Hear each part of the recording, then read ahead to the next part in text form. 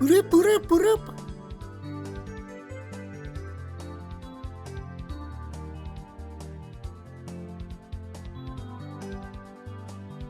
Hey. Hey. Hey, calamaris! It's the Super Squid Bro Super Show. I'm your Squid Bro, Onika. Today we're going to be playing a very special game. You could probably tell what it is. It's Super Mario 64! Oh my god, why is he playing that? Well, as it says in the title, I've never actually done a 120-star run of Super Mario 64. And I feel like that's something I probably should have done at some point, because this game turns 30 years old this year. That's right. This year will be the 30th birthday of Super Mario 64. Was released, I think, globally around the same time, but I know it came out in America on June 23rd, 1996. Sonic's 5th birthday. June 23rd. Fat man, that's not your day, okay? That's the Blue Rats Day. I was gonna say, your intro was giving Super Mario Bros. Super Show, then you went ahead and referenced it. Yeah, yep. I don't know why I started doing that, but I like it. You have memories of Mario 64 scaring the crap out of you? Well, looking at it here, I mean, it does seem very terrifying on this manual. I'm also noticing that the backing of the letters here, in the actual game and in the logo, it's wood. And it doesn't have that extra outline. Here on the manual, it's like, it's more badass. It's like golden embossed and like, I don't know. But anyway, why Mario 64? Well, the real answer is because I want to play Super Mario Sunshine. But I feel like it's just wrong to not play Super Mario 64 first. And, you know, I've been accused, I don't know why people would say this, but I've been accused of being a Blorbo gamer, you know, of liking, you know, my Skrunklies and my Scrimblows, you know. I don't know why people would get that impression. What with the current form you see in front of you. Which, by the way, I did make this. There was the stream last week that I did archive, where I did the basic modeling and rigging. Yesterday, I just threw together a nice little retro controller here. Look at it. Does it look similar to something you might recognize? Well, that's purely coincidental. No, it is loosely based on the DualShock, because that was my preferred 32-bit era controller, so I figured I would use this for the early 3D Squid. But yeah, I made this. I ended up crunching the textures down to low res, adding some really intentionally bad lighting on it so it looks like a PlayStation 1, and just animating it out real quick. So I figured we would debut this little look with, you know, an early 3D game. Or at least, I guess 96 isn't that early, but like, you know, the first, like,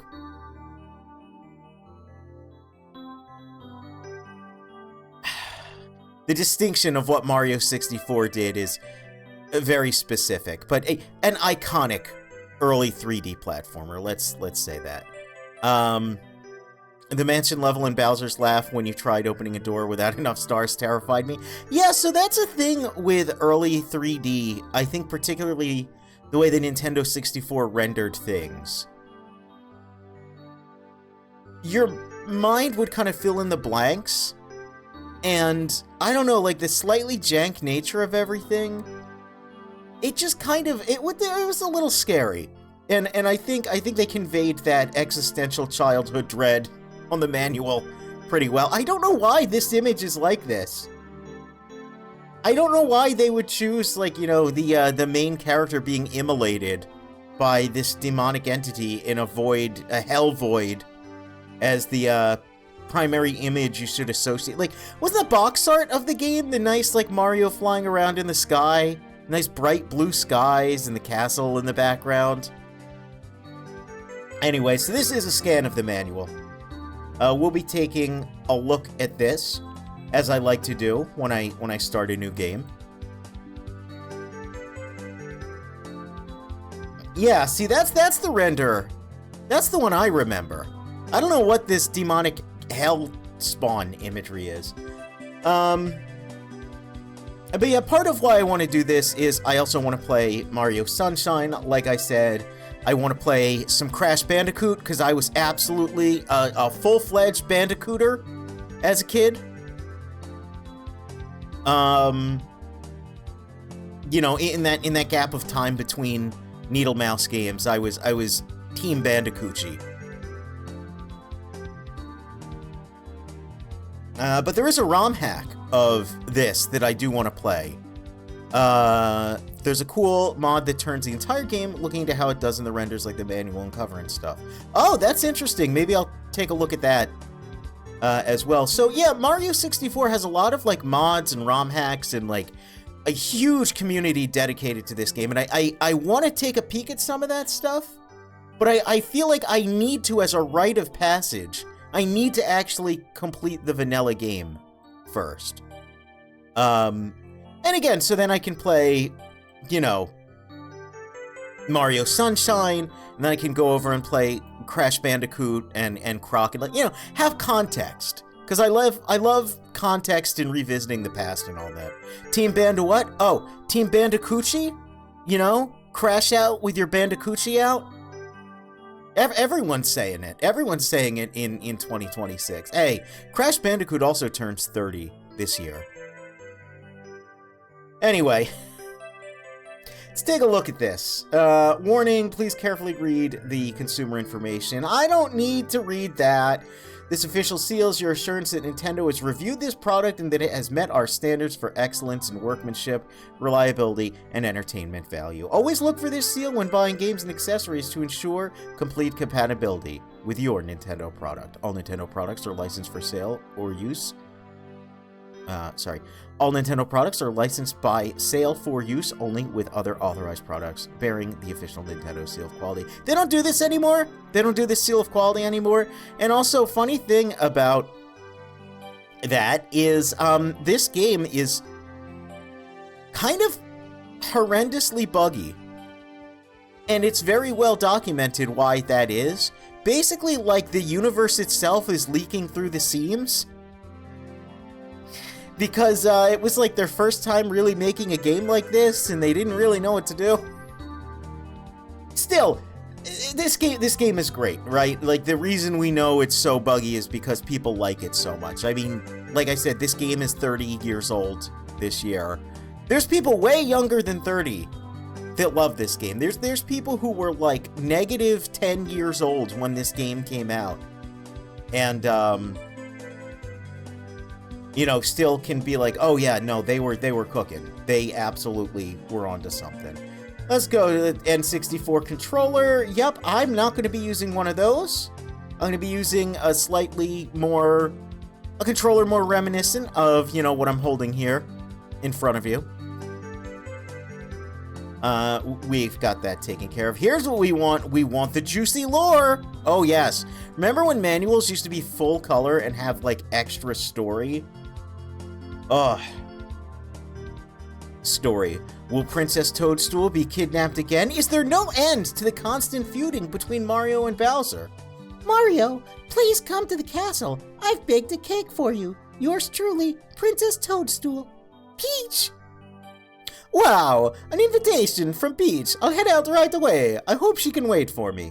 Mario is so excited to receive the invitation from the princess, who lives in the Mushroom Castle, that he quickly dresses in his best, his best thing that he always wears, and leaves right away.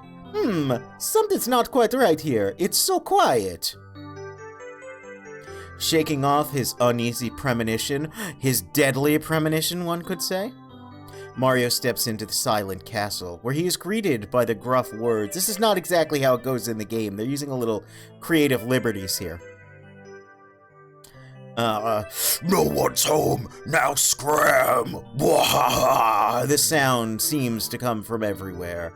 Who's there? I've heard that voice somewhere before. Mario begins searching all over the castle. Most of the doors are locked, but finding one open, he peeks inside. Hanging on the wall is the largest painting he's ever seen, and from behind the painting comes the strangest sound he's ever heard. I think I hear someone calling. What secrets does this painting hold? Yeah, it's very funny to think of Mario having this much internal dialogue. Especially with the goofy Mario voice. That, this was, Charles Martinet's, I believe, it's not Martinet, it's Martinet, right? His first video game role as Mario.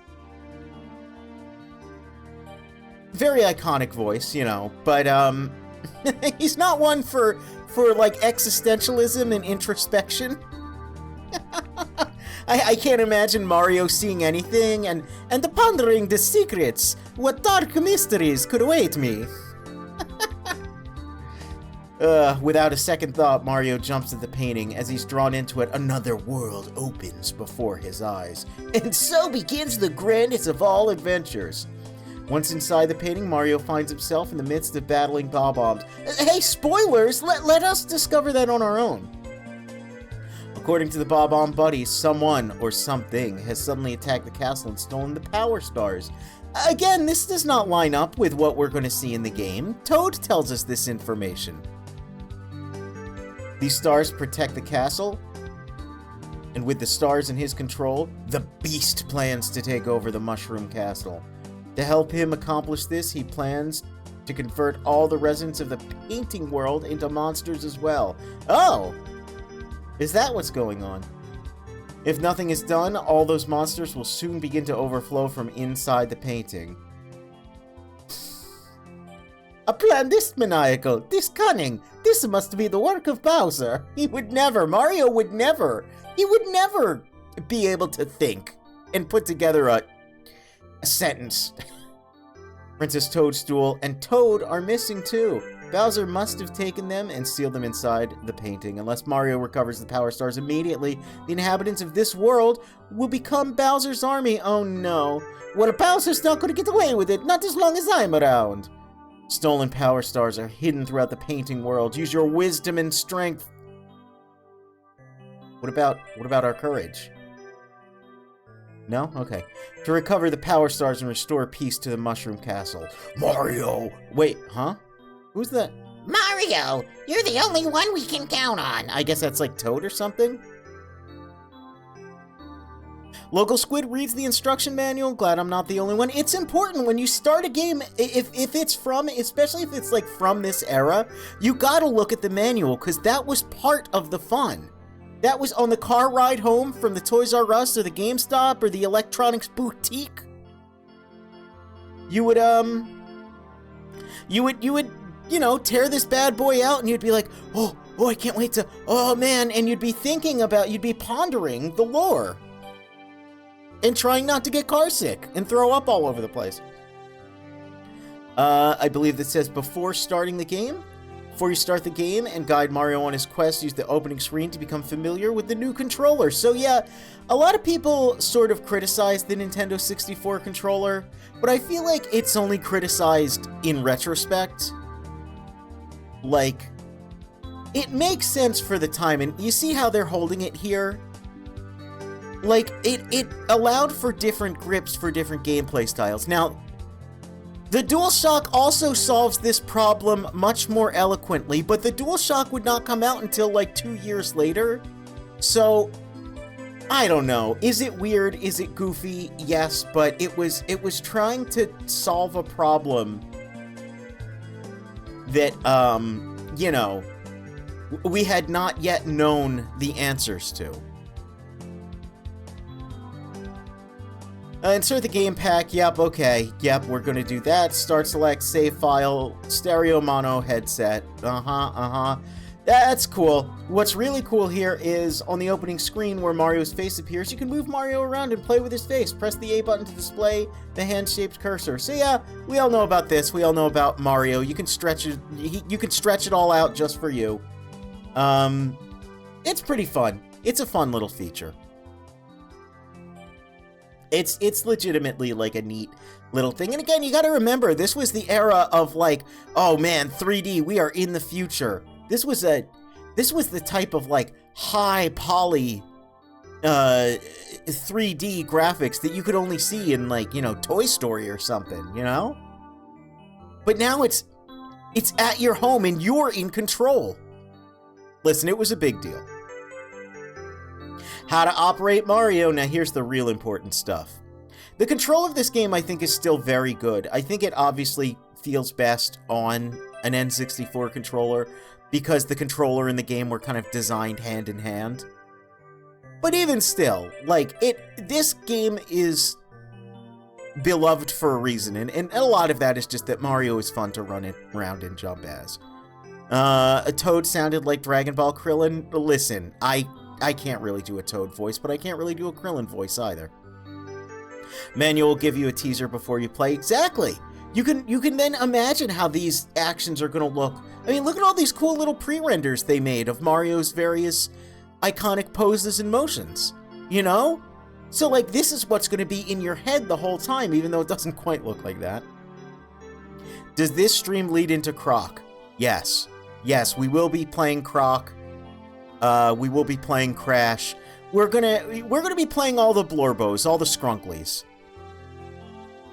Because, you know, it's all really leading up to June 23rd of this year where I play Sonic Adventure 2. But we need some context, you know? We need some background for what a 3D platformer even is.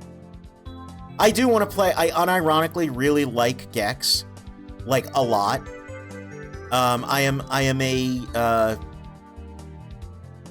was gonna say something way worse. I guess I'll say, like, I'm Gex positive, you know?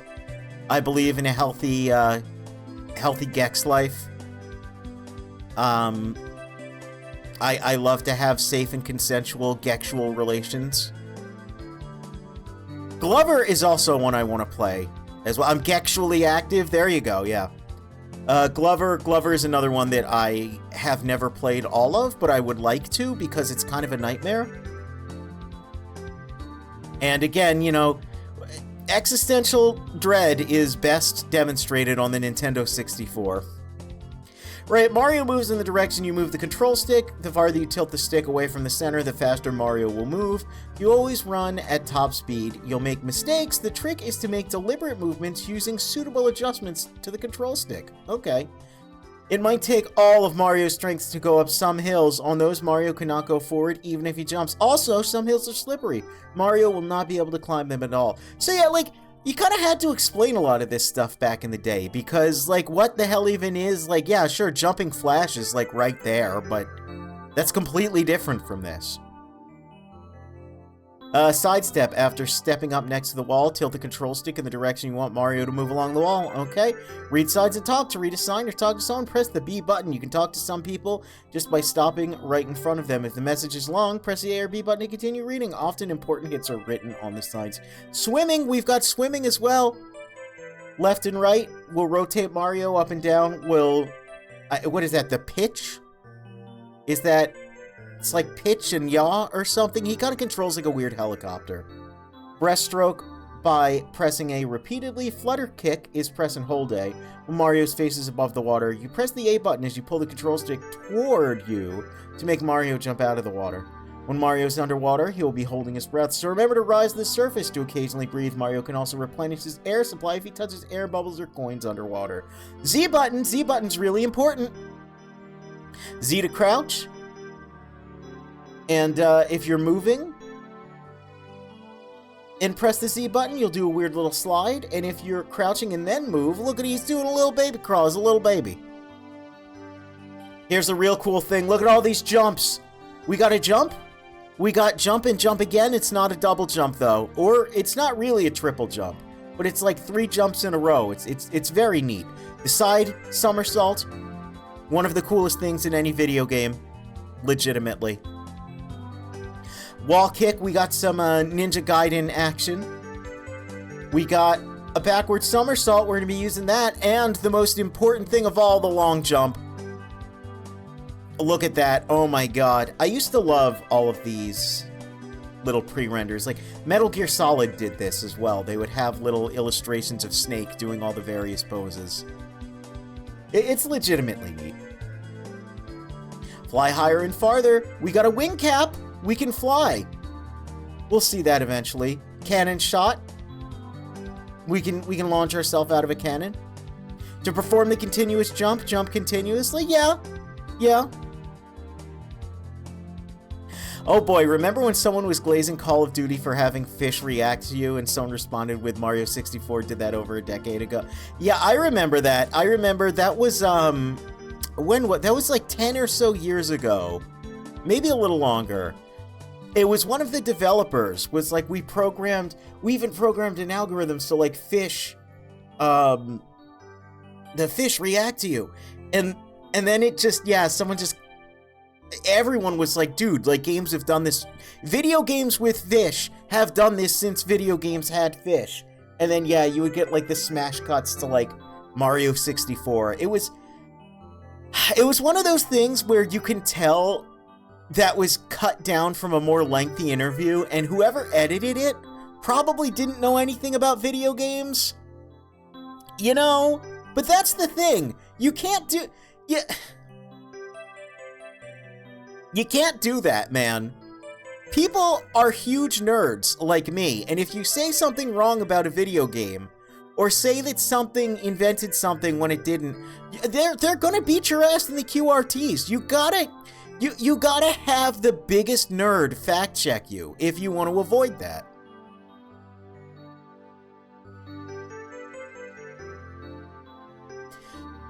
Anyway, we can swing or climb. We can also do a little pole dance. Ooh, hey, what's this game rated? We can climb on the underside of stuff. That's cool. Hey, you know what's cooler? Mario can throw hands. Yeah, he can punch, kick. He can jump kick. He can slide attack. He can butt stomp. He can throw stuff. So we got some fighting action. And it's pretty cool. This game already, what was the prior, like, core Mario platformer, right? I guess it would have been Super Mario World, yeah? Look at how many more actions Mario can do in this game. Look at how many more jumps he has. Now, he doesn't have the spin jump like he used to. But, like, he's got so much going on. He can do, like, a sick, like, capoeira move. Look at him. He's so cool now. This was definitely the early jump into 3D where stuff was like so experimental and they were just throwing everything they could, including bombs and Gay Bowser.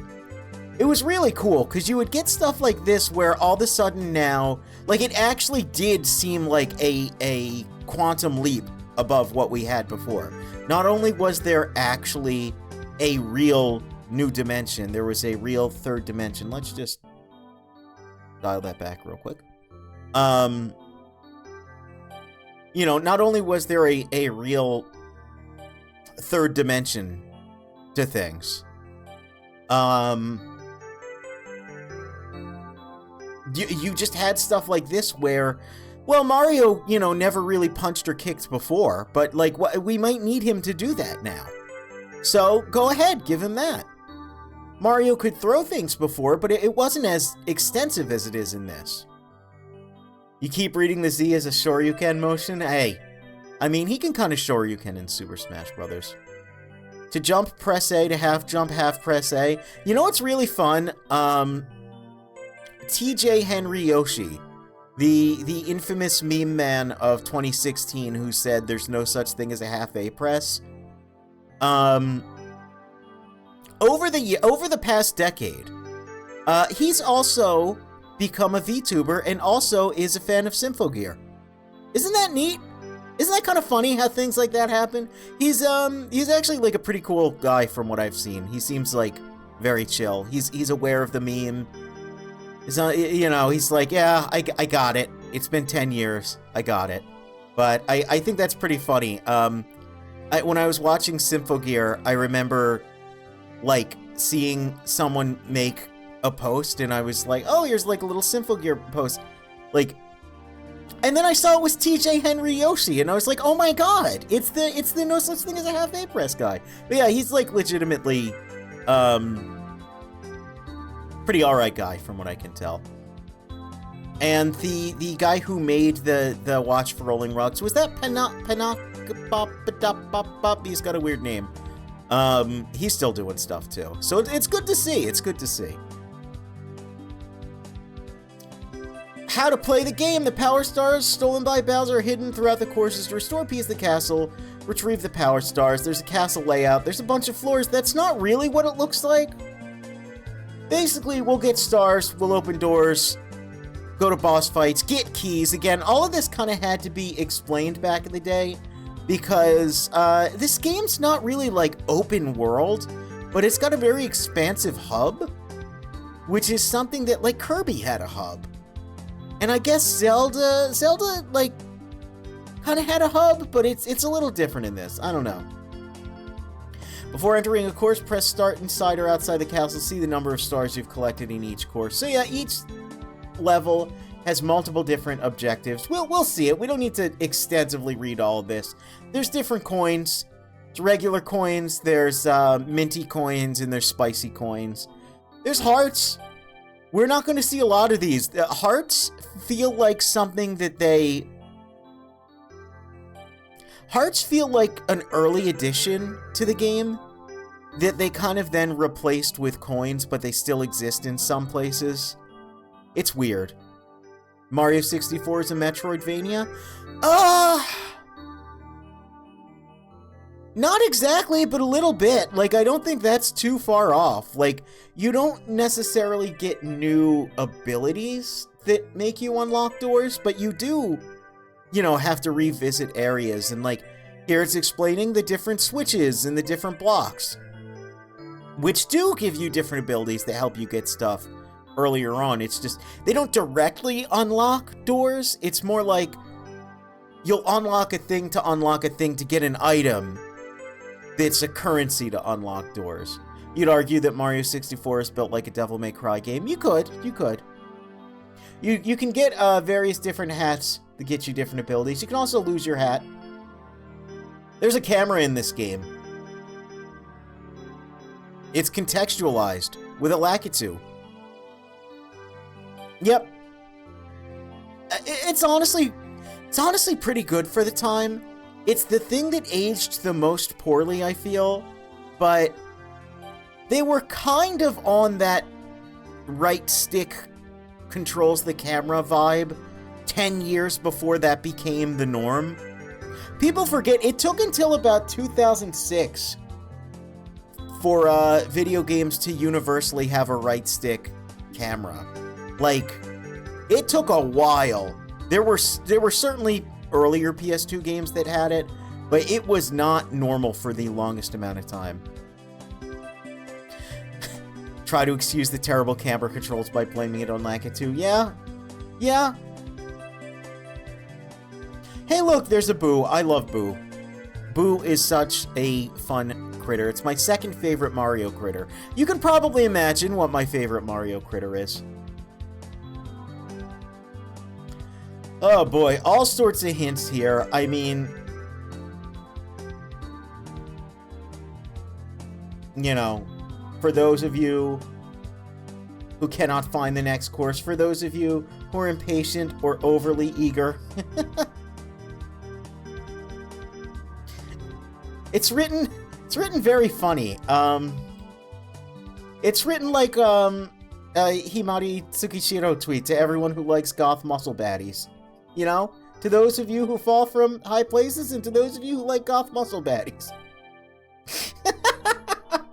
Anyway, we got warranties, we got credits, that's cool. Hey, how about we just get it? Oh, geez, oh, he's so crunchy. Authorized repair centers. Probably don't call that. It probably doesn't work. Hey, are you ready? Are you ready to play some Super Mario 64? I know I am. Let's stop the music here. And let's... It's me, Mario. Hello. Oh my god, there he is. There he is! Look, it's him! It's subpar Marty O. He's three-dimensional. Can you believe it? He's real.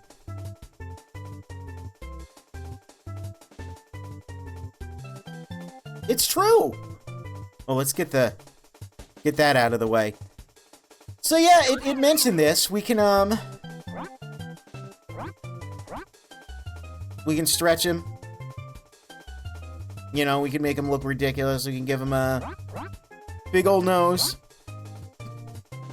We can rotate with the C buttons. There's a way to... There we go, we can zoom out. Oh yeah, look at that. This was legitimately very cool back in the day. Like, just being able to play around. Remember in video games were about playing? Oh yeah, look, he's a cool dude with sunglasses. Remember this? Remember when video games you could play, like when they were a toy? When they weren't like a big sad... Just a big sad... When they wanted the technology was fun and exciting and gave you nightmares. Look at that. This is what your sleep paralysis demon for the evening is gonna be. Hey, we can let go of the R, and he'll like stretch back to place. But if you do like really weird stuff, from what I remember, like if you pull this all the way up, yeah, and then you can stop it. Oh man, oh he's tired. He's tuckered out. Yeah, I mean, we all played with this pretty much, like, as much as the actual game, right? Oh, that little star is somewhere there.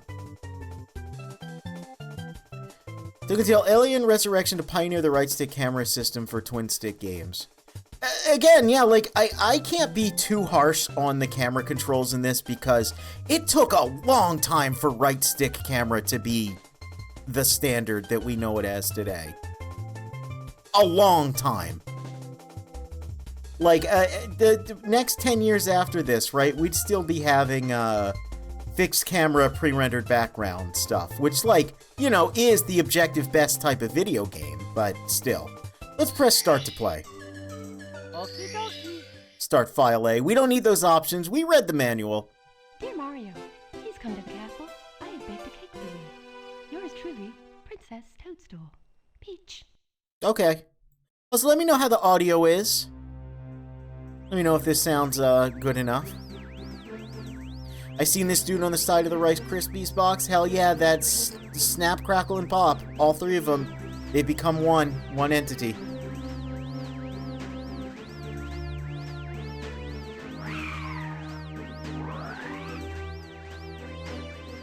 Look at that. It's 3D. It's not that fake-ass 3D. None of that isometric pre-rendered shit. No, we got polygons, bitch. I don't know why I'm so... Ciao! Oh, it's Rauda. Oh, wow. You've reached Princess Toadstool's casa via warp pipe. Using the controller is a piece of cake. Press A to jump, B to attack. Hey, we read all this. Press B to read signs too. Use the control stick in the center of the controller to move Mario around ahead for the castle. Alright. This game rules. Look at that. Oh my god. Oh, it's so cool. Look, we can... Let's see. How do I do it? You go... Hold on.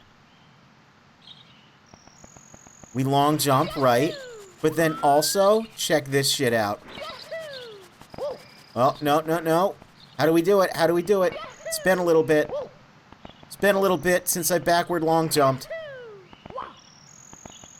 I'll figure it out. I'll figure it out. I don't think you can do it on an incline.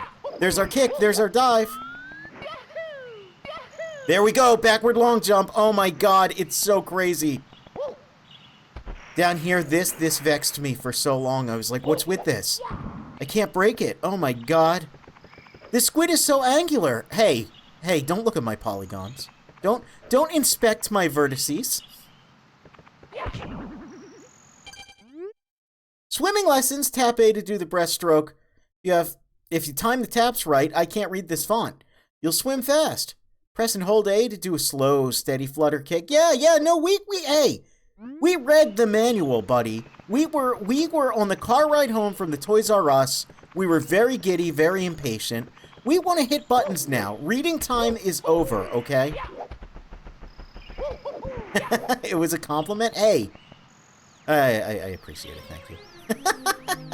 I just, you know me, I gotta be a little sassy sometimes. Good afternoon, the Lakitu Bros here. I only see one of you. Reporting live from just outside the princess's castle. Mario's just arrived on the scene. We'll be filming the action live as he enters the castle and pursues the missing Power Stars. As seasoned cameramen, he's using, like, plural here. Again, I only see one. We'll be shooting from the recommended angle, but you can change the camera angle by pressing the C buttons. If we can't adjust the view any further, we'll buzz. To take a look at the surroundings, stop and press C up. Press A to resume play, switch camera modes with the R button. Signs along the way, we'll review these instructions. For now, reporting live, this has been the Lakitu Bros. Alright. I mean, I guess he's like a different camera angle. There's one behind me, right? He's right behind me, isn't he? We get a little silly, it's true, especially with Mario 64. How can you not look at this? Look at this game and tell me it does not fill you with whimsy and joy. And if you're going to say it doesn't, then I'm sorry, I'm just more whimsical and joyous than you. It is a horrendous typeface. Yeah, it looked a little better on a CRT, but, like, not much. Not much.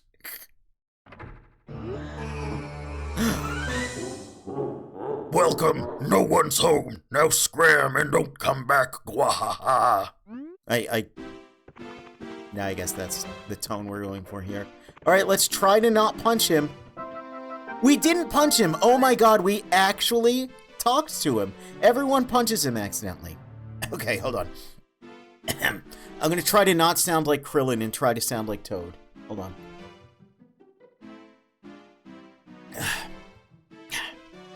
Am I glad to see you? The princess and I, and, well, everybody. We're all trapped inside the castle walls. Bowser has stolen the castle's stars and he's using their power to create his own world in the paintings and walls. Please recover the power stars. As you find them, you can use their power to open the doors that Bowser has sealed. I don't know what this is turning into. There are 4 rooms on the first floor. Started one with the painting of the bombs inside. It's the only room that Bowser hasn't sealed. Sorry, Mario. I'm just so rife with emotion. You gotta understand. When you collect 8 power stars, I'm morphing into Meowth, you'll be able to open the door with the big star. The princess must be inside. Right, so hey, this is cool. This is what I understand is like, every, like, younger millennial and elder Zoomer considers this to be, like, the most liminal space of all time. And, you know, it does have a very strange vibe to it, because it's like, okay, it's clearly inside, but then it's painted like all McDonald's place brick. But then what's going on up here? Why does it just morph into, like, that? What is that? It's not brick anymore. It's not open air.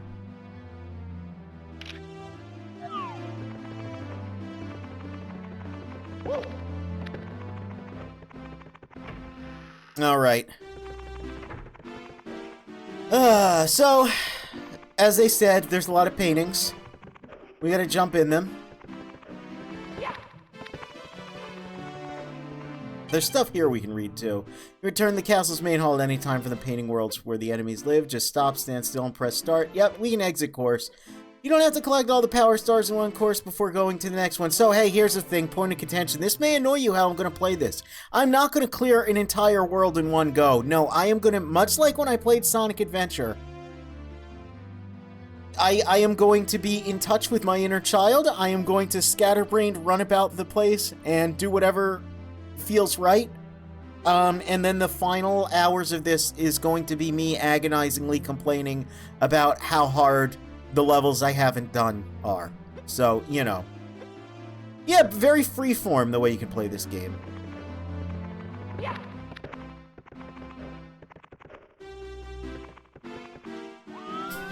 Salute my throat. I'll be my throat. I could do this all day.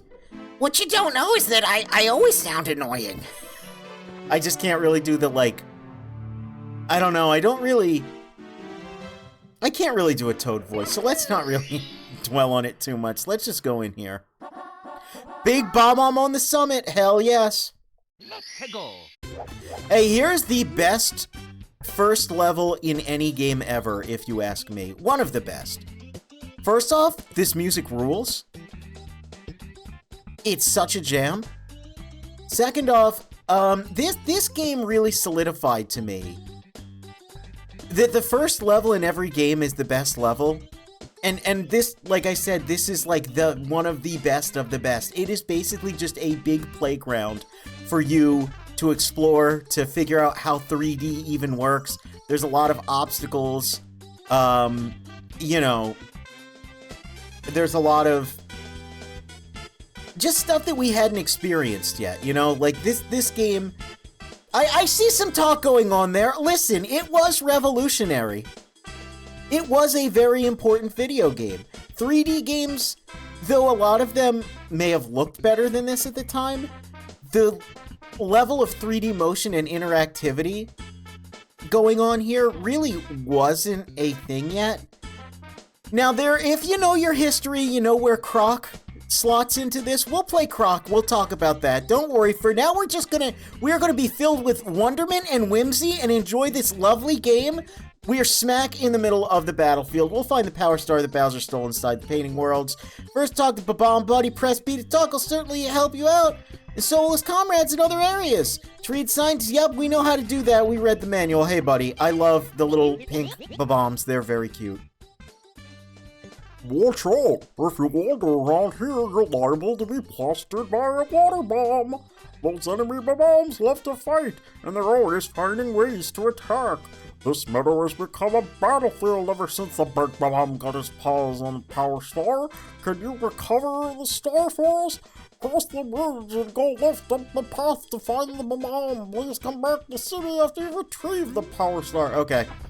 Sweet. What do you got to say? Hey, you! It's dangerous up ahead, so listen, take my advice. Cross the 2 bridges ahead, then watch for the falling water bombs. Big Bomb at the top of the mountain's very powerful, don't let him grab you. We're Bomb buddies, we're on your side. You can talk to us whenever you'd like to. Alright, cool. We can smash these. We can get coins. Nope. We can misalign our jump. This one had a goofy little plumber, it's true. They already had flight simulators with accurate physics at this point, but yeah, this one has a goofy little plumber, and you can't do this in a flight simulator.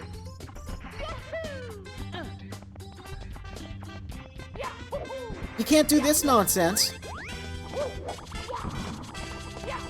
Well, he fell off. Not like metaphorically, like, yo, Unk fell off, but like, he legitimately fell off. Let's do that punch we heard about. Yep, there you go. You can fight enemies like that. You probably don't want to. You can also grab these dudes. Nice. Oh man, I really like this game a lot, and I really love this level, because look here! Here we got the demonstration of slopes. We got the demonstration of slope physics, which you know I love. You know I love a slope physics. The Needle Mouse Enjoyer loves slope physics. You know, we can mess with all those different things that the manual was telling us about, but now we've also got this, a little mini platform challenge. So it's like not really like punishing interactions with things. It's nice. It's like, it's very friendly, this level. There's also weird secrets like that. Why does that exist? Who knows? But you see it, it catches your eye, you might want to go in there.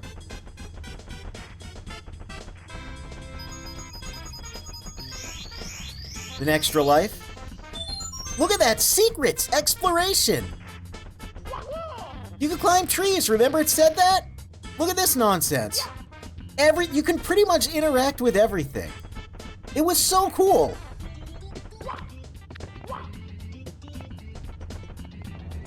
Let's read this sign. I don't know what they say. I don't think I've ever actually read any of these. Mario, do you want to... Oh, that's why I couldn't read it. It's just pointing me in this direction, towards this sign. No visitors allowed. By decree of the Big Bomb, I shall never surrender. We shall never surrender? Devil May Cry 4 reference? I shall never surrender my stars, for they hold the power of the castle in their glow. They were a gift from Bowser, the Koopa King himself, and they lie well hidden within my realm. Not a whisper, not a finger of their whereabouts shall leave my lips. You don't have lips. Oh, alright, perhaps one hint. Oh, the game's silly. Heed the star names at the beginning of the course. Yep. So, you know, levels, names. You have the objectives there. The stick handstand at the top of the tree. It's great. So again, we get another look at slopes and how they work. Oh no, we can't get that. Oh, guess we'll have to take the dangerous path. How are we ever gonna solve this powerful puzzle? Yeah, it's not that difficult. So, you know, I come from Needle Mouse heritage. I was aware of Mario, but, you know, my go-to was always Sonic.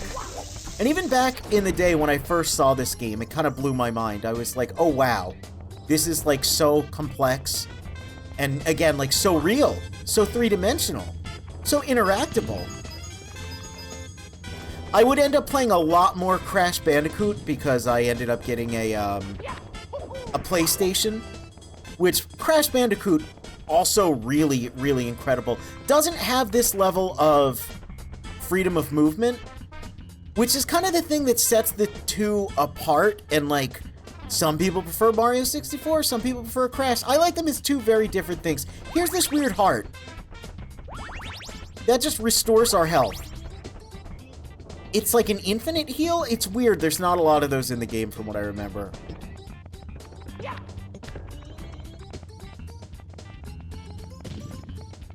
Like, you see stuff out there, you're like, wow, what's that? I don't know. It's just such a, oh man, And plus, it just feels good to control this little cretin. What voice do we have for him? I don't know. I'm the Big Bob-omb Lord of all blasting matter, King of kabooms the world over. How dare you scale my mountain? By what right do you set foot on my imperial mountaintop? I don't know what this is. You may have eluded my guards, but you'll never escape my grasp, and you'll never take away my power star. Hear my challenge, Mario. If you want the star hold, you must prove yourself in. Anyway, we gotta chase him around. We gotta pick him up from behind. We gotta toss him around. He pretty much just spells it out for us. He's got a pretty sweet mustache. So he's like painfully slow. But he does kind of teach us about how enemies can track you. Again, they're kind of just showing you... You notice you don't have to jump a whole lot in this level. It's really just messing with the movement. It's really just messing with, you know, the third dimension and not too much verticality. We'll get into the verticality later on. Again, I kind of think to the engine's detriment. I think the more playground level design works better, but, you know. Again, something like Crash was a lot more... The movement and physics weren't as in-depth. They were a lot more precise, a lot more grid-like. We'll talk more about Crash and how it differs from this once we get to playing it, but, yeah, you know. A lot of goofing around in this game. Anyway, we did it. A pipsqueak like us defused the Bob-omb King. Yep, we're fast enough to ground him. We'll have to pick up the pace if you want to take Bowser by the tail. See, he's kind of a tutorial. And he's kind of telling us he's a tutorial. Methinks. Oh, we get a methinks in this game. My troops could learn a lesson from you. Here's your stars, I promise, Mario. If you want to see me again, select the star for the menu. For now, farewell. You can replay stages. I don't think there's like a time attack or anything. Here we go! Here we go! Oh my god, he said it. He said the thing. Big Bob-omb on the summit. We did it. Only 119 more stars left. How long have we been streaming? Almost an hour? Oh, we're in for the long haul. You've recovered one of the stolen Power Stars. Now you can open some of the sealed doors in the castle. Try Princess's room on the second floor and the room with painting of Womp's Fortress on floor 1. Bowser's troops are still gaining power, so you can't give up. Save us, Mario. Keep searching for stars. Okay. Sounds good. So yeah, like, most people who play this game nowadays, they know that Bomb Battlefield has a bunch of easy stars to get right away. You're not gonna do that when you're a kid. You're gonna go, what? There's more to see? I want to see more. I'm 4 years old and I want to go in here. Oh my god, look at this. That's crazy. I unlocked a door with the power star. Wow. Game's so free and open. That's crazy. What's this wacky place? Who cares? Let's just jump right in.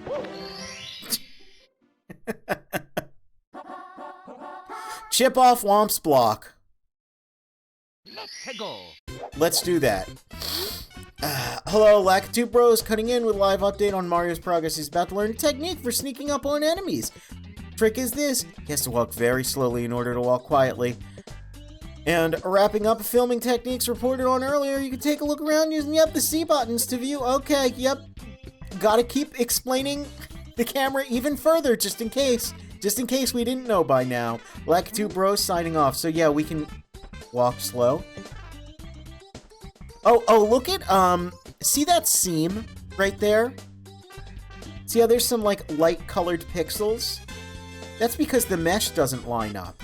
See how it's kind of dancing? So that can cause big problems. I talked about it a little earlier, I alluded to it. I think that's okay, but there's a couple places in this game where the geometry doesn't quite line up and you get these seams where, like, invisible walls seep through the universe itself. It's very funny. Anyway, why would we want to go slow? Because of stuff like this. Look at this guy. Oh my god, it's Metal Gear Solid. You feel asleep. We get one of the best songs ever.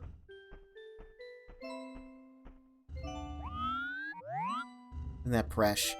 Isn't that just fresh? Look at this. How can you look at this and not be filled with joy and whimsy? He's taking a nap in the flower field and the little butterflies and the little picket fence. Oh my god.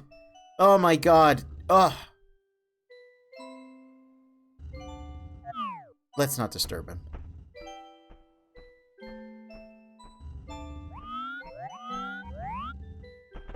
Alright.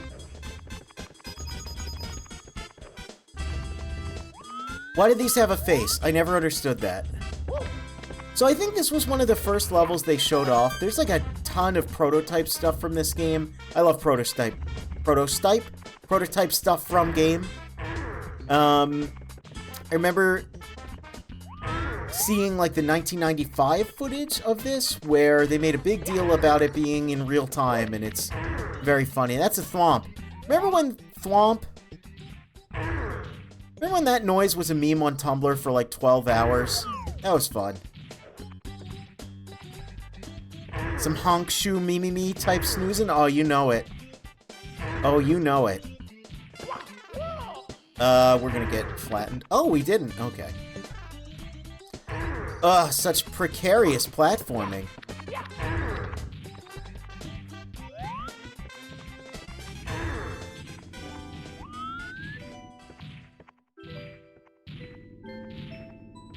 Look at him, honk shoe.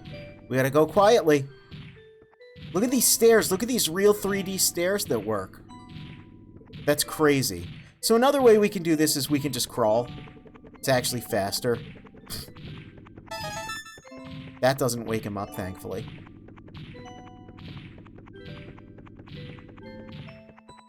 Okay, so I made a promise. I made a promise that I would actually run across this and not crawl because I always fall off of it. Oh my god, I did it. I'm already getting better at Super Mario 64. I'm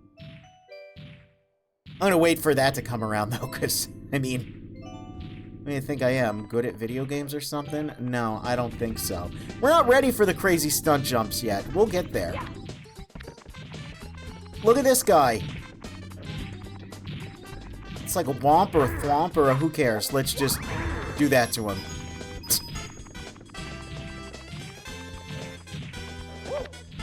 There you go. You can also just jump through them. It's like, that's like a trick everyone learns your first time here.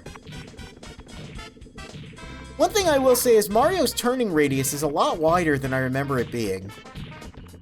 He's got that, like, Uncharted turning radius, you know? Interesting. Anyway. It makes me so mad. We build your houses, your castles, we pave your roads, and still you walk all over us. Do you ever say thank you? No. Well, you're not gonna wipe your feet on me. I think I'll crush you just for fun. You have a problem with that? Just try to pound me. Oh, it's like that. Oh. Alright, well, we kind of can do the same. Oops. How do we time that? Nope, okay. Well, I know you can do the same thing to him.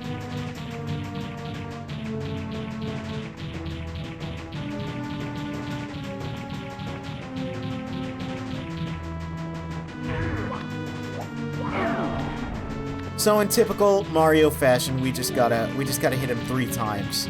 He's just a bigger one that we hit 3 times. That's what you do. It's like a video game, man. What do you expect from me?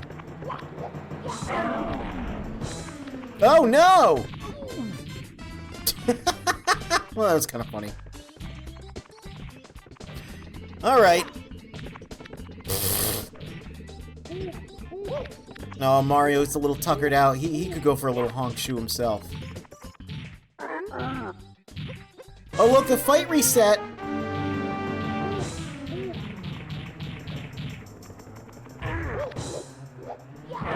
There we go.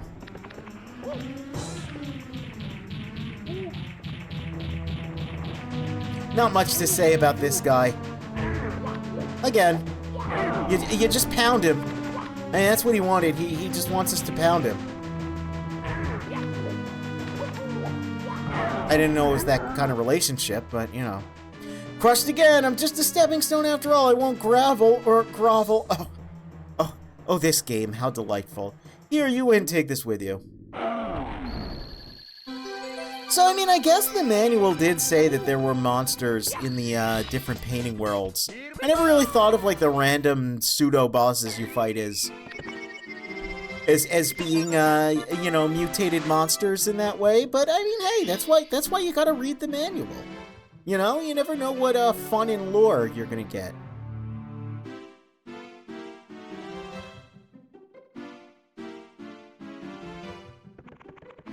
There's another Toad here. What's he got to say? Come on, see this one I've got to use violence towards. It was Bowser who stole the stars. I saw him with my own eyes. He's hidden 6 stars in each course, but you won't find all of them in the same course. Oh, in some courses, man, this font is bad until you press the cap switches. No cap. Right now we have no cap. Stars you found will show on each course's starting screen. If you want to see some of the enemies you've already defeated, select the stars you've recovered from them. Okay. Again, just telling us we can redo stuff. There's reasons for that. Capless behavior. We can get into some capless behavior eventually. Got another 1 star here.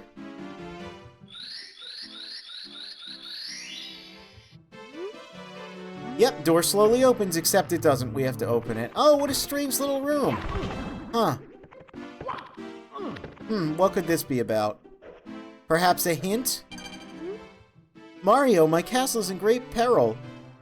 I know that Bowser is the cause. I know that only you can stop him. Doors in the castle have been sealed by Bowser can be opened with Power Star.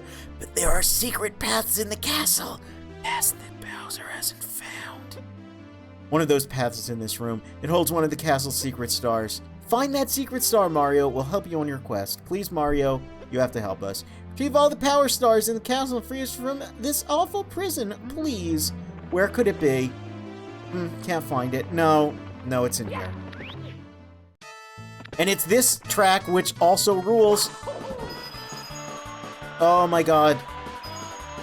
Oh, this game's goofy. I really like it.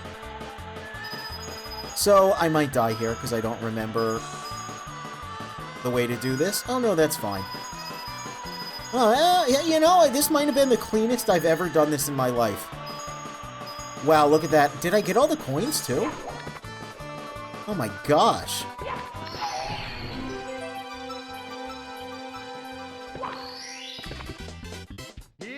incredible. Incredible.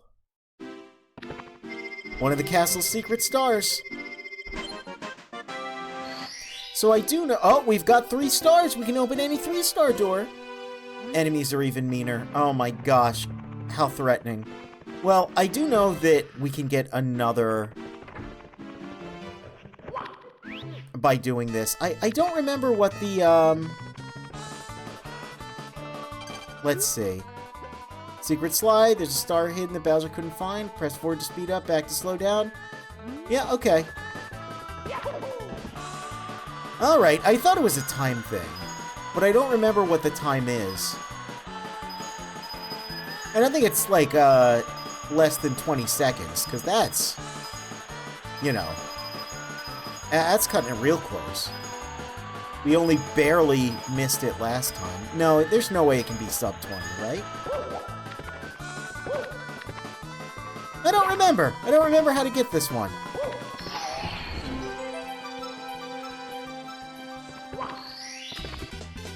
Here we go! I know there's blue coins. Could it be related to that? Like I said, I actually don't know much about this game, which is very funny. Let's open up the 3-star. I mean, I know some of the ways it works, but I don't remember the actual, you know, where all the hidden secrets are. I just remember that having 2 stars. Yep, 3-star door has opened. I mean, this is very clearly where it wants us to go. But there's this thing up here. And it brings us to,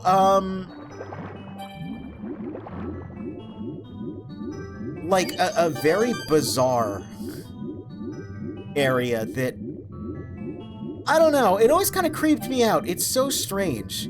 It's, like, so abstract. What is it? It's a tower filled with water?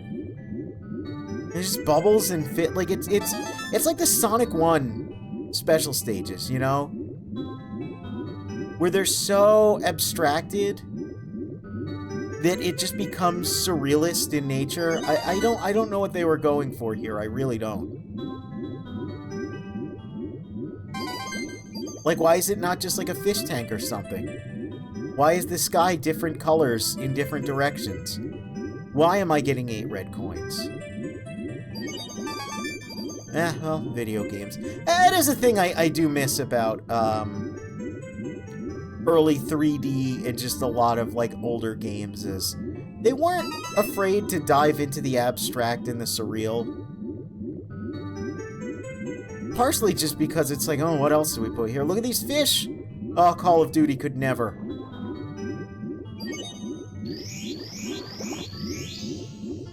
Mushroom there. We don't really need that.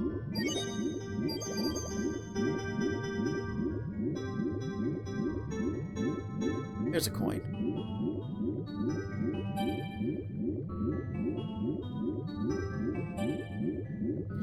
I know everyone loves this track, but I love this track. It's just so... It's like, yeah, man, everything will be okay. Just like Tails says in the Chow Garden. Everything will be okay. ASMR, Dire Docs OST plays while Tails tells you everything will be okay. Ugh. What more could you need in life, man? This 8th red coin, man, that's what. I think that's all that's here. It's just a weird level. I don't know, it feels like a... Like, oh shoot, we need to put another star somewhere. We need to mess around. Like, it feels like a test level or something. I like that. I missed that. I missed that janky nature of these older games.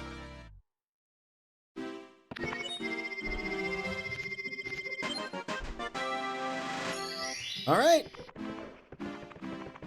Let's see. I do like these little fish tanks. I always thought that was cool. I love a hub world. I love a good hub world. Especially ones like this where it's kind of, you know... It's like an abstraction of an aquarium. Like, it's kind of an aquarium, but it's like they didn't have the technology to make it realistic, you know, and they didn't really care to make it realistic.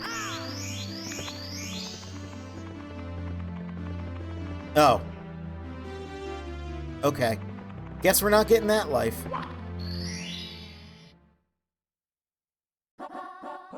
Plunder in the sunken ship. Tego.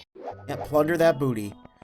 So, one thing I do know about this game is that this fog layer here, and just the general haze that's in this level, I hope you like seeing it because anytime we return, it's not going to be there. No one's really sure why. I think someone figured out, like, why it is programmed to disappear, but it's just bizarre.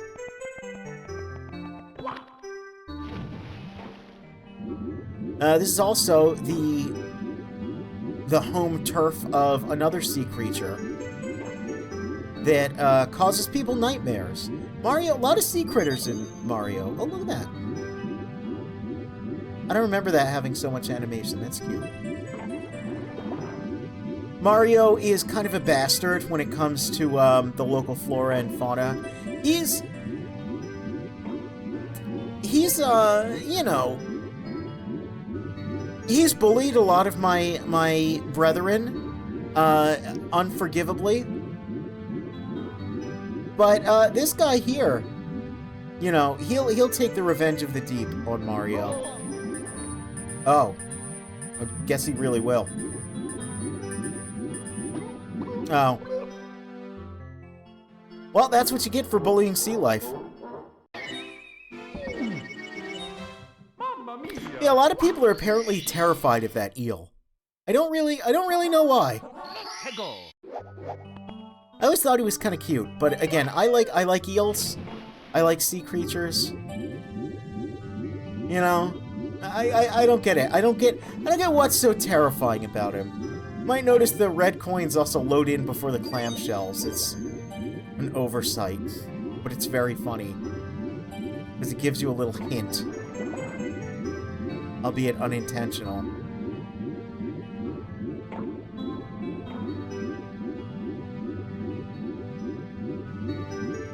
So we have to get into this boat somehow, but there's a guy.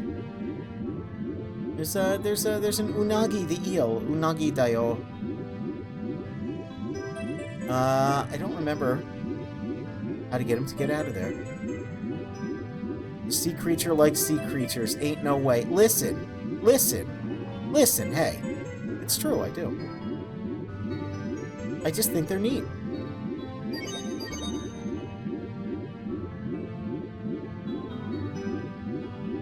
You know, like, they're just so different from land critters. I mean, not that I spend all of my time under the sea here, sitting on a blue pipe, making art, somehow using waterproof electronics. But,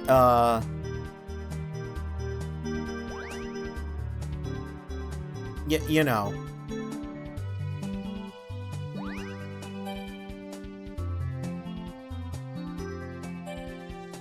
Oh, one moment.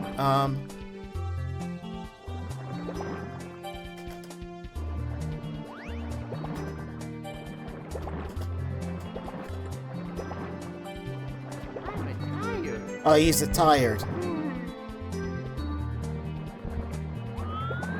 Oh, look at him. That's nice. I always like a little idle animation like that. Okay. Not like an idle animation, like an idle. But idles, you know, there are idle games with idle animations. Not like idle games, like idle game. Anyway, we've coaxed the eel out. That's all I was trying to do. I think you just have to, like, go in the cave. I don't remember exactly what triggers it, but we've got the eel. The eel has come out not to play. My Oshi Mario. Let's go in here. Oh my god, it's the sunken ship. We're gonna plunder its booty.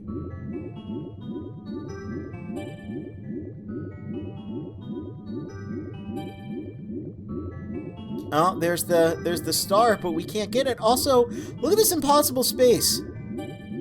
This is much larger than it was before. That's another thing with older games that they did a lot of. A lot of goofy-ass impossible space.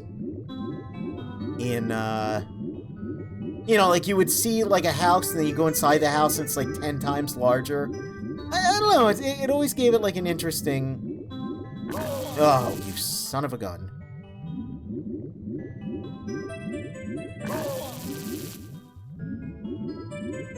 I see. So it's like that. Ah.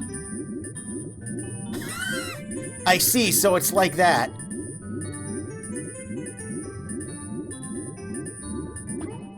Ah. Ah. This is where our journey ends, huh? 4 stars in. We're just going to shrimply perish in the deep. Alright, no, that's fine, that's cool.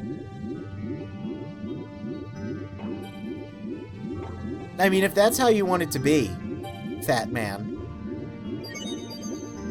You know, I was here to give you the benefit of the doubt. Again, I'm much more of a bandicooter, of a needle mouser, you know?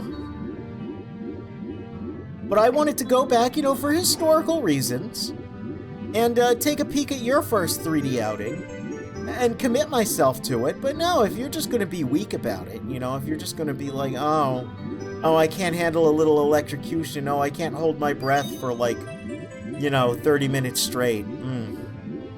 Yeah, I love DMC1, hell yeah, brother. I mean, Devil May Cry 1 is very Mario 64 influenced, you know? I think we made a joke about that before, a little earlier, but, you know, there's the paintings, there's a sunken ship, there's a dragon dinosaur thing that breathes fire at you. It's pretty much the same game. Main character wears red. Oh. Why are you not out?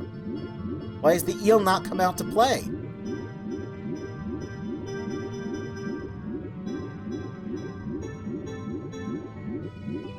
The swimming controls could be a little better, you know? Very similar to DMC1. Eel is shy. Aw. Is there an eel VTuber? Does anyone want to become the eel VTuber?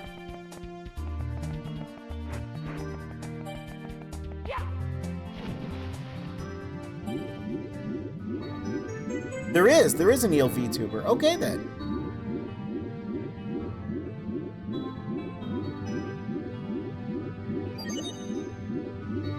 Excellent. But have they come out to play?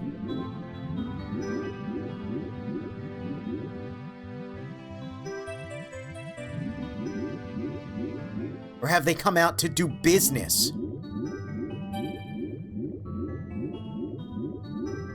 Is this the first one? Please. I'm gonna die if it's not. Oh, thank goodness. Ugh.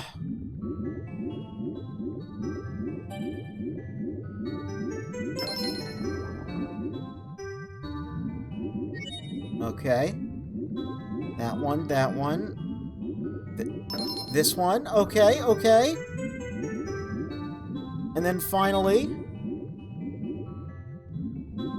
Also, getting air from big bubbles. I think Sonic did that first, sir. So that drains the water, and if you're really quick, you can get over there. You can at least skip some of the platforming in the platformer. Which, you know, again, as a Sonic player, that's what you want to do. You want to skip as much of the platforming as possible. If a creature exists, there's most likely a VTuber of that creature. I mean, that is true. That is true. We did it. We plundered that booty hole. Incredible. You know, I realized that the game is, I feel like it's changed resolutions. Because I had it set up to where there were not black bars. But there's been black bars for quite some time. Is this one of those goofy games that runs at multiple resolutions? Because I feel like... it might be. Oh! Oh, look at that! Oh, excellent. Okay, I'm gonna have to... I'm gonna have some, direct messages to get to. Anyway, hey, we got 5 stars now. It's true, we did. We did it. We got 5 stars, we're in this aquarium. Oh my goodness, there's so much to do, so much to see. So what's wrong with, I don't know, I can't think. Some singer-songwriter could probably complete that for me. We haven't opened this door, though. And, what could be behind here? Well, only the best theming of any level! Winter Snowtown! Hell yes! Hell yes! We are going, we are slip-sliding away. Snow Mountain Summit, watch for slippery conditions. Please enter the cottage first. Okay. Santa Claus isn't the only one who can go down the chimney. Come on in, says the cabin proprietor. So, talking about impossible space, this place is a lot roomier. Alright, we know what this music means. It means, crazy slide time. I'm really bad at this, just by the way. But there's a shortcut right here. We won't be able to use this later, so I might as well use it now. Oh, jeez.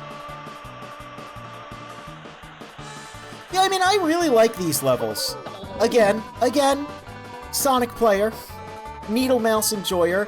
Yeah, I like the crazy high-speed tube. What of it? Got a problem with that, Buster? Huh?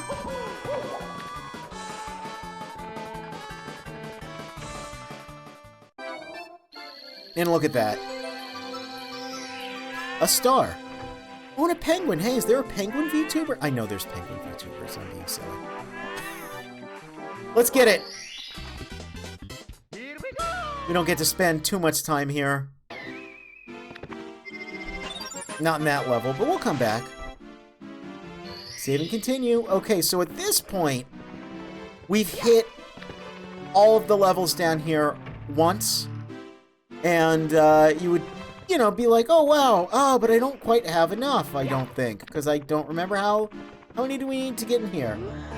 8 stars. Oh, we need 2 more. Okay. This is, as a kid, when I would then circle back to Bob-omb Battlefield. If you like crazy high-speed tubes, play Wipeout. Hey, if you like Wipeout, you know, like the song Wipeout, maybe you should play Cool Spot for the Sega Genesis. Let's go! Foot race with Koopa the Quick. Check this guy out. He's a Koopa. He's quick. Hey Mario, is it true you beat the Big Bob-omb? Cool! You must be strong and pretty fast. So, how fast are you anyway? Fast enough to beat me, Koopa the Quick? I don't think so. Just try me. How about a race to the mountaintop where the Big Bob-omb was? What do you say? When I say go, let the race begin. Ready? Alright.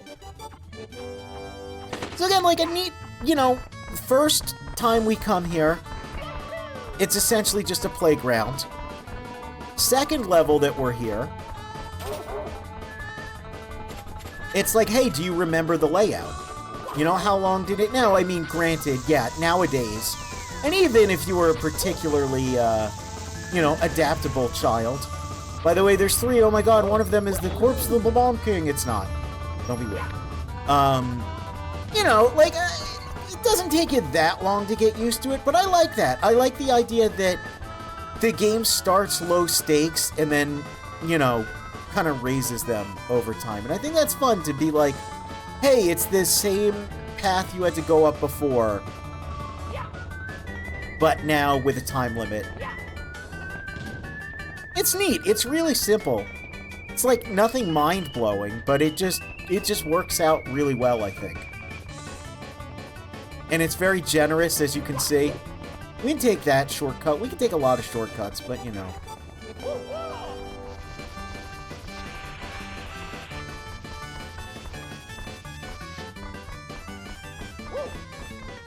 Look at him. Oh, he's so mobile.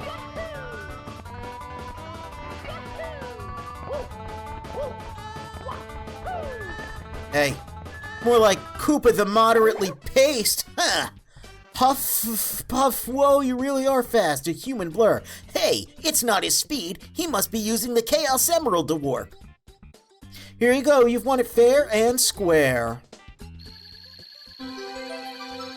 Sweet. Here we go. Foot race with Koopa the Not So Quick. All right. Again, to vary things up, I feel like Babby Onika, you know, little larval squid. I would have come back here because I love winter themes so much. The Ice Cap Zone and Shadow Moses Enjoyer likes winter themes. Lil Penguin lost! Oh boy! Whoa, hey. Well, here's a little penguin. And you know what they say? Get lost! No, I'm not gonna throw him. You thought I was. You thought I was going to involve myself in casual child endangerment. Well, to a lesser extent, maybe. We're gonna bring this Babby all the way down to that large penguin. This is like the most infamous thing ever.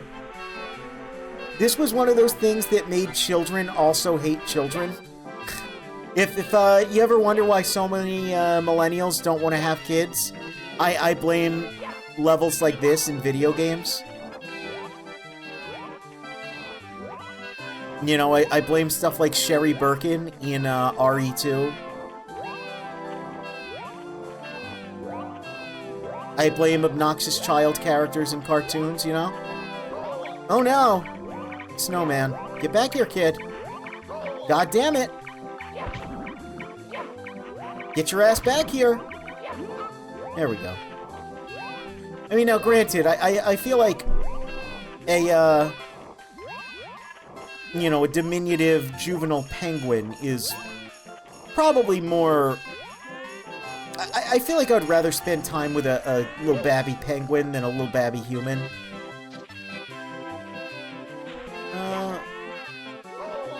Let's just take a shortcut. There we go. Hey, lady, you really should, like, take better care of your children. Found my precious baby. Where have you been? How can I ever thank you, Mario? Oh, I have this star. Take it with my eternal gratitude. You might have noticed that there's another penguin up there on the chimney. That's not her kid. And if you bring it to her, she's just like, I don't even know whose kid this is, lol. Doesn't even care. Doesn't try to, like, call her, like, her penguin friends and be like, anyone lose a kid? No. Yeet. The entirety of Yoshi's Island? Yeah, that's another one. That's another one where it's just like, yeah. No, kids are annoying. Anyway, we got 8 of the power stars. Now we can open the door with the big star, but Bowser is just ahead. Can you hear the princess calling? No, listen, if it was baby Mario, I would have yeeted him off the cliff. You know, changed the timeline.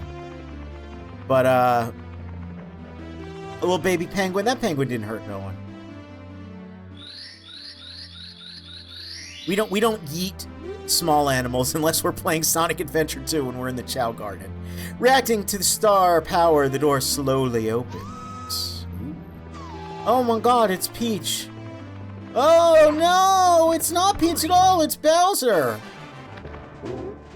Wahaha, you've stepped right into my trap.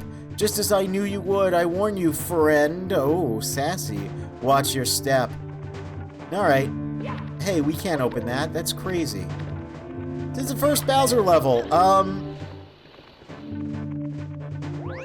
don't remember what that switch does. I think it's just like... Oh, right, it turns that into stairs, doesn't it? I think? I don't know. That's the first Bowser level, and we get kind of like a side-scroller here, a little bit. It's not really a side-scroller. That platform is also horribly bugged, from what I understand. It's neat, though. It gives me, like... I don't know. I like this. I like this level. You know, we don't have, like, a big field. Now it's, like, more treacherous. But it's kind of more easing us into platforming we would have done in, like, Super Mario World or something, you know? I really don't remember what's in these. It's just, like, coins, right? Yeah. Things are moving and grooving.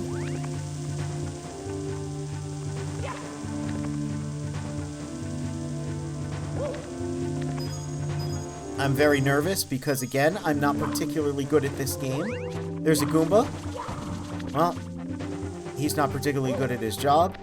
Look at these! Teeter-totters or seesaws. I don't know, apparently that's regional. I've always known them as both, but, here's this gimmick again. Look at that platforming we just outright skipped. Oh my god, we're a Super Mario professional. Hey, this pipe looks familiar.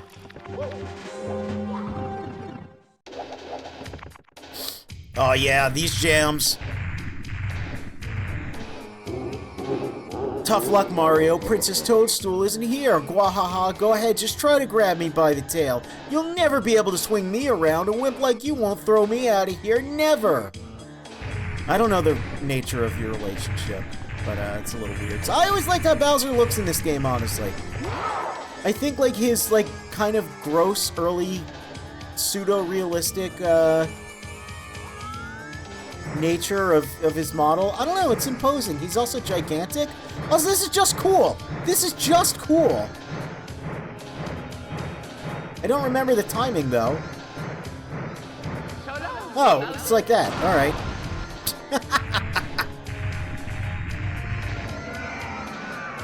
I think it's only one hit. Yep. I was a bit careless. This is not as I had planned, but I still hold the power of the stars. I still have Peach. Bwahaha.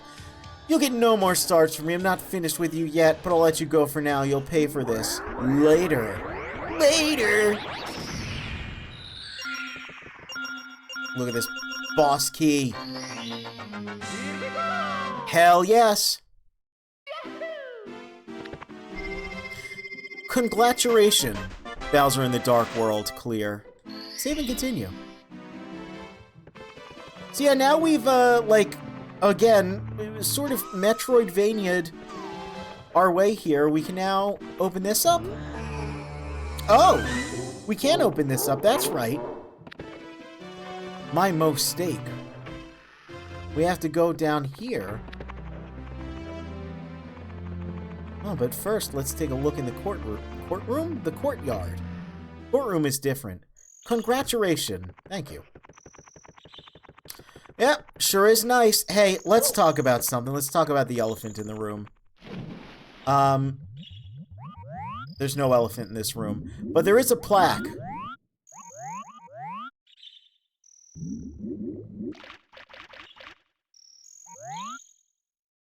That definitely says Eternal Star We Prayed For.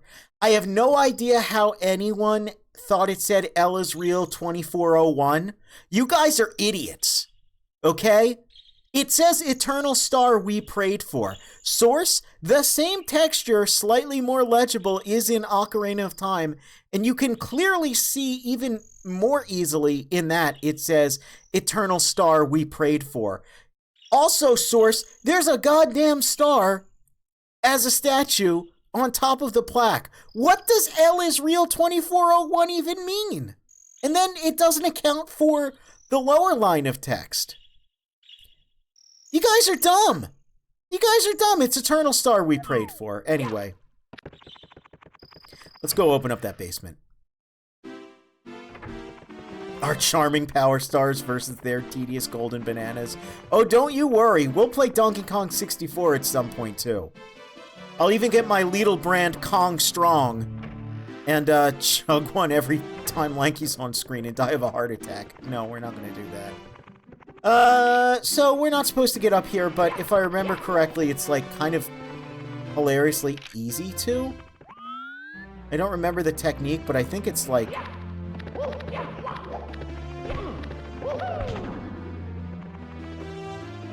I don't remember it. Is it just like... I don't know. I know you can get up there somehow. You have to do like a weird jump. I kind of want to do it though. Ah, whatever. Anyway. Let's go down here. Where things are still lit by torches, apparently.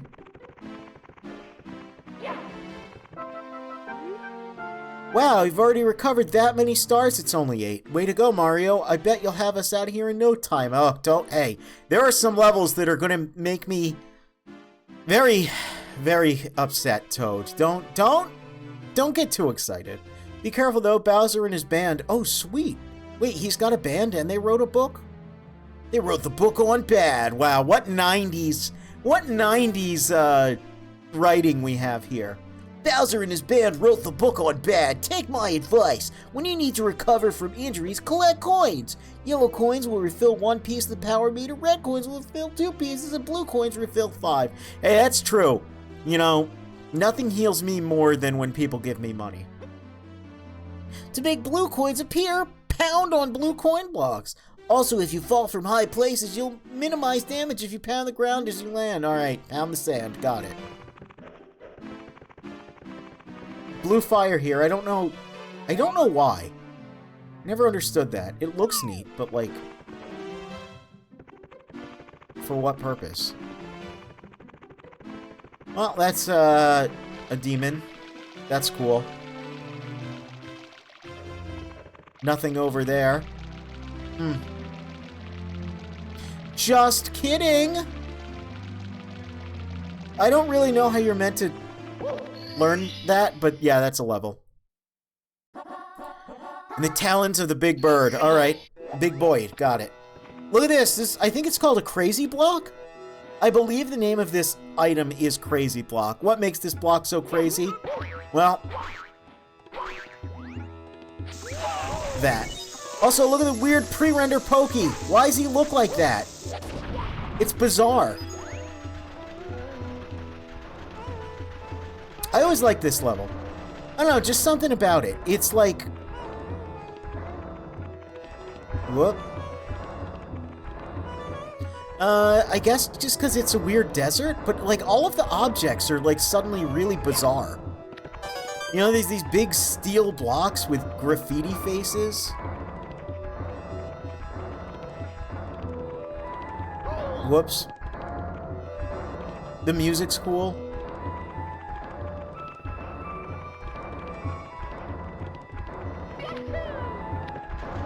And most importantly, Oasis! I love Oasis. I love seeing an Oasis in a video game desert. There's the big bird. Called Klepto. Because he's a kleptomaniac. He steals things. For some reason, I would tend to call it Kelpo. I don't know where that started. And not like I thought it was named Kelpo. Like I knew it was named Klepto. But I just thought it was funny to call it Kelpo. That crazy block sure is one crazy bloke, it's true.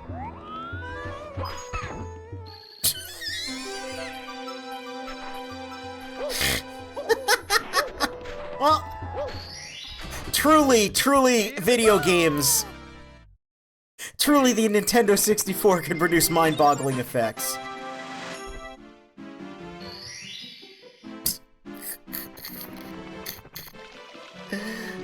Buy the Brady Games guide. Yeah, I mean that's yeah how you would find stuff back in the day.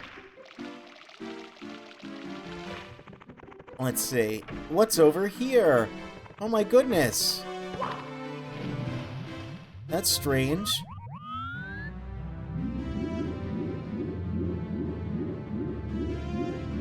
Just a bunch of water. Where could it lead? What is this structure even meant to be? I don't know, but it's neat. Oh, what's this say? What could we possibly have to do here? Bumping the wall a bunch. Why is he doing that? It is decreed that one shall pound the pillars. Yeah, all right. Awful lot of pounding going on in this castle. I think the princess has a fetish. Oh my god. It's the mechanism for draining the moat. Which is kind of a shame, because that means that, 90% of the game, there's not water in here. But I like the water in here. It's cool to have a moat. Now we just don't get that anymore.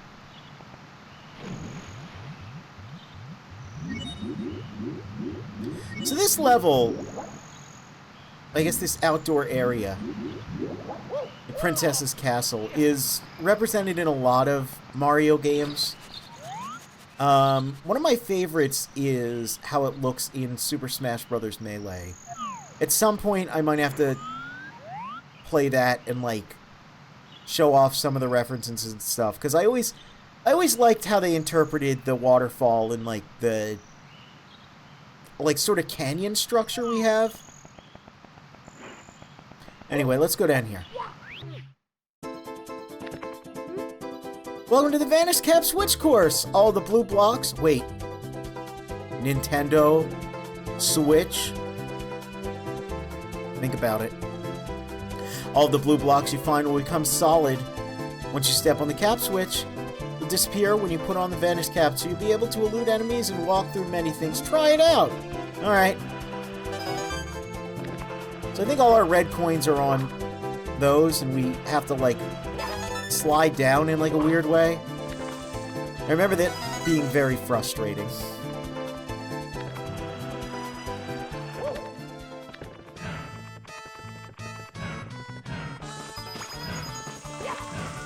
I guess this music is like the equivalent of the athletic music for this game. You know, the goofy, wacky platform challenge music. I always associate it most with the slides.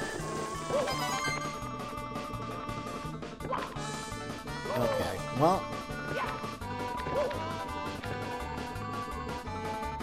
That didn't go exactly as I wanted it to, but it went well enough.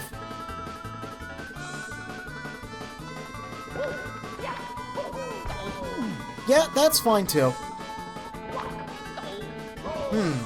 Oh, well. Welcome to Super Mario 64. You were having a good time and all the wacky, you know... The happy-go-lucky, fun time levels, well, this is where man mode begins. This is where I hope you've been, learning all your controls and platforming, because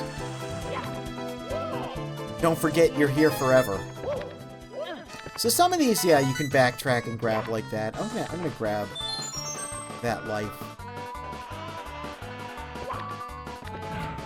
Get a life? Who needs to get a life when you're... I don't need to get a life. I play video games. I've got many lives. Yeah. Alright, try this again. Kinda forgot how many times they used this platform setup.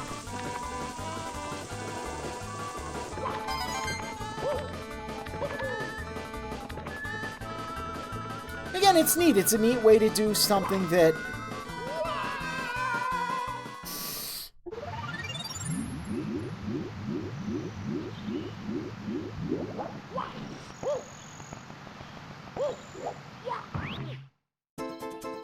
I see.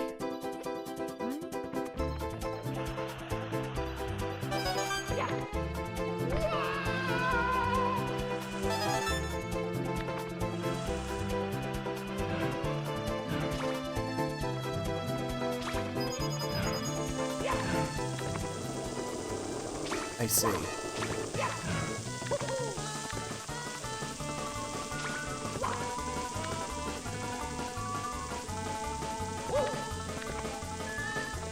So they use this setup a lot.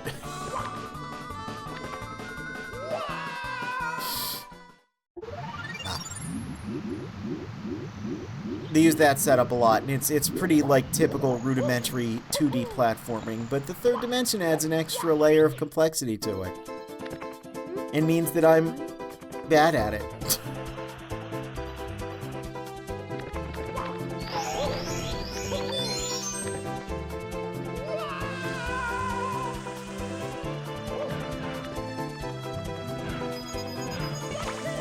But that's the thing, is you kind of, you know...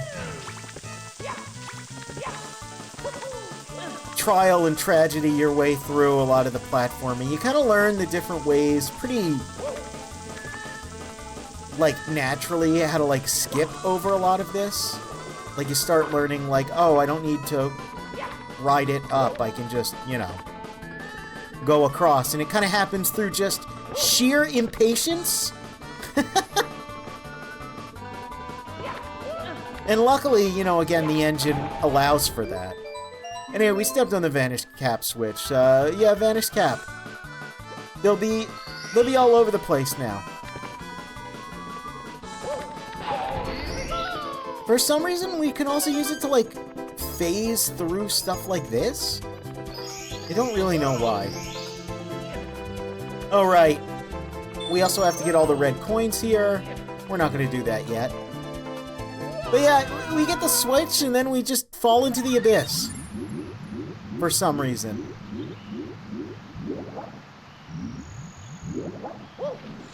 That's cool. Can we get up? Thank you. So Mario's a bit of a menace. Like, we've just drained the pond and we're hitting switches. I don't... I mean, but the royal decree said we had to pound those blocks. Look at these fish. Aren't they beautiful? Isn't nature amazing? Isn't virtual nature amazing? I was thinking about how, a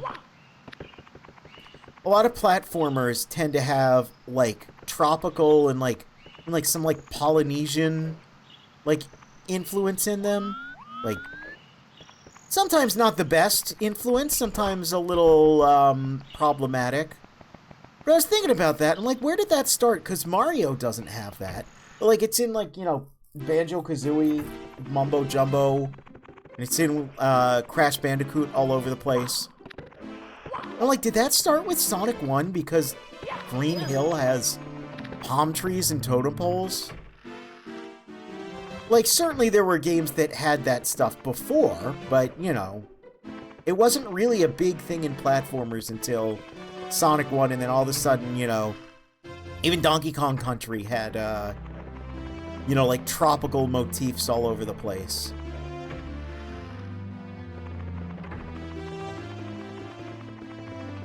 Alright, let's go in here in this weird Podobo painting. Boil the big bully. Hey, if you bully me, you will get boiled. We are going to boil you alive. Do not bully the squid. Don't be a pushover. If anyone tries to shove you around, push back. I mean, that's just good life advice. It's one-on-one with a fiery finish for the loser. Okay. It's, one hell of an eyeball over there. I honestly didn't remember the eyeball being in this stage. What does that even say? Hop on the shiny shell and ride wherever you want to. Shred those enemies! Okay, turtle power to you too.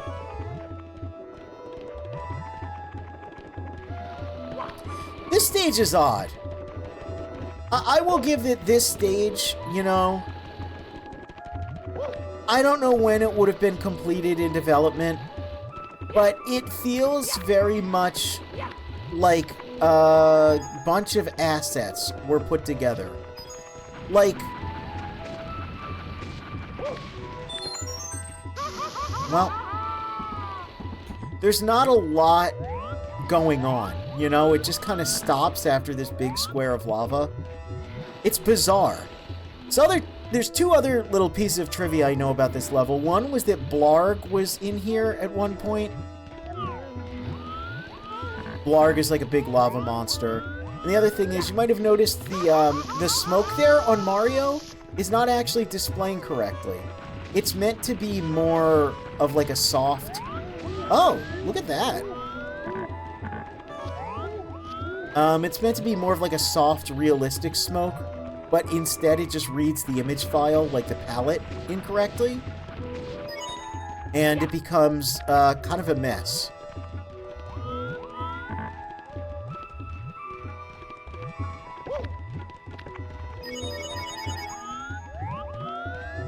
Alright, I guess we have to go back this way.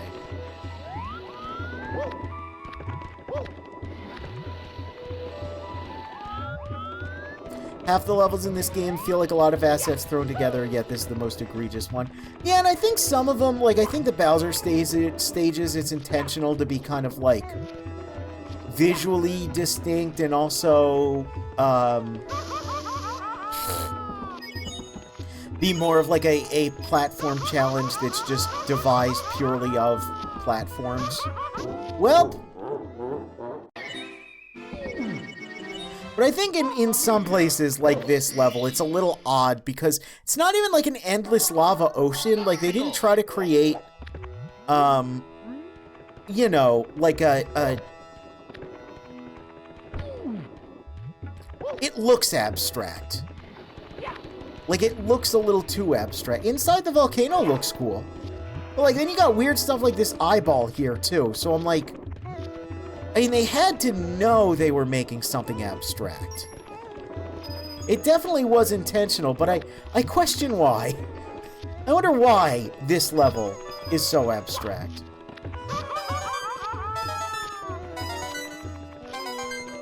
Probably the first red coin star that a lot of people get. Because they're all kind of right here.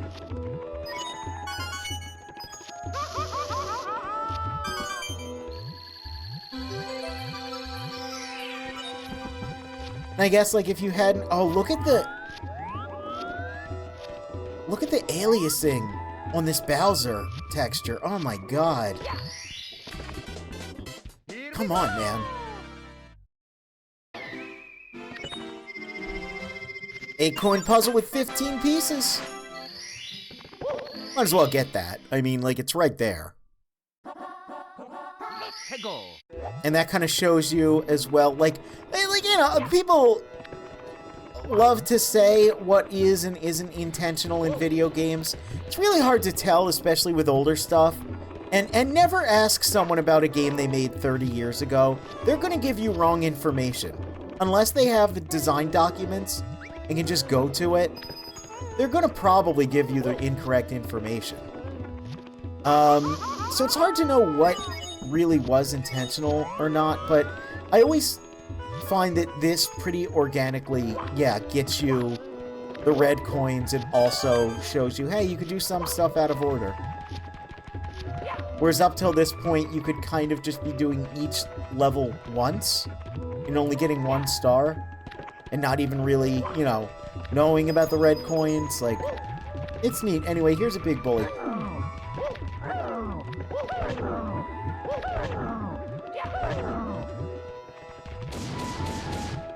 We just committed an atrocity.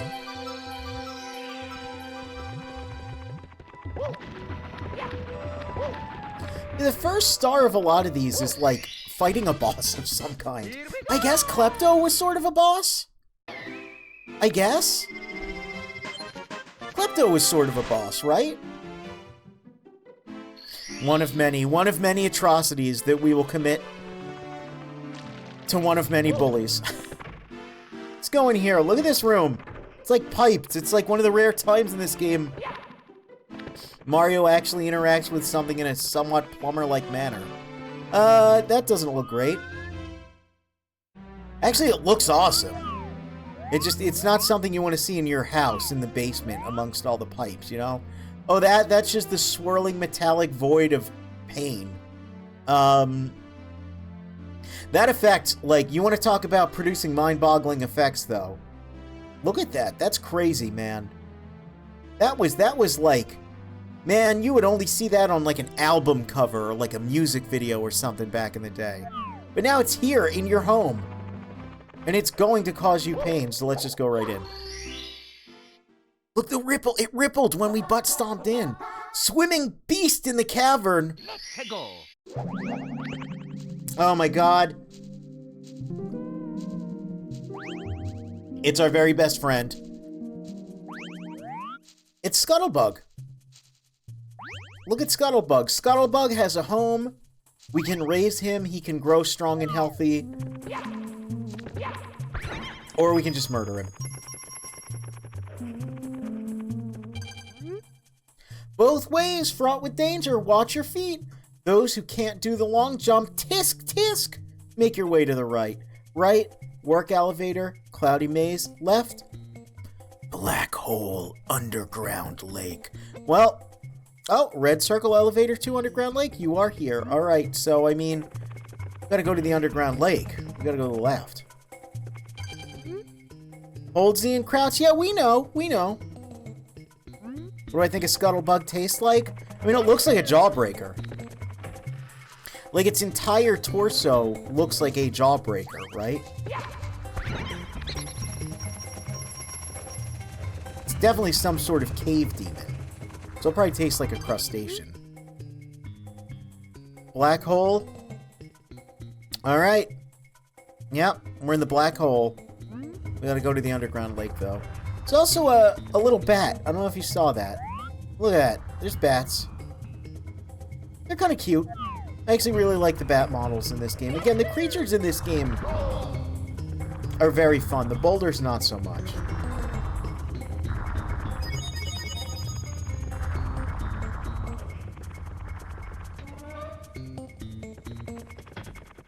I like how they put various maps here. As if, like, that doesn't really help us. I guess it's neat. Hazy Maze closed. Well, we want to go to that underground lake and see this fell beast we've heard of. You know, like, what could this be? Which games have bat models that you don't like? Okay, are you accusing me of simply liking bats? Is that what you're doing here? Because now that you mention that, I think every single three-dimensional video game I've ever played on stream, I've complimented how cute the bat model is.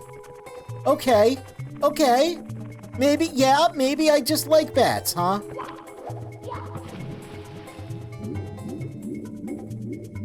Look at this, look at these proto-god rays.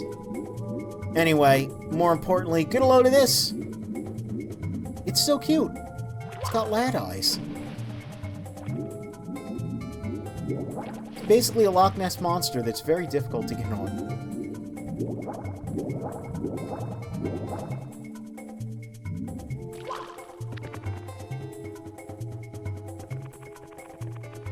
Eh.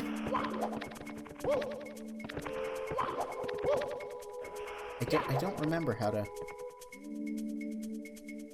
Oh. There we go. Look at that. This beast isn't so beastly, it's just kind of a friend. And it helps us get over here. Isn't that just peachy? So, for yeah, first level where, like, there is a monster. It is monster-centric, but that wasn't like a beast. That was the buddy. Just a little guy. Just a little big guy. Just, hey, big guy, hey, little guy. We love it. Let's see. Now we've got 12 stars, so I guess this is kind of, again, where we start circling back around. Now, there is a buddy that shows up somewhere in here. Eventually. I don't know where. It's a very important buddy.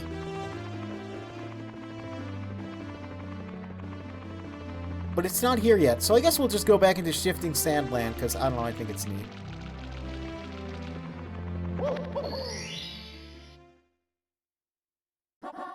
Shining atop the pyramid. Alright, we get that crazy bloke again.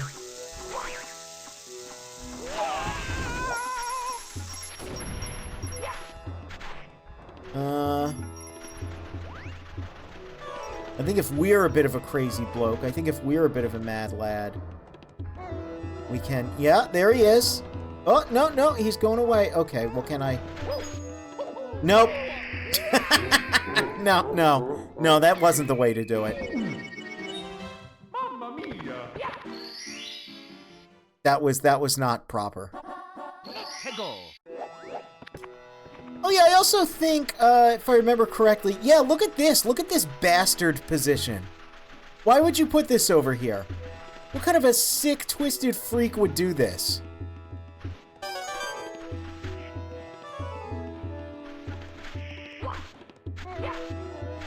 They were goofing when they made this game. They were having some real funsies. I would like to... Okay, well, that just happened. That was, not the interaction I was looking for, but, I mean, it dealt with two enemies for me. Right. There we go. Look at that. We can...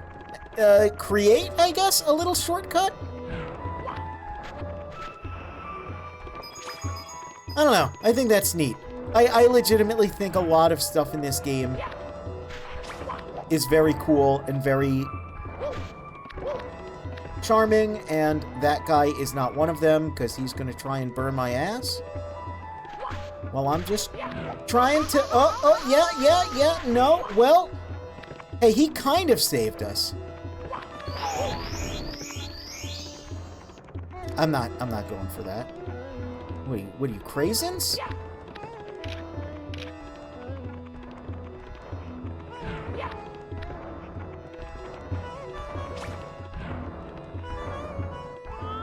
Oh. Oh, okay. Well. Can we stop, please? Thank you. So this is a little bit nerve-wracking. I'm going to be honest. I'm going to be real. This is a little bit ridiculous what they're asking of me. I do wish the camera could lock in position a little better. You know what? I'm going to do it. We're going to baby crawl. We're going to babby crawl. Now we're just a little guy. Okay. There we go. Here we go! Sorry, here we go, not there we go. Look at this fake Mario fan over here. Alright. I mean, we did technically get 2 here, but let's go in for another. Bully the bullies!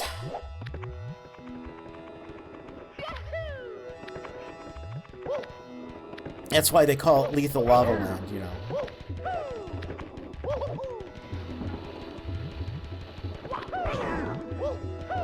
It's where Mario becomes a serial murderer.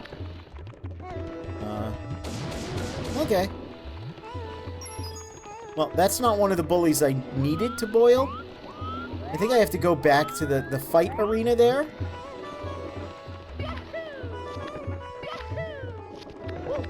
So yeah, the movement of this game is legitimately very fun. Like, after you gain some more confidence, you do kind of just start long jumping everywhere.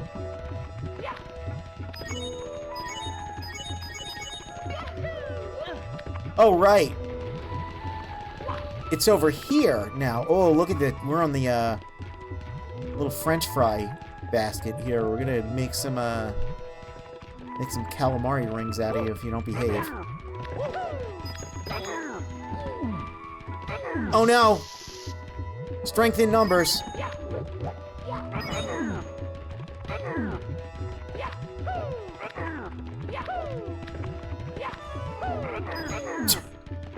I love these little enemies too. They're so stupid. Like, they're just stupid little... I mean, they're not even really orbs. They're like an orb sprite. Man, they are bullying me.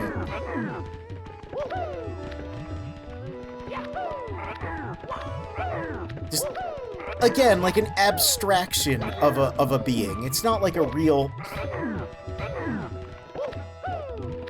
It's not like a real being. It's just like yeah, okay, that looks enough like a creature, sure.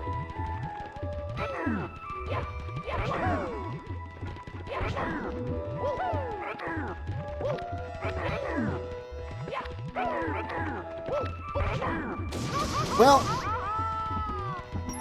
good enough. Hey, let's use that capoeira technique we learned. Oh my god, look at these guys. They are bullies. The shittiest little Caco demons, you know? That's pretty good. Wait. In 1997, my 2-year-old grandson Kenny shoved a bunch of Taco Bell in my brand new Mario 64 cartridge. I spent 3 whole days cleaning it out. When I finally played it again, I swear I heard the Taco Bell ding on the startup. Even after 2 decades of shoving Taco Bell down multiple copies, I could never hear it again. Thank you, old woman that drives. That's wonderful. That's... I don't even know what to make of that story. I mean...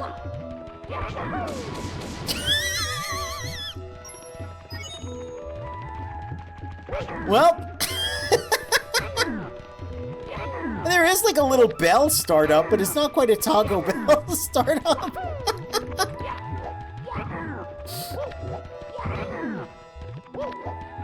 My goodness.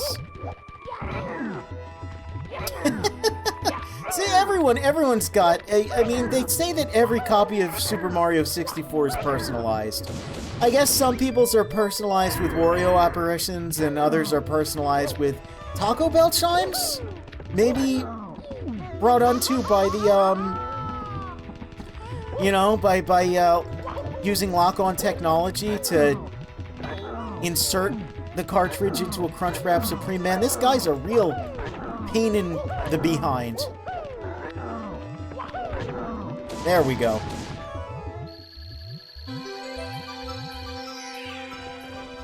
We did it. My favorite Eddie Gordon... Gordon? My favorite Eddie Gordo technique, being canonically and aesthetically worse than Lucky Chloe. I mean, that's correct. 14 now, huh? That's not enough. We need more stars, don't we?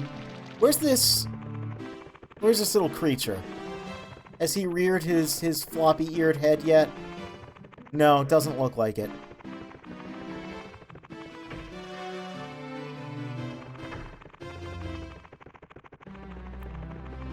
Let's see, let's check. 30 stars! Oh my goodness. They're really up in the ante here. Oh no! It's so spooky! Oh no, our once peaceful courtyard that absolutely again says eternal star we prayed for. You people are illiterate. It's been haunted. There's Spoopies! Spoopies, my second favorite, level aesthetic. First, of course, being snow level, like I said. The only reason Spoopy is my second favorite level aesthetic is just because more games tend to have snow levels than spooky levels. On a ghost hunt! Let's go on a ghost hunt. Come on in here.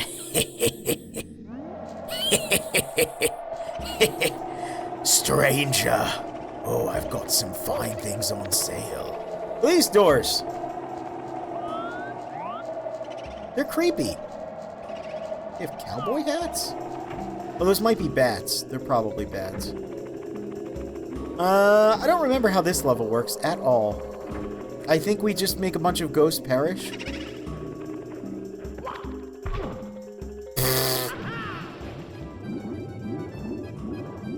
Oh no, the clown music.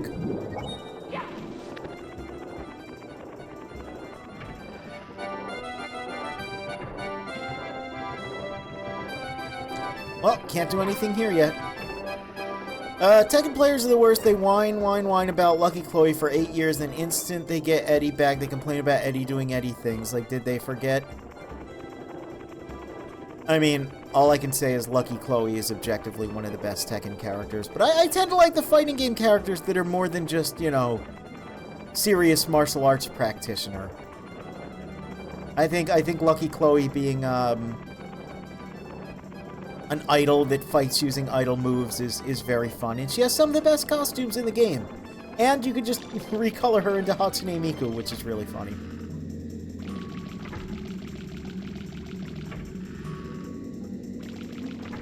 Alright, let's get out of this basement.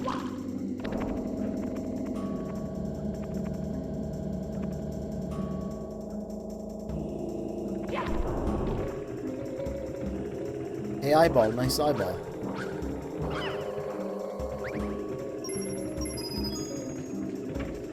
Anytime I see a giant eyeball, I think of Cece Hime. And I don't know if that's like, is that insulting? I don't know, I like cycloptic, things, though. Like, Cyclops girls are cute. I like things with one big eyeball. Maybe it's a bit of a bias, because I only have one working eyeball. I don't know. She does have that googly eye redeem, though, so I think that could be part of it. There we go. Ghosts don't die. Can you get out of here alive? I like this game a lot. Part of the reason is because I get to do stupid voices and read things.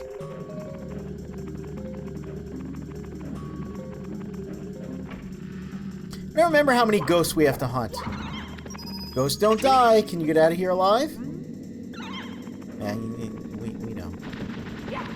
Oh my gosh, look how adventurous I was there. You know, I mean, this is a decent spoopy level. It's not as good as the Gex spoopy level. Oh my god, the eyeball shot a bubble at us. I don't remember that being a thing.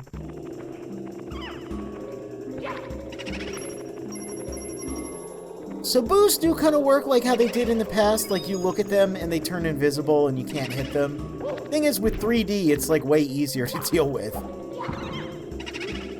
Ghosts don't die.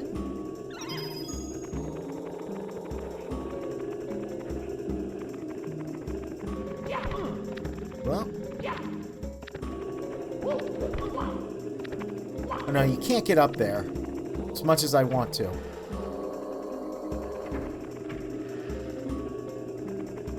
Oh, I'm sorry. You know what I should have done when I came in here? I'm so sorry. Okay, pretend I just... Here, hold on. Here's what I should have done. I should have looked at these, you know, and been like, oh, look, these doors are spooky. And then gone, wow, what a mansion. There we go. Oh, look, it's the other thing that everyone finds horrifying. It's just a piano, man. It's just a spooky piano. It's no big deal.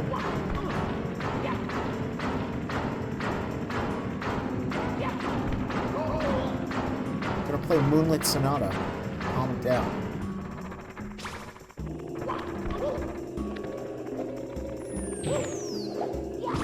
Look at that! That's so cute. I love Boo. I really do. Like, Mario Critters, Mario himself, like, whatever.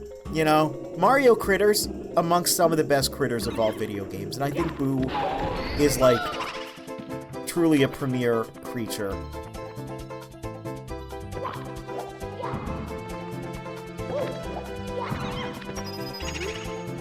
Boom! Here comes the Master of Mischief! The Tower of Terror, the Big Boo. Alright. Whatever you say, man. Oh, there he is! It's the Big Boo!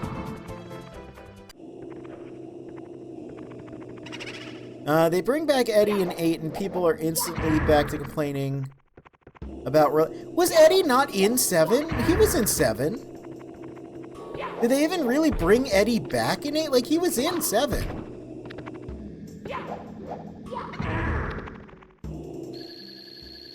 So, like, what? So, like, it's not even like Tekken 8 brought back Eddie. It was just they don't have Lucky Chloe. Or do they have Lucky Chloe in 8? I don't think they do. So is it just that 8 has Eddie and not Chloe? That's weird, like, you know?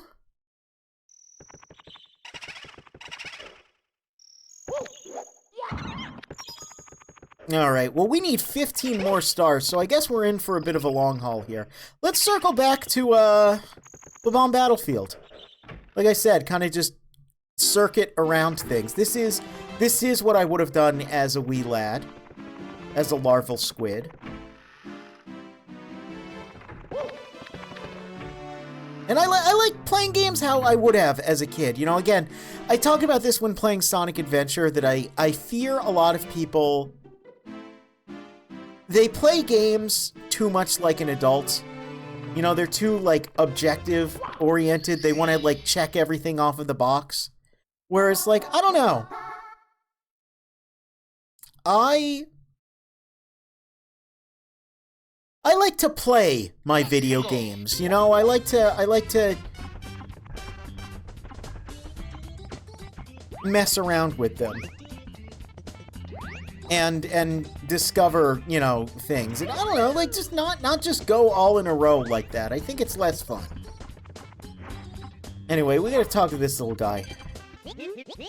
We're peace-loving baboms, so we don't use cannons.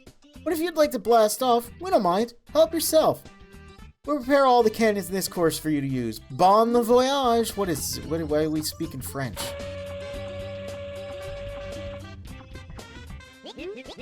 Ready for blast off? Come on, hop into the cannon. You can reach the star on the floating island. The floating island? The Master Emerald there? By using the 4 cannons, use a control stick to aim, press A to fire. If you're handy, you can grab onto trees or poles to land. Chaos Man running around like a housefly. I mean, you know. By the way, if we chose to enact a little more chaos, we might notice that Chain Chomp, another incredible Mario critter.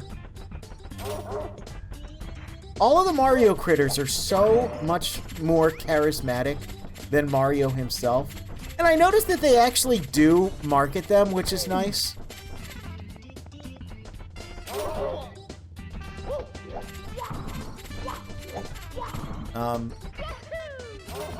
Let's get out of there real quick. So, like, I don't know.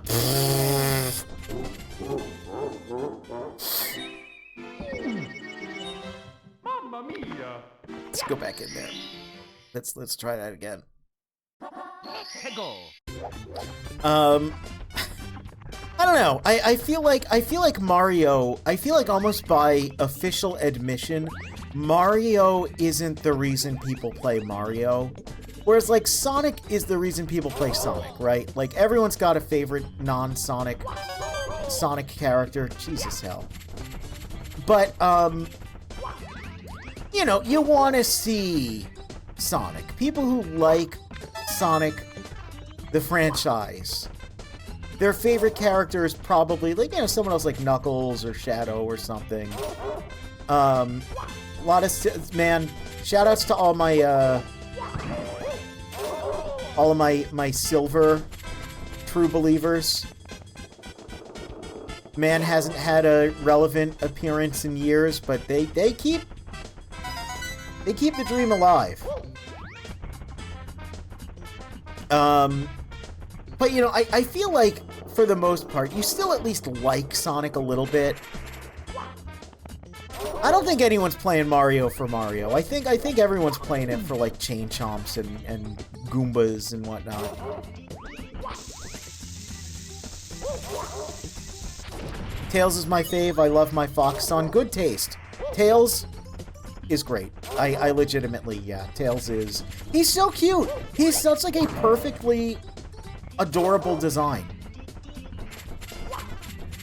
And, you know, sometimes he commits war crimes as well. With napalm.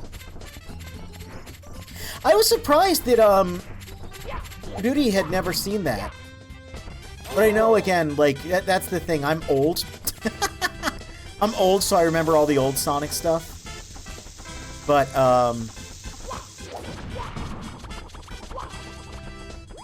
you know, I was just kind of surprised. I'm like, oh, I thought everyone knew about Tails using napalm in Tails' Adventure. Oh, that reminds me, I did pick up, it was on sale, I got Sonic Origins. Hey, look at this guy, he's playing Mario and he just starts using it as an excuse to talk about Sonic.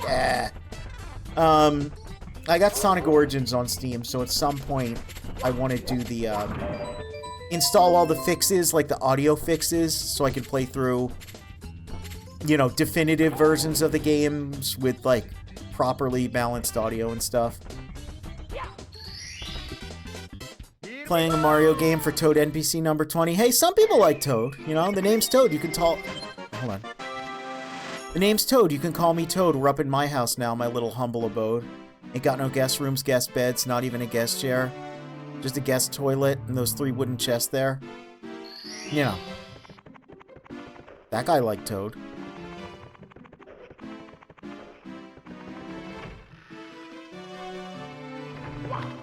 The music by Koji Kondo is the reason people play Mario. Yeah, that's fair. And it is, like, I do like Mario music. I think, by the way, look at this crazy shit. We're in another bizarre area. They're telling us how to fly. We don't need to worry about that right now. All we need to worry about is this red switch.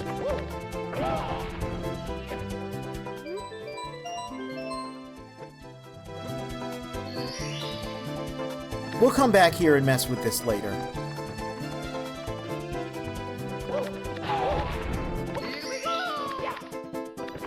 This is a lot like that weird underwater sequence where it's like, is this part of the castle? It's like a weird abstraction of the castle. We see it outside, it doesn't look like this. Oh man, I am not good at this stuff.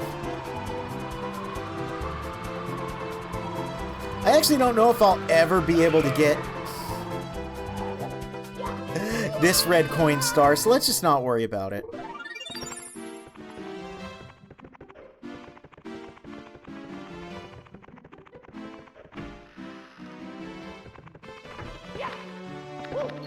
Yeah, like, legitimately, as much as it is like a, I don't know, kind of a joke to say people are playing the game for Toad, there are people that do like Toad.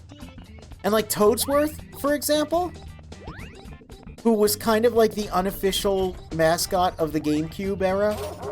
Like, Toadsworth is great.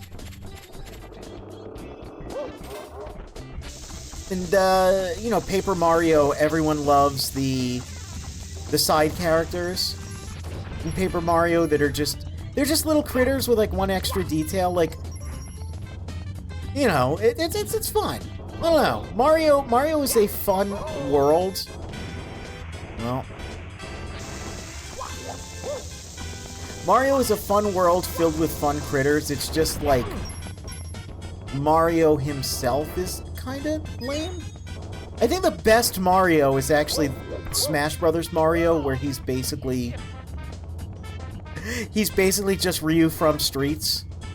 And so he's, you know, fun to play as. Kind of gives you like a nice all-arounder, some nice basics. Is the flying sequence even in the DS version? Yeah, I don't think they removed any levels.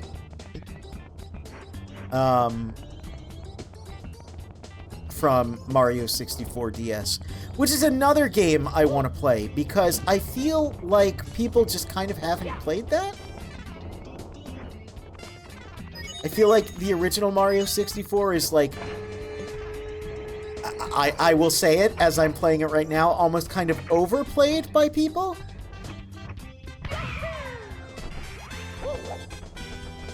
And I want to play the DS one, but yeah, I want to have a completed run of this under my belt before I do anything like that. Here we go! Because that one's cool. You can play as Luigi, you can play as the horse. Shoot to the island in the sky, we did it.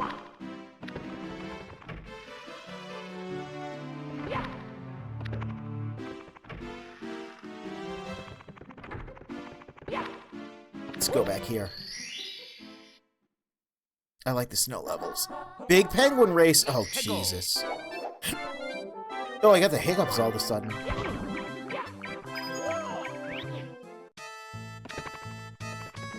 Yeah, that's a big penguin. Hey, Mario buddy, how's it going? Step right up, you look like a fast sledding kind of guy. I know speed when I see it, yes sirree, I'm the world champion sleddy, you know, what do you say? How about a race, ready? Alright. So you can't use shortcuts, I remember this. Can't use shortcuts, you just gotta, you know, it all depends on your skill, as they say, and we gotta go for broke. Whoops. Well, don't try to round that corner. Mamma mia! No, we're going back in there. That's another thing, the fact that the game kicks you so far out of the level when you die, again, kind of further incentivizes, like, non-linear play. Like, it's like, oh, don't worry, buddy, like, you know, you messed that one up, like, just go do another one. I think that's kind of neat. Like, I legitimately do think that's kind of neat. This is absolutely a game for children. I say as I struggle with it. You know, 120 star, right? Like, you don't need that to...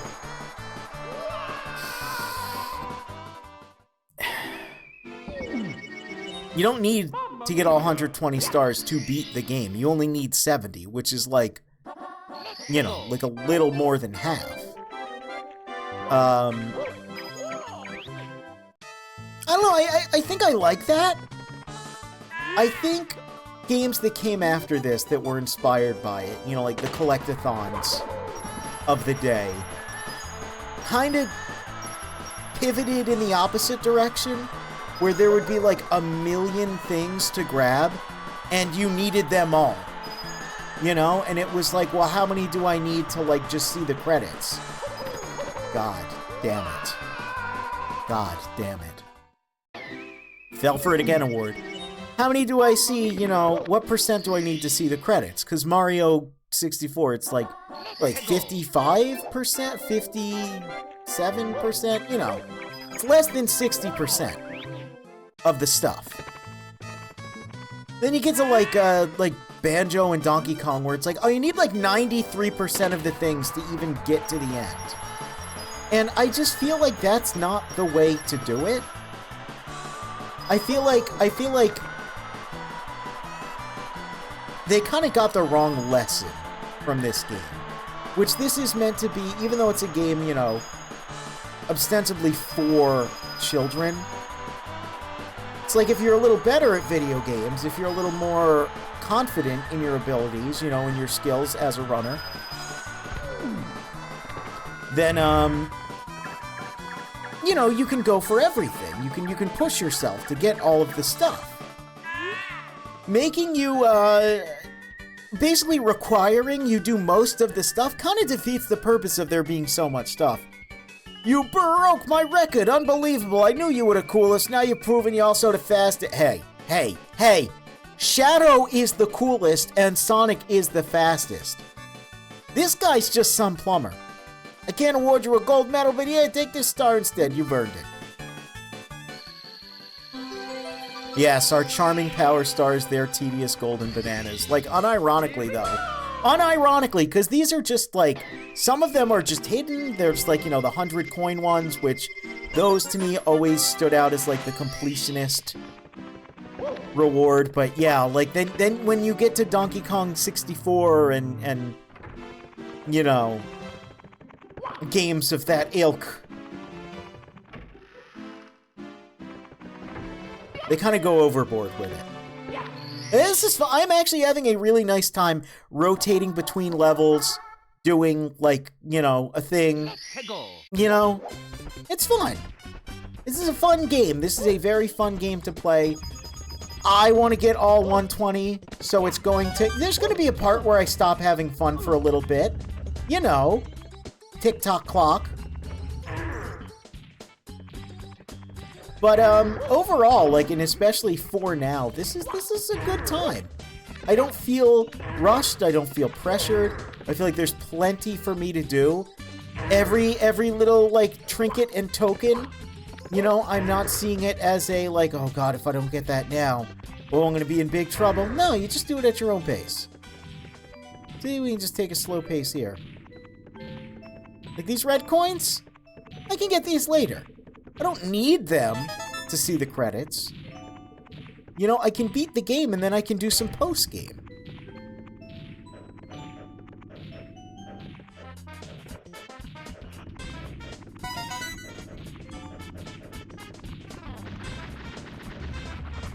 The real truth is that Donkey Kong 64 is everything that Mario 64 wanted to be and more. There's not a single complaint about Donkey Kong 64 that doesn't apply to Mario 64. I disagree only because I see where you're coming from. Oh, look, you can see the gap where there's a star in there. I'm not going to get canonless. The only reason I disagree is the multiple player characters in DK64 and the abilities. Like, you could argue the abilities are similar to the caps in this. That's fine. But the multiple playable characters in DK64 really gum up the works. Because what happens is, you'll have, like, a hallway that, you know, there's Lanky Kong bananas. And then you're like, okay, I guess I'll take Lanky Kong down this hallway, and you'll grab the bananas, you'll get to the end of the hallway, and all of a sudden, there's a Diddy Kong switch. You're like, okay, now I have to backtrack to a barrel and switch to Diddy. Go all the way there, hit the Diddy Kong switch, then you see there's Chunky bananas down that hallway. Okay, should I go back to Chunky? Go back to Chunky, you know, go all the way down there and get the Chunky bananas at the end of the Chunky hallway. Up, now there's a Tiny Kong door. Go all the way back again and change to Tiny Kong. What's behind the Tiny Kong door? It's Donkey Kong bananas. So it's like, that game has you kind of like moving forward and backward way too often. What's the first thing they did on Super Mario 64 for the DS? Yeah, they did add alternate playable characters, but from what I remember, it's nowhere near as egregious. Like, Donkey Kong 64 is, like, absurd levels from, like, frame 1. Again, though, I need to play, I need to play this before I go to the DS one. And I do want to play DK64, because I did enjoy it. Everyone agrees that it's too much, but, you know. Anyway, hey, can the eel come out to play? Look, the fog. The fog is gone. The fog's gone. It's also an invisible pirate ship that you can't see. That's pretty well documented. It's very interesting. There are like 10 stars in the game that are a pain to get, and even most of them are like, we tried to be funny and hid this instead of being difficult. Yeah. Yeah, like, there's not too much. Like, Listen. Donkey Kong 64 is a game for sick freaks. Mario 64 is a game for babies, you know? But I like that. I like games for babies. You know, I enjoy my games being very easy. I enjoy my games being whimsical and fun. There's not too much in this that I think is over the line. Whereas, again, like, one of the I think the first power-up you get in Donkey Kong 64 is Strong Kong, which is just the ability to pull a switch. Alright, we gotta get the eel to come out to play. There he goes. Now that the eel is out to play, we have to get that star on his tail.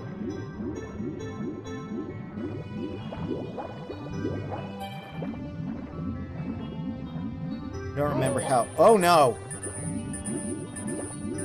Fell for it again, award.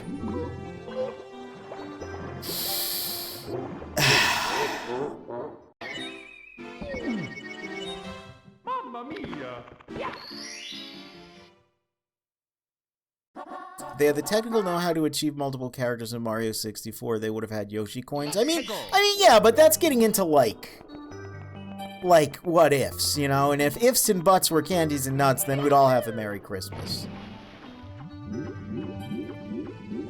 A lot of what makes this game so enjoyable, and like, there's different schools of game design, right? Just like there's different schools of fish. And one of the things that this game does is Mario's abilities don't actually change throughout the course of the game. Yeah, you get power-ups like the different caps, but like Mario's core moveset is the same at the very beginning as it is in the very end. And because of that, it's like the fun comes from moving and manipulating Mario through all these different situations and, like, you know, a lot of where the Rareware N64 games, I think, kind of like got lost in the sauce, you know, kind of lost track of the message, was giving so many different characters and so many different power-ups, while rewarding and cool to constantly unlock things. Again, look at like an action game, right? Something like, god damn it, something like Devil May Cry. You know, an action game where you don't unlock more moves is kind of dumb. They've tried that a couple times and it doesn't work.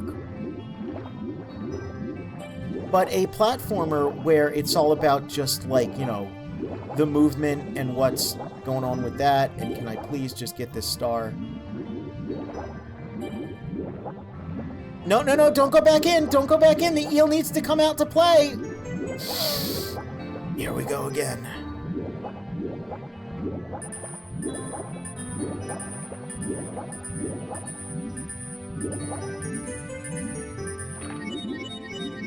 I feel like half of the fun of this game comes from watching Mario sink under the sand or run on fire. That's true, too. This is a game that's very funny when you fail at it. Seeing the character, like, careen off a ledge or, you know... And look at Crash Bandicoot, right? One of the big appeals of Crash Bandicoot is the slapstick nature of the deaths. Is the fact that they actually made it so Crash has all these different unique death animations. So death happens, like, sudden and often in Crash Bandicoot. But because it happens so quickly, and because, you know, what happens with him having all those, like, different funny animations, you don't even feel that bad half the time when you die in Crash. You just kind of laugh, because it's like, it is straight up like a Tom and Jerry cartoon. And this, you know, has that too, albeit a lesser extent. Can we please?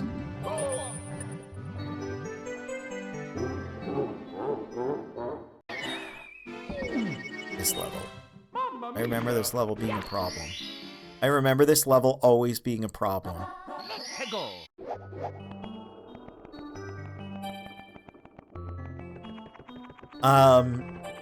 You know, like, I think a good platformer is one where death doesn't make you too upset. I say getting upset at this level, but that's just because, you know, like I said, I've never 100%ed this game. And, yeah. We're starting to see why. A lot of it is just raw skill issue.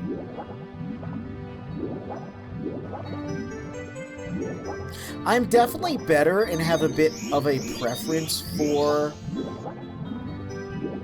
again, like the Crash or like Sonic school of like curated, precise, constantly moving platforming.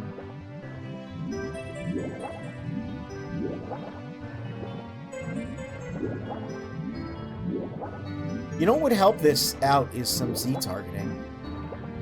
If I could just...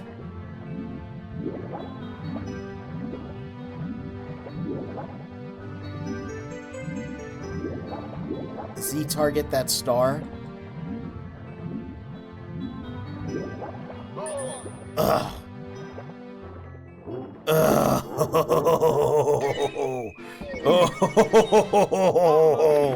Oh, here we go. Here we go. Get ready for the next 3 hours of just trying to get this star.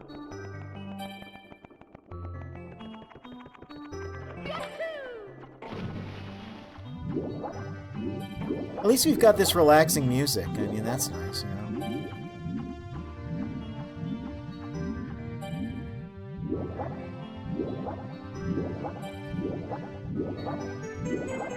You know, believe it or not, deciding this to be my first game of the year,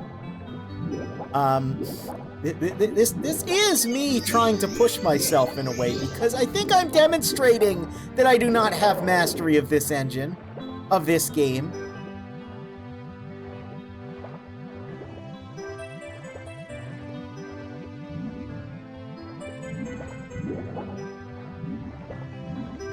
Oh, you little...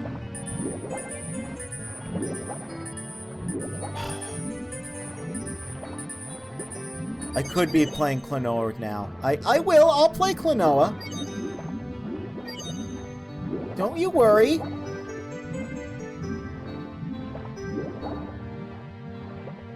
I gotta do this first, though, man. Like... Oh, you son of a... I do not like this eel. I don't think the eel is scary. I think the reason people associate it with trauma is having to do this stage over and over. You know? There is some stuff in here, though. Let's, keep out, that means you are. Anyone entering this cave without permission will meet certain disaster. Okay, sure.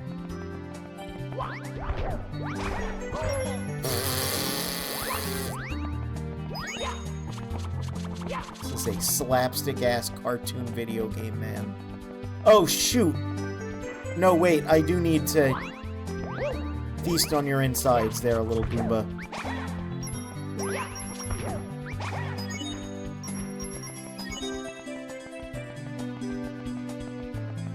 Eel ain't got shit on the Sonic drowning music. Yeah, because that's, like, actually composed to give you anxiety. Like, this is just frustrating dealing with this eel. The eel itself isn't that scary. And if it's just its appearance, I mean, have you seen Rez from Gex? Rez is way scarier. Arg, ahoy, matey. I've sunken treasure here, I do. But pluck the plunder... Oh, but to pluck the plunder, you must open the treasure chests in the right order. What order is that, you say? I'll never tell. The cabin. Alright, cool. Well, it's not that one. It's not that one. There's 1, 2. Are you cheeky? No. 1, 2,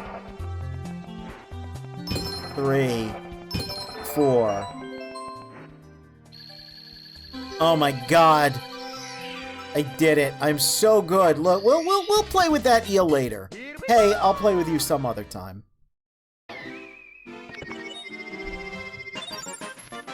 Now, I will say, looking at my time here, I've only actually been playing this game for about 2 hours. It feels like I've been playing it for way longer. Which is both a positive and a negative, right? That's like, why? And it's like, well, because we've done so much stuff. We've done a lot of stuff.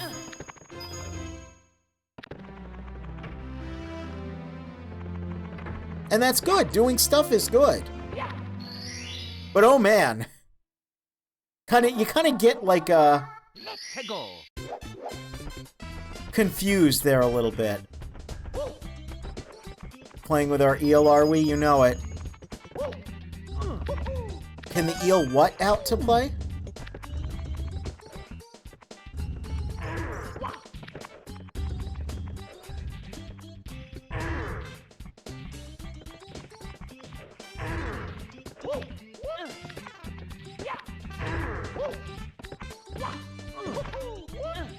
Oh, look at that. Oh, perfect ledge grab. Alright, we gotta go slow. It's important. It's important to go slow here. That noise you made sounded real positive. You can... Listen, you can have fun with a game despite, you know, things. Despite some,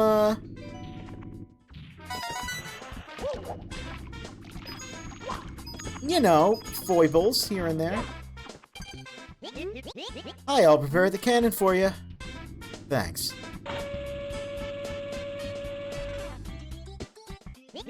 Ready for blast off? Come on, hop into the cannon. Okay, we need to shoot into the blue.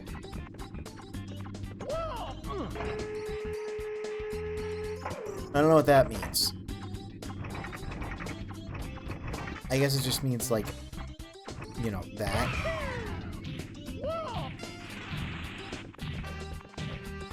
And I have to, like, get down there somewhere. Is that what it means? I don't think I can, like, you can't, like, C-jump in this, can you? No. Maybe I could have done a dive from there if I had a little more skill.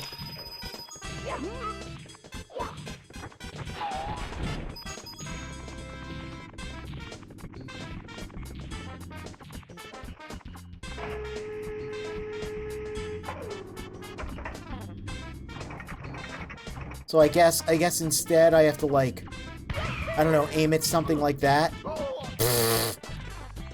just utterly squashle myself.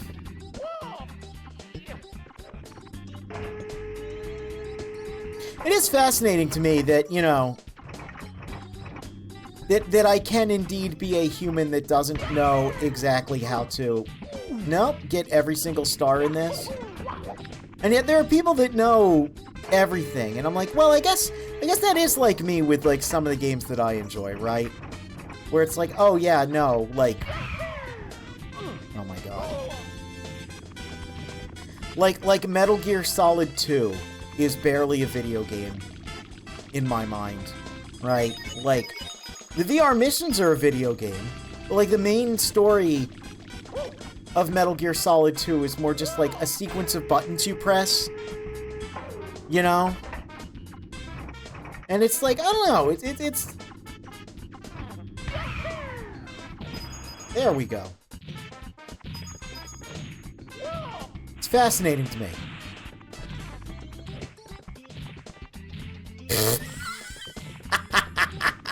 You little stinker. You little stinker!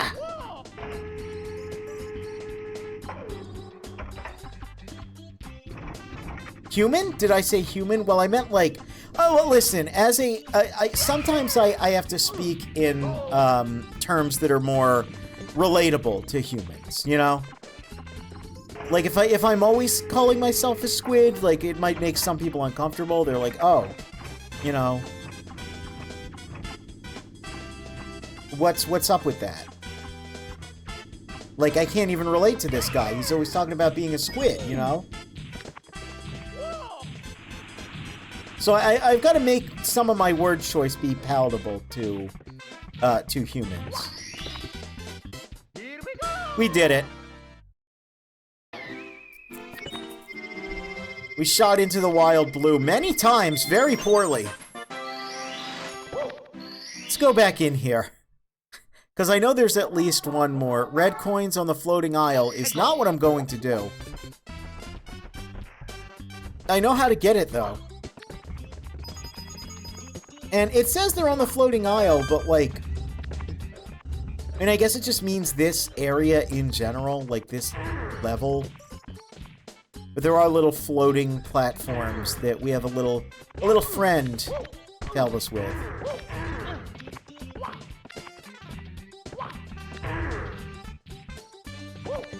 Hey, what up with Telly? Should I know more about Telly? Like, I'm aware of the Telly memes, but, like, is Telly something I should discover? Is that something I'm ready for?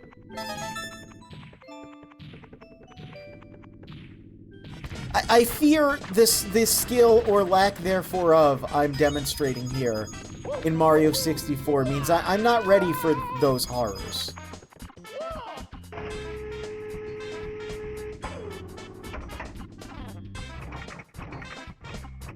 Alright.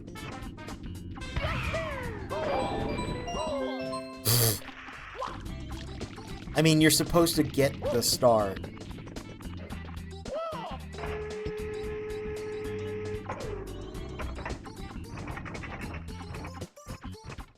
But alright.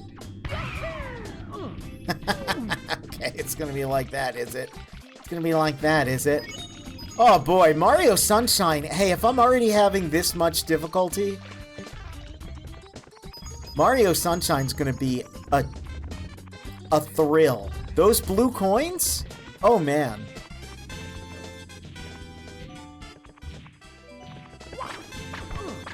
Telly was a mascot for a telephone book, and there was a community that made an insane Doom wad for it that Bloom played on stream. Okay, so that's where I was aware there was, yeah, like, some sort of interactive software involving Telly. I wasn't aware of the origins of Telly as a mascot for a telephone book. That's fascinating. That is absolutely fascinating. I don't know if I'm ready for that yet, but I'm now, my interests have been piqued. 22 stars. Let's grab a couple more easy ones.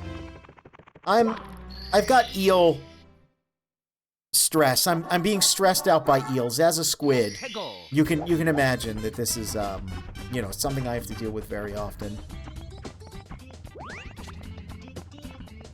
I was gonna ask if eels eat squids, but like the thing is, like in the ocean, like everything eats everything and everything's eaten by everything. Ocean's a scary place.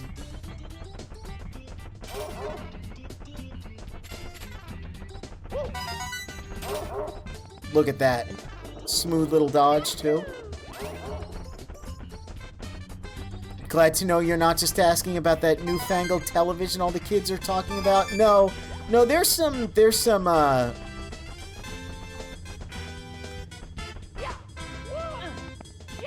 Listen, let's just say I'm starting the year out with Mario 64 because I'm sure with the wonderful people I know that are all wonderful influences, there's going to be some real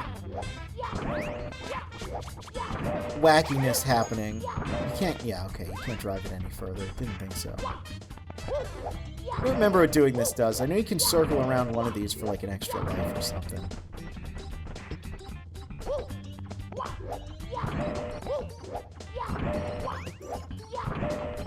That's just for no reason? Okay. No, that's fine.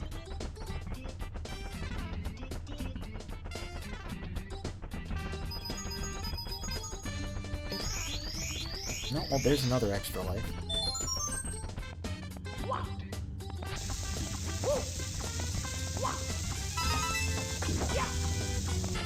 Like, just to be clear, too, I do plan on playing Cool Spot this year. To completion. Maybe not 100% completion, but when's the Jersey Devil Revenge 100% playthrough? Maybe Halloween. I don't know. We'll see. I did enjoy my time with Jersey Devil, which is part of why I did want to play this.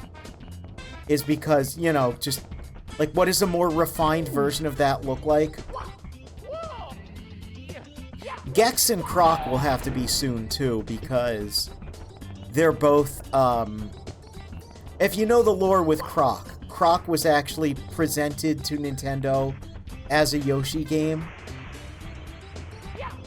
by Argonaut, and they turned it down, and then Argonaut was like, okay, well we're just gonna make our own little guy and work on our own game, and then like about a year later, they saw the early footage of Mario 64 and they were like, I see.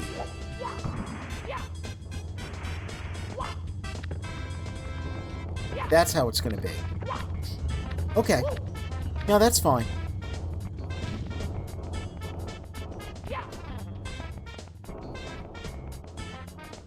And apparently Croc did not have tank controls at one point. I would like to get the remaster of Croc. There we go. Because apparently there is an alternate control scheme that I would like to see if, like, and there's, you know, a Crocumentary and such.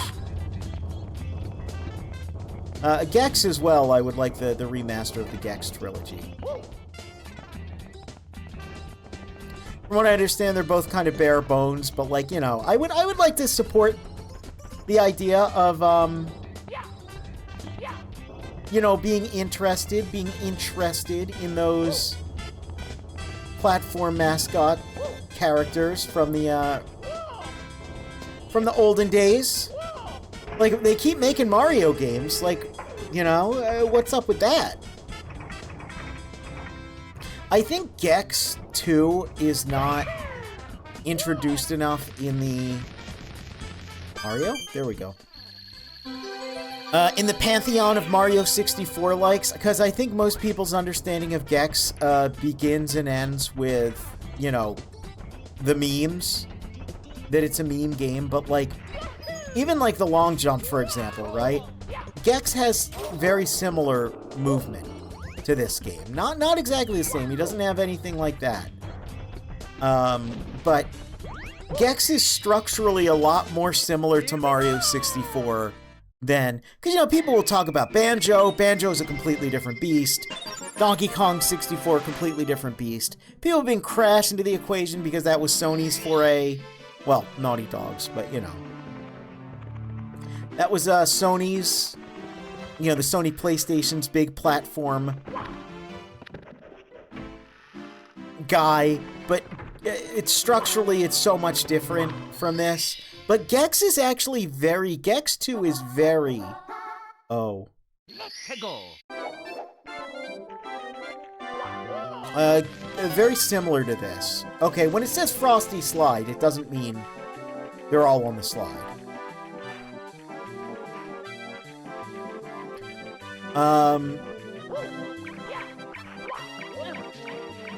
So, you know, we gotta play.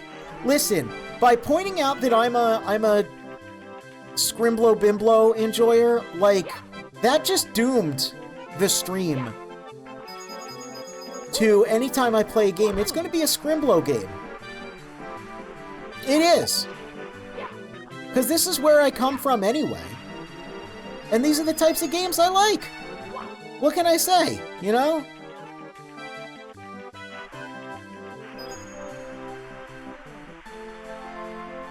If I enjoy the Scrimblow games, I'm going to play the Scrimblow games. We are going to play Punky Skunk. We are going to 100% Jersey Devil at some point. Maybe I'll get some Jersey mics and play Jersey Devil in New Jersey wearing a jersey of my favorite sports team. The one that we appreciate in Jersey. The Philadelphia teams.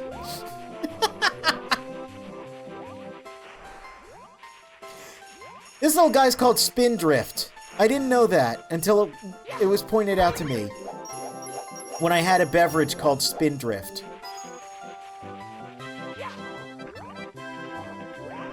Or no, I knew. Wait, what was the joke I made? Oh yeah, I had a little carbonated flavored beverage called Spindrift, and I was like, isn't that like a Sonic move or something? And someone pointed out that these are called Spindrift.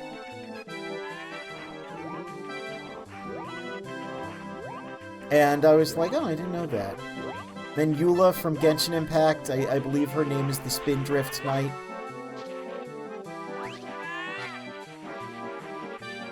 I don't know if, like, a Spindrift is a thing. It seems to be associated a lot with, like, I don't know, like, is it a snow thing? Because they're in the snow level. Spindrifts are all over the snow levels in this game.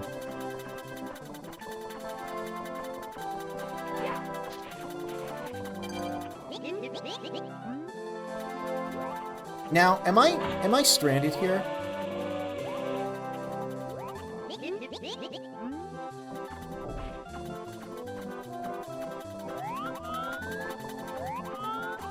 No, it comes back down. That's nice. I'd like to ride it back up to the top, though. The Bomberman N64 games. I also need to play. Because they're really cool. Like, get ready for some Scrimblows and some Blorbos, okay? Because I like those little cretins. You know, there's plenty of downtime in a positive way in these games. Like, I can just yap, man. I can just talk about anything right now. Oof! Look at him, he got stuck. Spindrift, rarely spoondrift, is the spray blown from cresting waves during a gale.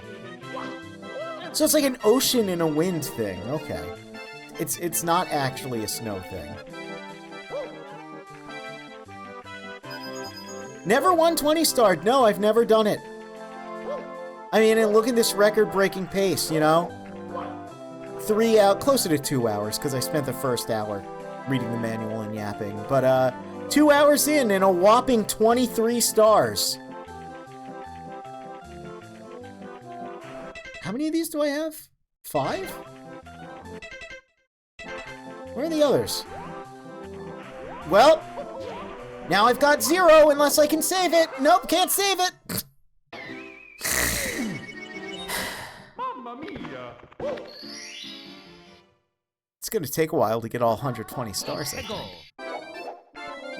I think it might just shrimply take me a while.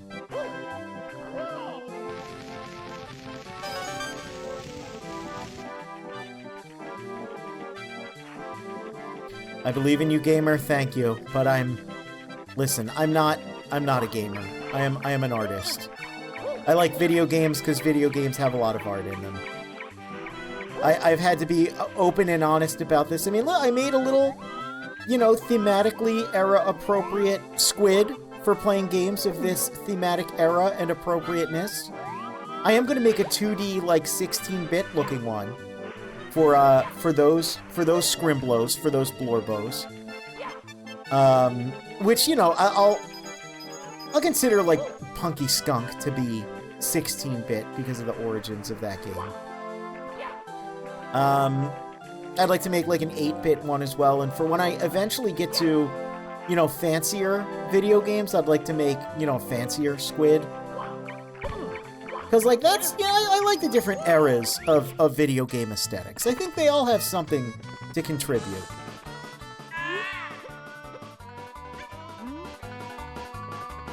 Now, I certainly enjoy the 32-bit era quite a bit. 32-bit, even. I don't even know if there's red coins on this slide, and I don't think I'll ever find out. Mamma mia! Doom portrait version of the squid, just a whole lot of pixels and shifty eyes. I'm not really good with first person, but you know, I do want to play some. You know, I think Doom is definitely, you know, I'm old, so I feel like I would enjoy it on principle. I've played a little Doom in my days, but not, you know, not a significant amount. But I think that would be fun, you know. Maybe I could just overlay it on top of the screen like that, so instead it's just, you know, he reacts as I make noises and such, you know. That would be fun. Okay, so I didn't see any red coins there, did you? Little Doom as a treat. AAA squid with every tentacle and sucker carefully rendered. I mean, I've thought about that, right? Like, how would I... Because the next step up from this is obviously like a PS2 squid. And I'm like, well, what do you do? Do you do photorealistic, like as a bit, you know? Or do I try to make it look very like,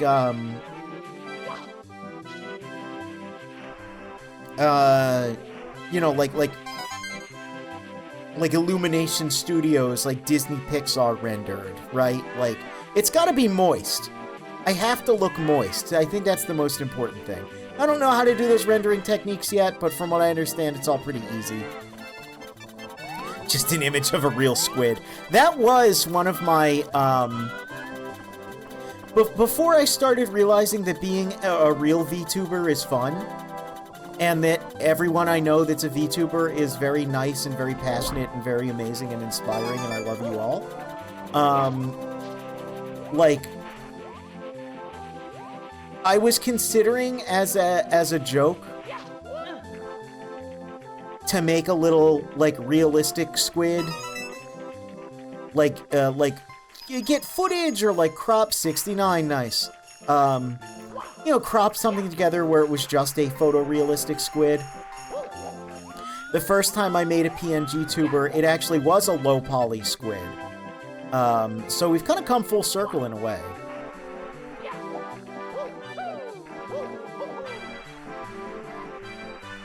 I don't think I can get back up there. Have a live camera at the aquarium? That would be fun.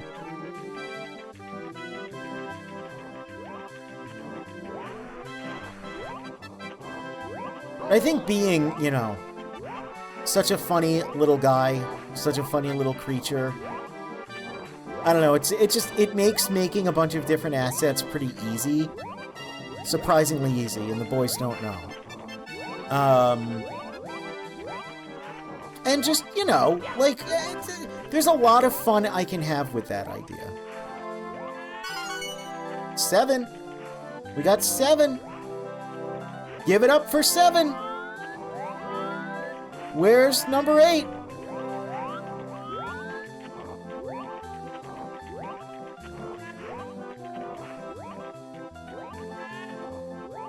Is this the... How does this work? We have to... Okay, it's just like that. Meanwhile, I'm over here with a whole Kamen Rider suit. Hey! You know, you gotta pick... That's the thing. I love the freedom, you know? Like, of course, most people tend to be, you know, some sort of, like, themed, attractive anime character, and I love that. I love that a lot. But it's fun that you can kind of, like, do literally anything, you know? Like, again, having, you know, like, a masked outfit is cool because it's like, oh, that, like, the things you can do with that are different. You know, you can have, like, you know, oh, like, here's, like, the civilian form and the transformed form and, like, you know, different accessories and different things. I was also considering being... So if I didn't go with Squid, but then I ended up thinking up some lore. Hey, remember what I said about this game having a lot of downtime? So that's good so I can yap. This is what I mean. I was, like, wondering... We talked before about I was considering being a combat butler. And one of the things that was spawned by... You know, but I didn't want to do that because I'm like, it's too... Like, you know... We all know Miss Maid, and I'm like, no, that's too similar. I don't want to do that. One of the things I considered early on was... I guess there was no reason to come up here then, also. I think it's, like, down here somewhere. I don't think it's over here, but you never know. Another thing I considered was being kind of like, Sonic Man from Sonic 06. But instead, I was going to make it, like, shadow-themed, but, like, be a little, like, legally distinct. So I, like, you know, I was running, like, a couple different things, but of course that's a little too similar to a certain masked hero here right now. So it's, you know, I ended up going with Little Guy, because I think that's just really funny and kind of appropriate for me. I am just a little guy. But I like that there's so much you can do, and, like, the different themes, you know... I love how Takako, for example, makes different outfits for different holidays.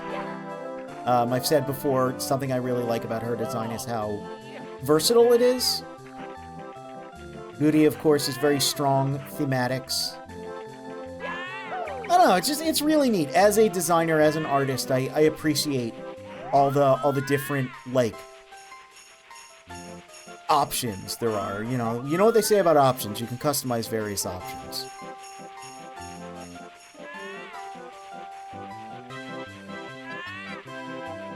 I would really love to find this 8th red coin also. I've said my thing. You know, I've talked about creativity.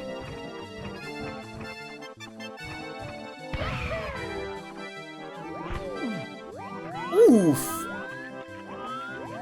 I would just like to find this 8th red coin. Is it like over here? Is it like a bastard coin?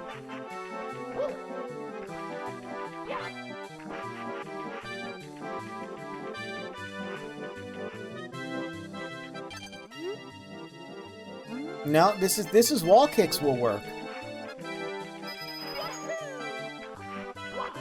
Is it over in wall kicks will work?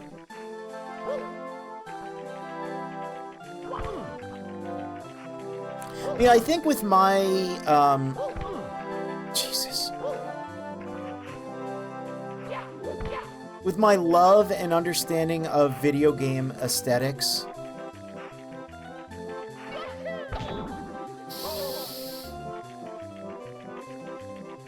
I think being a little squid is funny because I can, you know, I can just sort of copy those, I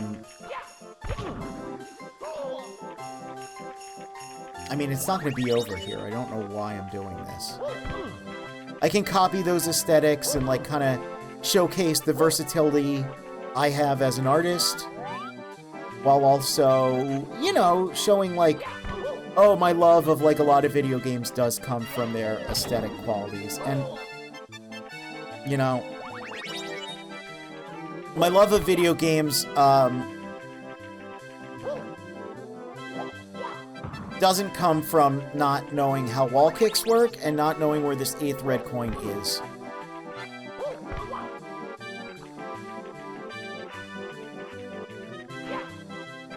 Oh, is it like a... Hold on. Yeah, it's one of those.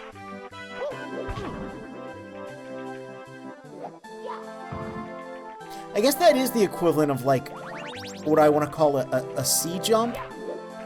Look, it's not even wall kicks will work then, right? It's... C jumps will work.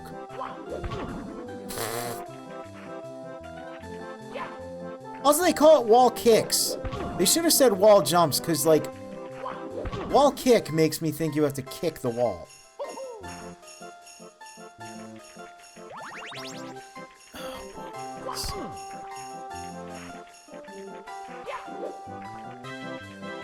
This is not a game that I am very adept at, if that wasn't.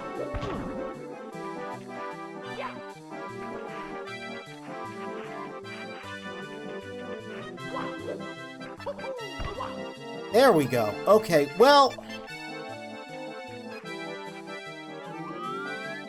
It's not over here. But at least I'll never have to do this again. I don't know where the... I don't know where the last red coin was! See, wall kicks will work. You can barely read it. Now you can read it. 24, you know, let's get the hell out of here. Showcasing my love for fall damage. Oh, you know it. I hate fall damage. Fall damage is the worst mechanic and needs to be obliterated. There's no good reason to have fall damage. Especially not in a platformer. You know what was painful also? I had 96 coins in that level. 4 more and I could have just gotten the coin star. Anyway, let's ride Big Boo's merry-go-round. You spin me right round, baby, right round, like Big Boo's merry-go-round, round.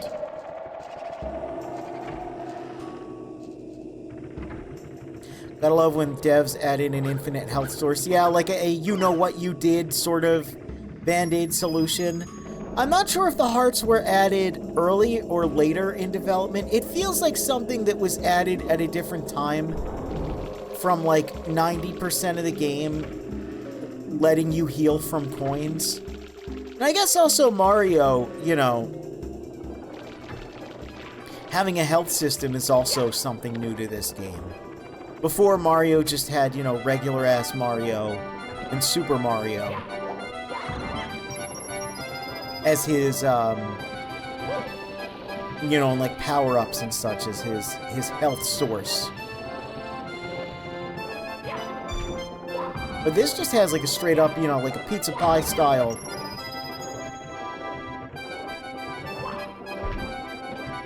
health thing. You know what's going to be really embarrassing? That is absolutely going to happen? Because I'm looking at how long we've been streaming, which again has been about 3 hours. We're definitely going to go for a couple more at least. You know, at least 2. Let's see. Maybe 3 more hours? You know. But I'm at the early part of the game where the stars are plentiful. I'm not even going to 70 star this by the end of the day. Isn't that awful? That's terrible. This is a slow run, man. People who speedrun this game are insane.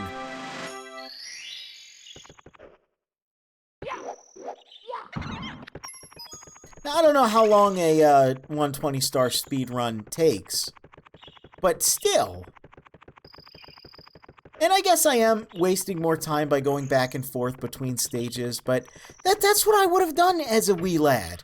That's what I would have done. That feels correct.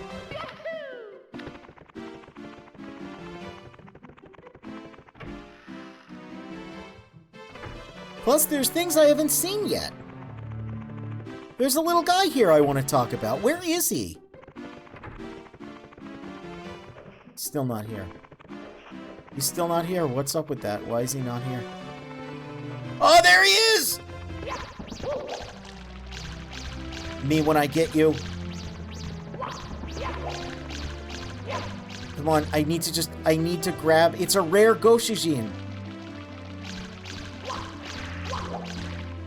We need the rare golden Goshu.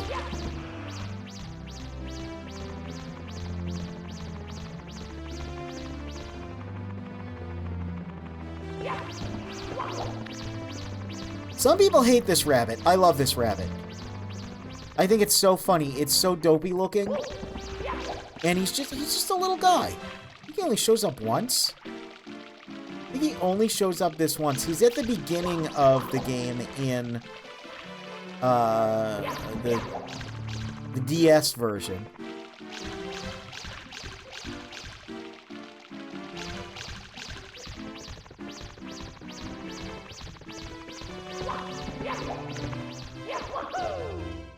Man, I've seen people like Bing Bing Wahoo this guy and get him in like 1 second.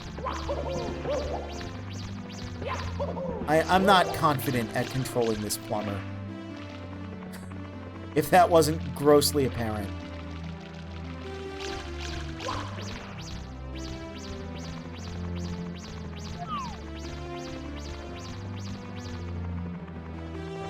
.120 speed runs appear to be around an hour 30. Well,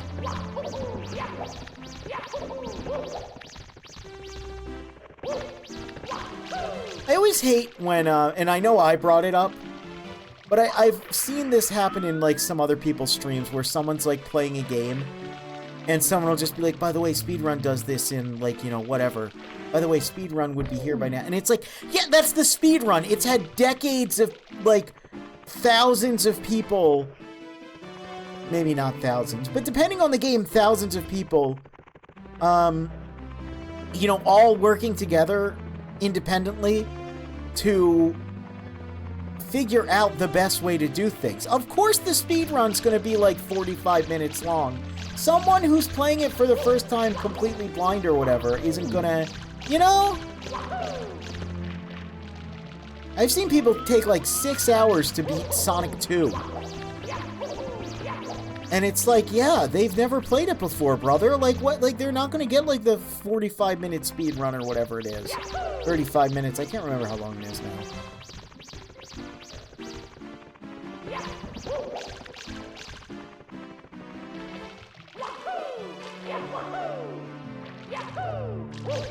I feel like it's not diving enough also. Like, Mario's not...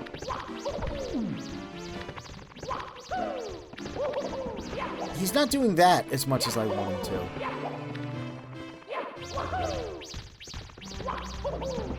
This is ridiculous. Well, I mean, that's one way to do it.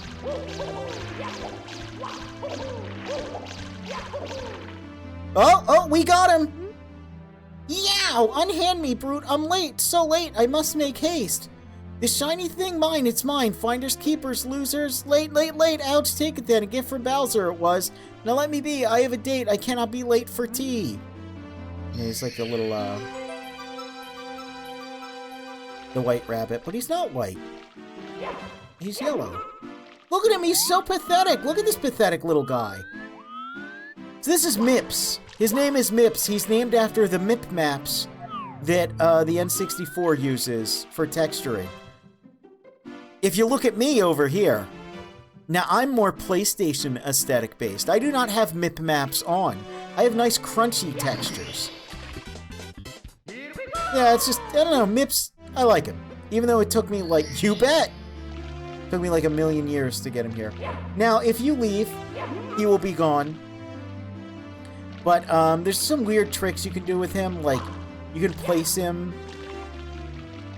in places to get there early, like clip through doors and do all sorts of bizarre nonsense with this rabbit. But I don't know, I just think he's neat. He's just a little guy. Look at him. He's so pathetic.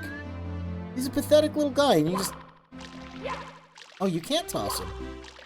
Oh, I thought you could toss him.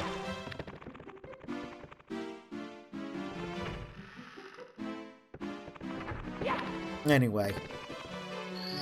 He gives us a star. He's another just odd... He's an oddity. Oh, God. Elevate for 8 red coins.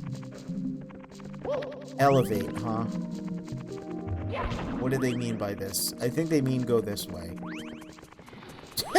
That scuttlebug just shoot out of the fire pit.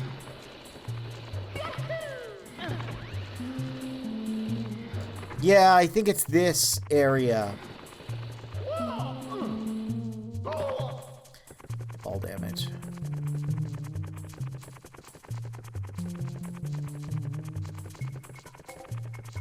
Oh, do I not go all the way down? Do I have to elevate to elevate? No, no, I do go all the way down because I go over here.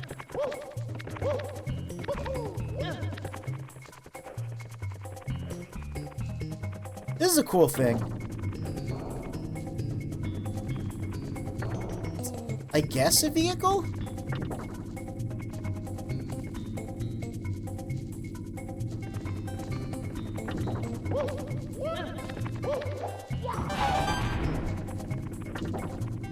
There's one.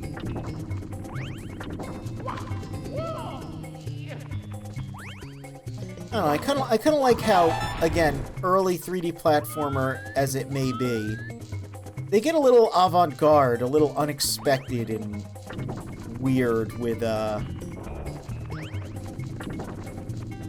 lot of these. Well, wall cave texture of all time. Hey, I mean, you know, there is that weird pre-render of this area that is kind of infamous. And people found the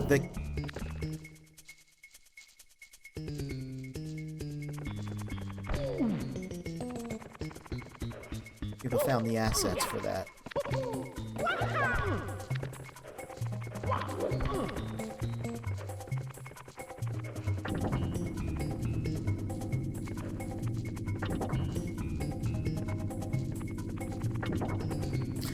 It would be nice if I didn't fall off of every single platform, you know?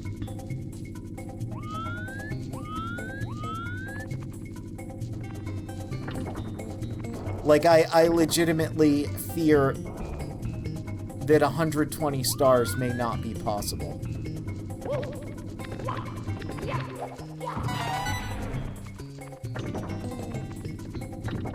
Which is very funny, because again, some people just...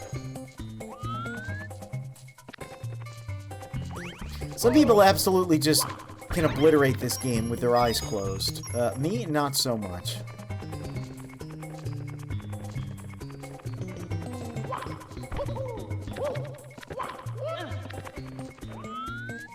Now, one thing that is an actual problem is the, draw distance of this game isn't the best. So, not actually sure if I got them all on this layer.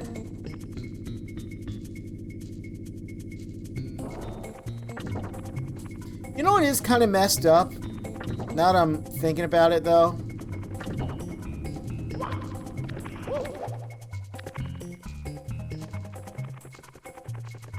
And observing things like that. I think I was better at the Jersey Devil platforming.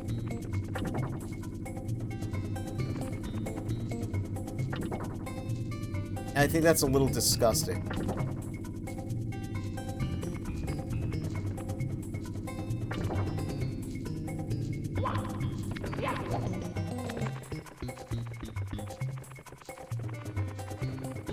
I did it again. I fell for it again.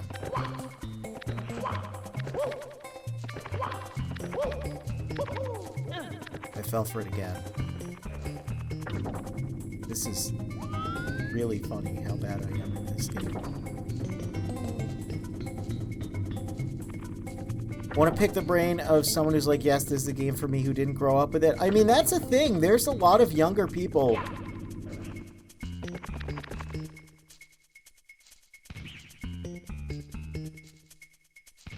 who didn't grow up with this game, who actually do like it quite a bit. And I do think it is a good game. Again, me being bad at it, listen. I'm gonna have to, like, opposite, right? I'm gonna have to be the atypical streamer here.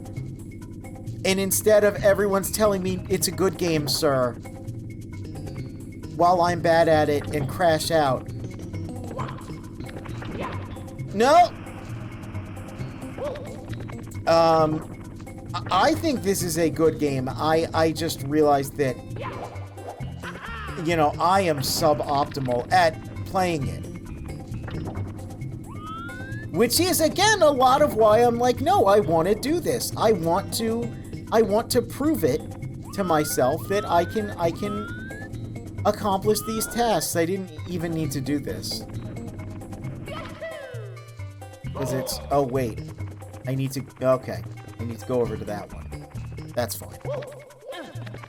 I do think it's very fun, even though I'm going dead silent when I fall off the same platform 5 times in a row.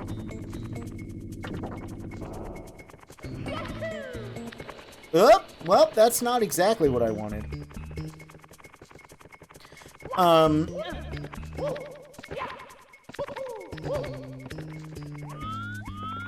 Again, my lack of being able to finesse Mario into doing what I want him to. That's not a mark on the game, you know. That is definitely a skill issue. You can enjoy a game while being bad at it, you know. Likewise, you can be good at a game and not enjoy it.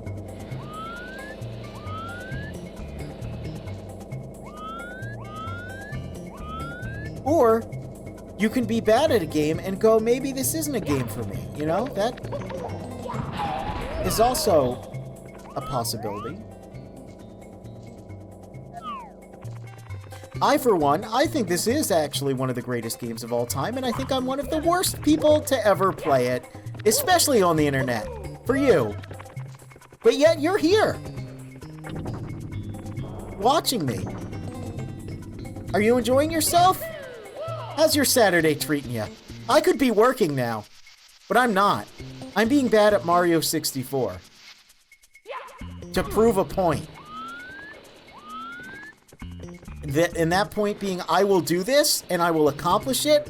I will get all 120 stars. And then I'll never be able to do it again in my entire life.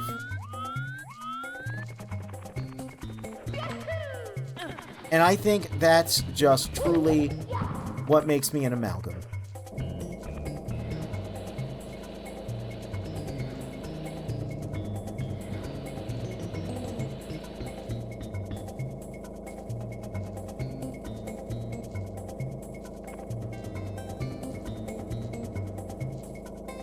You know, it's a little hard to read what's going on here.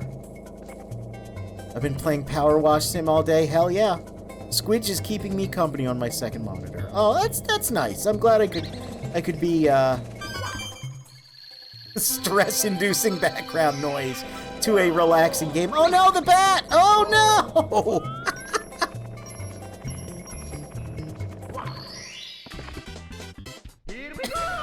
This is a fun game. This, to me, though, is what video games is all about. Is, like, you can see what you're supposed to do. It's really obvious. It's right there. But then you just proceed to be bad at it for, like, you know, 15 minutes straight when it should be taking you 15 seconds. I feel like a lot of games are more, you know, crashed out inducing, and then you go, what is expected of me? What do you want me to do? Let's go. This game's like the opposite. I know what they want me to do. I'm just not very good at it.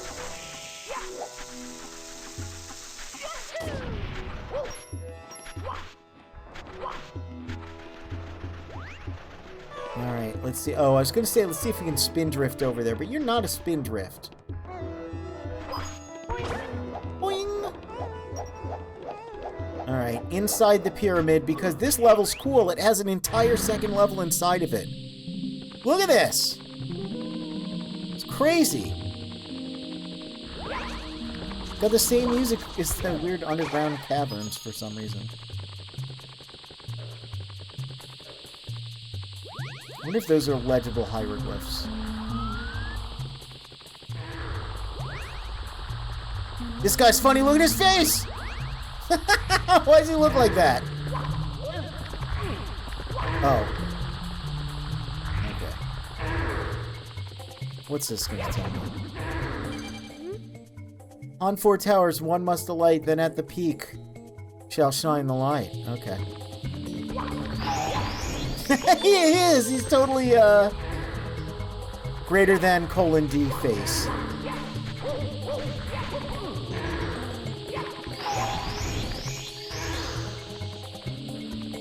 Well, I need that. Hey, look! I did avoid a game over. I think I deserve credit for that.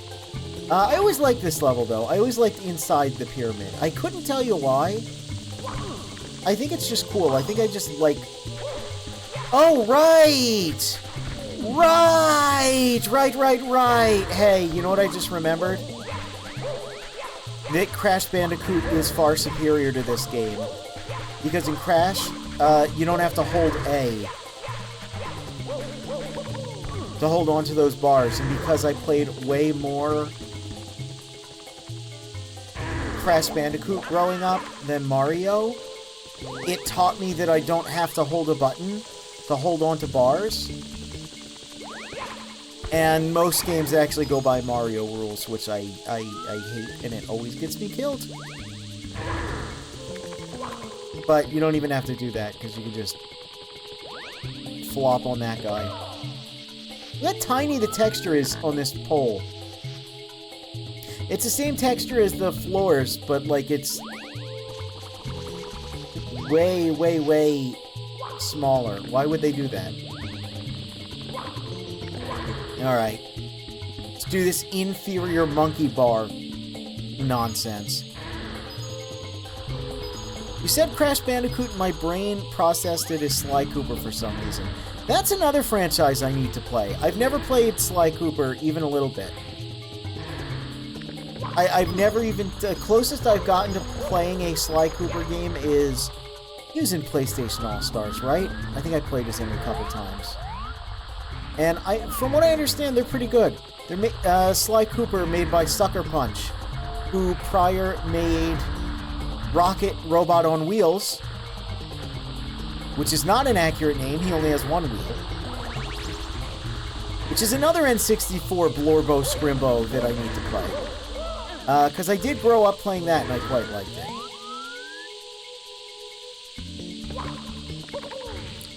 Maybe they were pretty good. Yeah, a lot of people seem to agree that Sly is like a very good series. I do want to play, you know, a lot of the... Because hey, I like this game a lot. I do. I like Rocket Robot on Wheels a lot. I do. I'm invoking the Bandicoot often.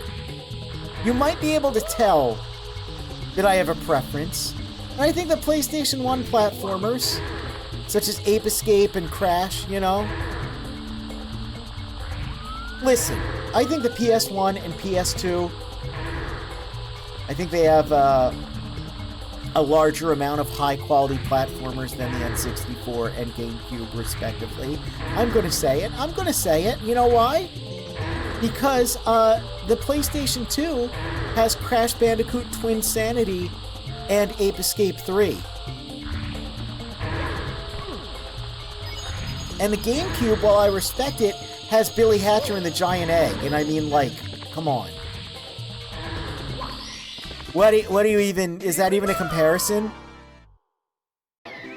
Twin Sanity compared to Billy Hatcher, you know I'm gonna pick Twin Sanity any day of the week. Are you a Spyro liker? I am. I do want to play the, Spyro 1 is my favorite. I will say that. I feel like Spyro 2 did the Crash 3 thing of adding too many gimmick levels and not enough pure Spyro play, like pure Spyro level, but I really like the first Spyro, so that's another one. I want to play so what I want to do with Crash and Spyro, I want to play the originals, the original 1, 2, and 3. Is 3 in there? Yeah. I want to play the original 1, 2, and 3, and then I want to play the remakes of 1, 2, and 3 of each of those respective series, because, yeah, I really like Spyro 1 a lot. I remember liking 2 not as much, but it's still being, like, again, like, I want, you know, I want, like, as little gimmicks as possible. I've only ever completed the GBA Spyros, but I'm going to be streaming the OG3 soon. Awesome. I will definitely have to pop in for those. I did pop in for a little of you playing one of the Game Boy Advance Spyros, in which I hopped in for a little bit, and it was very late, and I think I might have said a couple things, but then I went to bed, and then I woke up and you were still playing it. And it's not like you had just started. It was like you were already deep into it, and I watched for a little bit, and then I had a whole 8 hours sleep, and you were still at it, and I was like, Jesus. Slide 2 is a bit of the this could have ended an hour ago, and 3 does the third entry, time to add mini games. Ah, okay. Okay. Yeah, I feel like that's the biggest issue with a lot of platformers of the late 90s into the mid 2000s. They started to get, like, Crash 3 onwards. Every platformer started to get a little too cute and was like, kids aren't going to want to just play, you know, like 25 levels of a good platformer. We got to put all this wacky shit in there. And, like, I guess it worked at the time, but now it's like you go back to it and you're like, oh man, only like a third of the levels in Crash 3 are Crash levels, like are Crash Bandicoot gameplay, and they're really good. They're some of the best Crash Bandicoot gameplay that there's ever been. But the other 2/3 of the levels are like goof-ass, like, vehicle nonsense. Yeah, Spyro 2 has, like, carts and cannons and small... Yeah, it does. Spyro 2 doesn't have too much, but it still has, like, stuff at all. And it's like, man, but, like, Spyro already controlled so good. What? Why did it start going the other way? Do I have to, like, pace myself before I erase myself? I have to go the other way, don't I? Yeah. I did play through, and I'm gonna have to do it after... So I have a thing as well. If I play, like, a ROM hack or a mod of something, I want to play the vanilla game on stream first. Or at least, like, as vanilla as possible on stream first. There's some exceptions to that, of course, like Phantom Pain, where it's like 1,000,000 hours long, and I just started with it modded. But I gotta play through Sonic Frontiers. I'm gonna play through Sonic Frontiers with a couple mods. One of them will be the character swapper, just so we can, you know, show the different platforming that the different characters can do, that the game doesn't normally let you do. But I want to play through the story of that, because there's a really cool Spyro mod for Sonic Frontiers that functions as, like, a mini campaign that has, like, a bunch of Spyro levels and uses treetops as, like, the hub world. And it's really good. Like, I played through it on my own time. It doesn't take that long to do. It's very fun.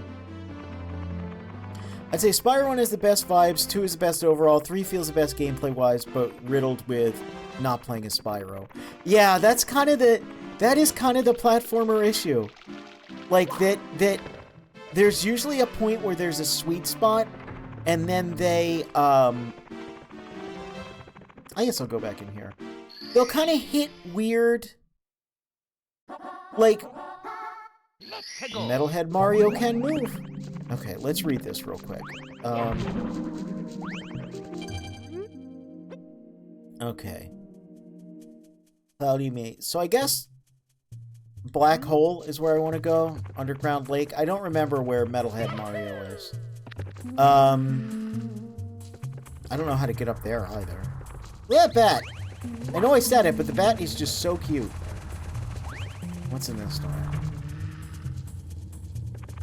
Maybe it's down here. I don't know. I legitimately don't remember the layout of this place.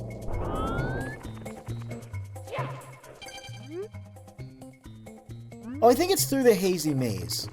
I think it might be through the Hazy Maze. Anyway,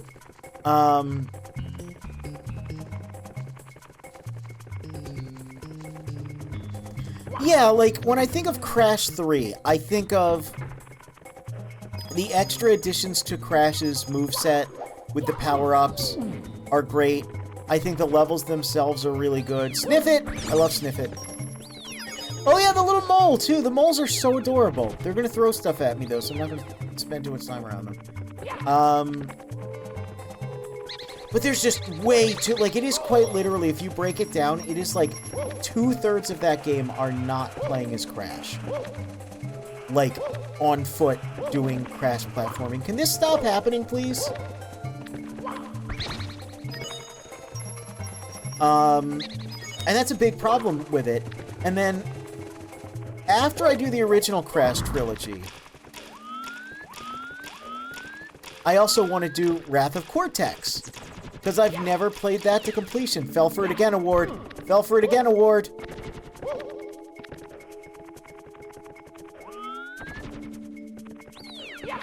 Is there any way I can get health? Maybe this is not the way I wanted to go. Like, I'm gonna perish, man.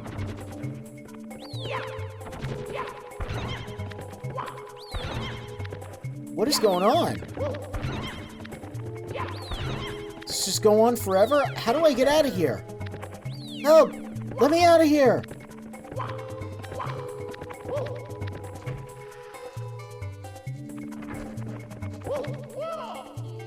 Yeah, Crash. I want to play... Oh, great, we're back out here. I want to play the original trilogy, then Wrath of Cortex, and then Twin Sanity, and then do the remake trilogy, and then 4. That's how I want to go about Crash Bandicoot, because I feel like that makes sense. Wrath of Cortex is like, yo, what if we took Crash 3 and made it again, but with even less Crash levels and more goof-ass nonsense? And, like, it's so bizarre that so many games were doing that, because what you'll get to is, like, but you got the controller, like, sorry, you got the character controlling perfectly. Well, Black Hole Sun, won't you what? Mamma mia! I stole that from a Takako tweet. Yeah, like a lot of the platformers got to like a point of, you know, they really refined the character control, they really, you know, were fun, but then they're like, anyway, let's strip the ability to actually play as this character away from you and make you, like, do a wacky dune buggy chase through rings. And I'm like, dude, I am here for the Bandicoot, you know? I am here for the little purple dragon. I am not here for this. I do not want this. But, you know, that's why it'll be interesting to, like, revisit those, because I feel like nowadays we know that, but at the time it was just like, you know, like, we gotta do more, we gotta, you know. But I figured out Jak and Daxter is another one I want to get to. I don't know where I would slot that in. I kind of want... I feel like Jak and Daxter 1 after Crash 3 makes some sense.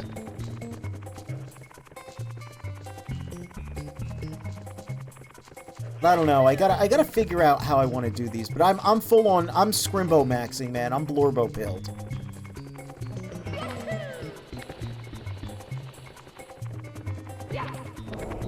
And I've never, like, for example, I've never played the Game Boy Advance Crash or Spyro games. I should probably do that. There's probably some cool stuff in there.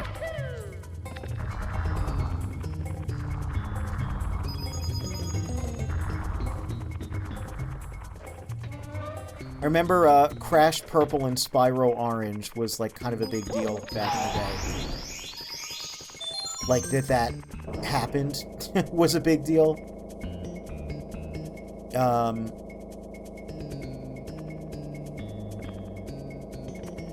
The GBA games exist? I mean, yeah, sure. But are they good? Are they worth playing? That's what we'll find out.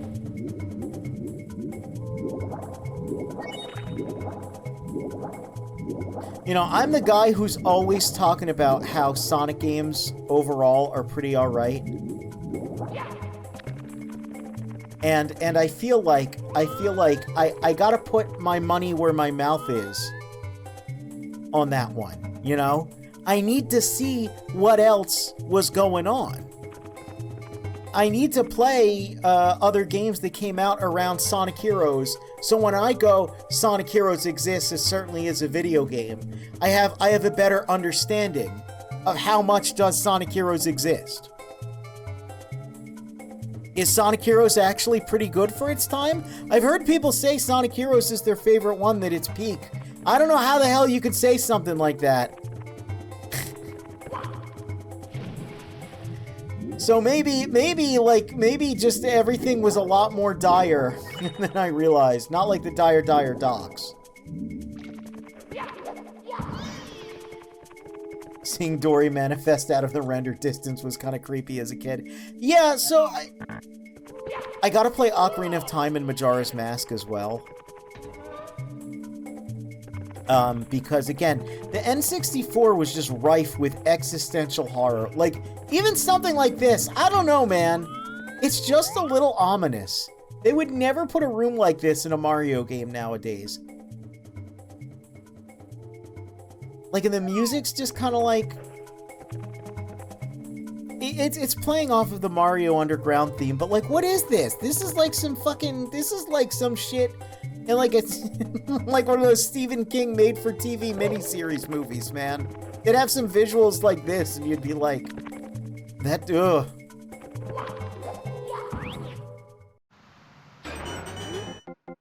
Oh, this is the jam.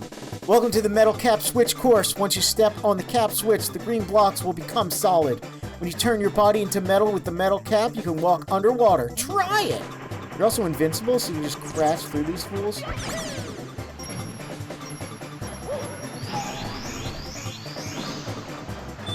Always love the metal music. Mario Underground, does he get siblings too? The Mario Underground music, the music from the underground caves of Mario. We are not going to talk about Sonic Underground. We're not going to talk about how they made a vow their mother will be found, Sonic Underground. Oh, I love this effect. You don't get this effect anymore. You don't get these, like... do you know what these remind me of? Particularly, that one over there. Hold on. I gotta get a picture of this. I gotta get a picture. It's so important.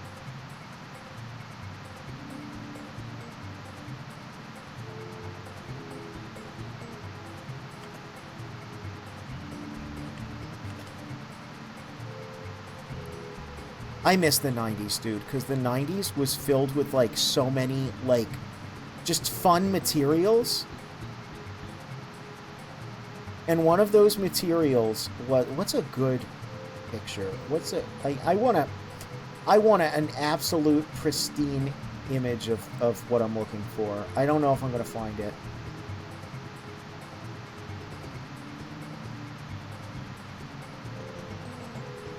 That one's good at demonstrating it if you don't know what I'm about to invoke here. Okay. Okay, this reminds me of...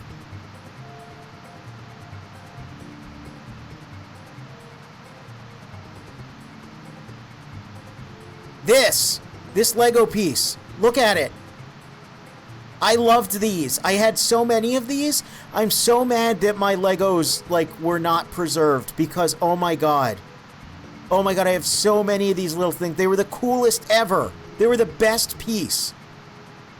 And the 90s, like, had stuff like that in video games and then on toys. And, like, neon green was everywhere in video games. And, like, they had the cool, like, neon green plastic with the Lego. Oh my god. I miss it so much. Take me back, man. Take me back. Isn't that the plot to Yoshi's Island? They made a vow their mother will be found. Sonic Underground. Yeah, basically. You gotta find the little baby Mario, bring him back somewhere. You just stepped on the metal cap switch. Metal cap makes Mario invincible. Now metal caps will pop out of green blocks you find. Would you like to say it? Hell yeah. We were all about the fucking crystals in the 20th century. Hell yeah, brother. They look neon green to you. Sorry. Listen, there was no. The color was called trans neon green. Okay? Slightly different connotations in the modern age, but, like, you know, everyone I know that's trans also loves neon green.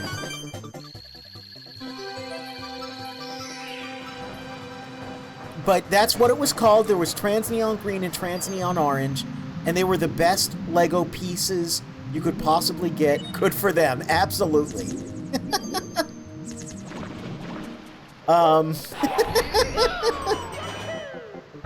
They were the best colored Lego pieces ever. They were the best ones. No other color of Lego pieces was better than the trans neon green and the trans neon orange. But the chemicals they were made out of, it was an illegal technique to put them together because they could give off trace amounts of toxic gas. I'm not even kidding. I'm not even kidding. So it was an illegal technique to put them together. And of course, I put them together all the time. That's probably why I stumble over my words and have damage in my brains. Hey, we got 30 power stars. We can open that other door. Did you pound the 2 columns? Yep, we did. We can also get our hat back if we lose it. They say the Bowser has sneaked out of the sea into the underground. Have you finally cornered him? No, we haven't. Kids crave the toxic chemicals. It's true, they do. But, like, that's the thing. Like, our toys looked like that. Our video games looked like that. Now everything's just so, like... And not even brown and bloom, right? It's not even the brown and bloom, because we've moved away from that. We've moved on to, like, weird... Like... Not stylized enough. Oversaturated, but not oversaturated like this. It's still, like, weird browns with then, like, weird... oversaturation between it. I don't know. I don't like how a lot of video games look nowadays. Reacting to the star power, the door slowly opens. Oh my god, it's the Wario apparition! No, there's no Wario apparition. With the power of lead and uranium combined. Hell yeah. Hey, if they didn't want us eating, you know, lead paint chips, maybe they shouldn't have made them so crunchy and delicious. Anyway, let's board Bowser's sub. Look, it's Dire Dire Docks, or as I call it, Dia Dia Docks. Because I like thinking about Dia Fortuna from VTubers. See, it worked better back when I could say Dia Fortuna of Pixelink 2nd Generation Pixel Chronicle. Well, like, that's, you know. Now it's just Dia Fortuna from VTubers.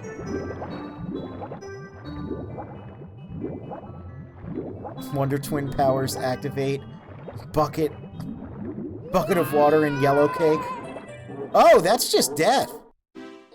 Oh, that's just instant death. Okay. I thought it would, like, give us a swirly and spit us out. Man, I don't want to hear about Yellow Cake ever again, because they say it way too much in Phantom Pain that it just, like... It's like they just say it too much.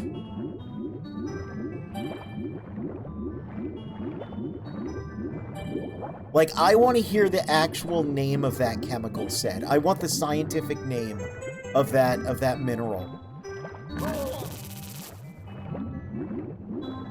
Every single time, just because I'm... Fell for it again award. Fell for it again award!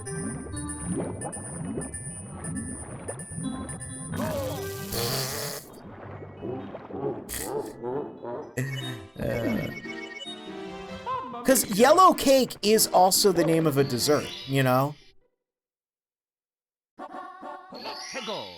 It's one of those things where, like, you stop using the real name of a thing. Oh, look at that shark! There are sharks in this game.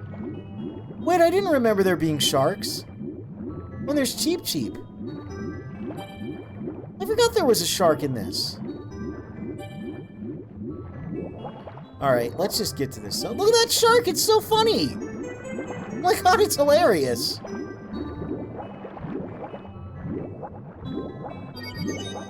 But yeah, you know, it's like when...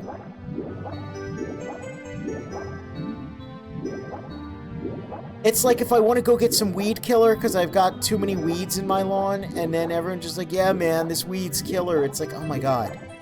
Please. It's like legal in most places now. Just call it marijuana.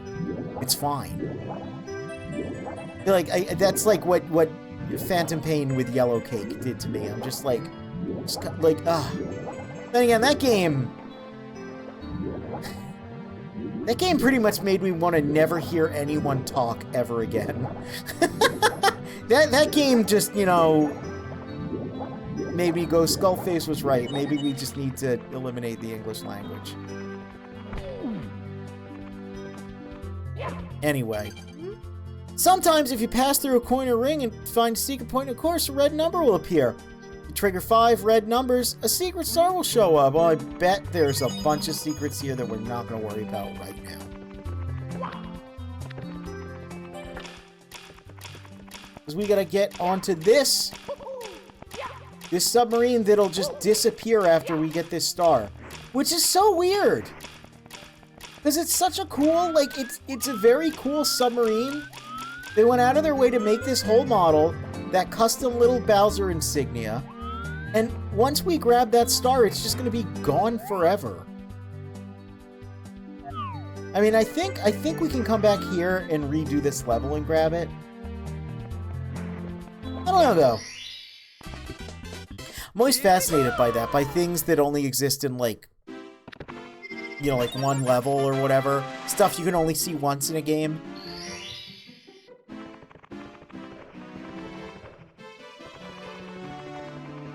Oh yeah, that moves back, and now Bowser in the fire. See, and again, it's just a big plane. Like, it's just a big plane of lava. I never understood this. I never understood why they would do this. Like, you couldn't make it stretch back more? You couldn't try and, like,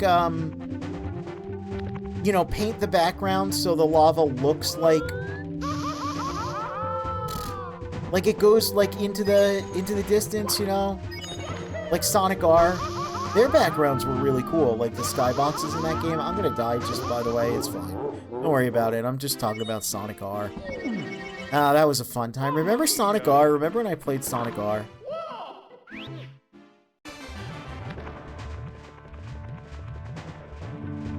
It's magic, we don't have to explain anything, yeah. I guess. I said it last time we encountered this setup, but, like, doesn't this just look like a fry basket? And they're just, like, you know, just the oil. Just gonna deep fry some calamari rings or something. How we feel about onion rings? Because I love onion rings, and no one else I know loves onion rings. Like, everyone else I know is either like, oh, they're fine, Or like, I'm not gonna eat those. And they're...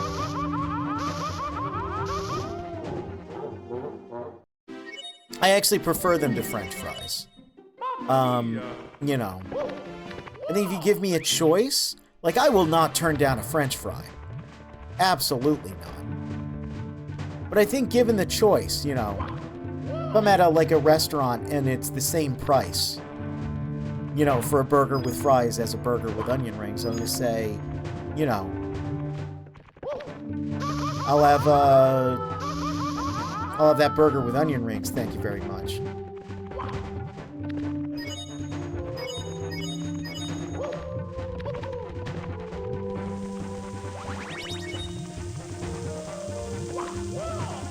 I'm not gonna worry about the red coins.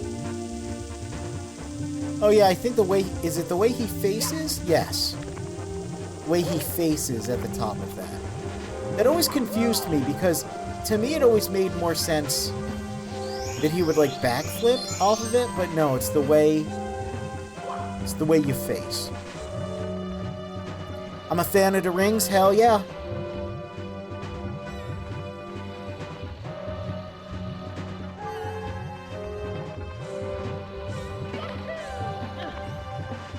This is how I know you're trustworthy. Not, you know, just also because of all the other demonstrations of you being trustworthy. It's only the onion ring enjoyment. That's it. That's how I judge people's character, apparently, according to this bit. Good onion rings are great. Unfortunately, you're more likely to get okay onion rings, which are just alright. I feel like, I guess the idea is, like, you know, French fries are a little safer, but even then, I feel like a sad onion ring is less sad than a sad French fry. You know? Like, an onion ring that's, like, slightly soggy is, like, okay, but, like, a French fry that's cold and soggy and hard is, like... And I've gotten those before, right? Where it's, like, you get the French fry and it's just, like, brother, you need to put these back in the basket for, like, twice as long as you had them in there. This shit's not ready. But I feel like onion ring, like, I don't know. I don't have that problem with. Look at that. Look at how good I did that. I'll never do platforming that good ever again. Sorry, look at how well I did that. That's how you'd say that, right? How well? I don't know. I don't know English. I remember doing that the first time I played this game, before I even had an N64. I went over a friend's house, and I did that little jump there, and they were, like, mind blown. They were like, I didn't know you could do that. And I'm like, well... Alright, let's do this song again. Song again? Let's do this song again, and also maybe this dance again. Pestering me again? A lot of things are happening again. Pestering me again, are you, Mario? Can't you see that I'm having a merry little time making mischief with my minions? Now return those stars. My troops in the walls need them. I'm in your walls.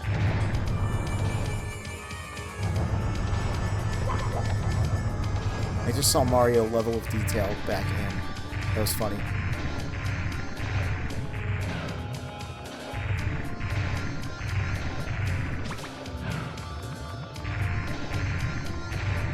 So, he rotates faster this time. And he teleports. He can trick. But, I think he can still get his tail.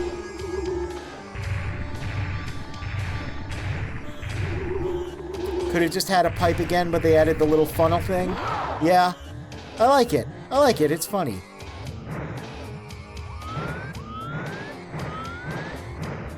It is. It is childlike wonder and whimsy in this game. And I appreciate that, you know? I like games like that.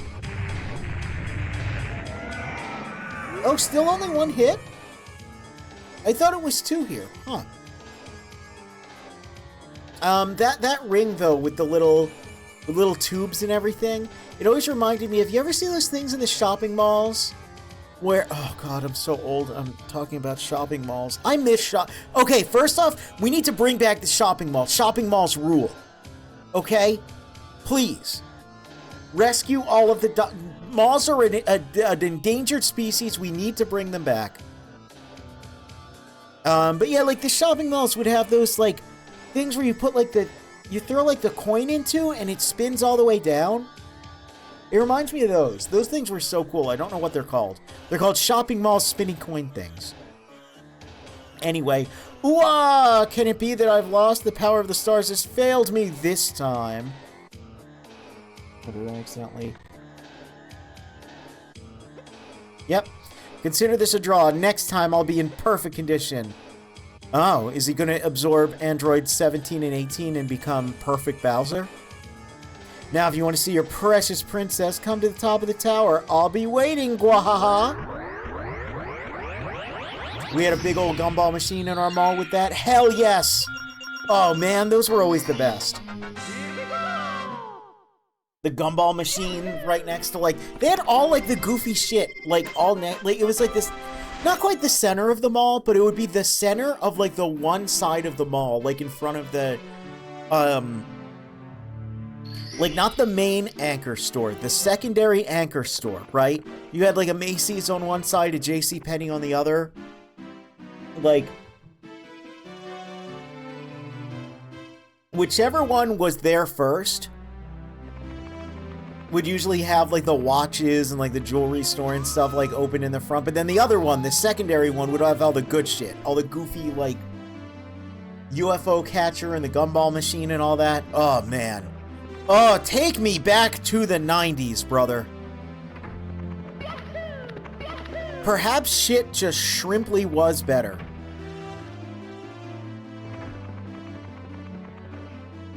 I think the Cherry Hill Mall is still pretty active. They're all, like, upper class stuff, though. So, like, I can't afford to buy anything there. But I can walk around. They got a Lego store, though. I gotta stay out of that. Anyway, we can go upstairs now. Look at that incorrectly colored scuttlebug.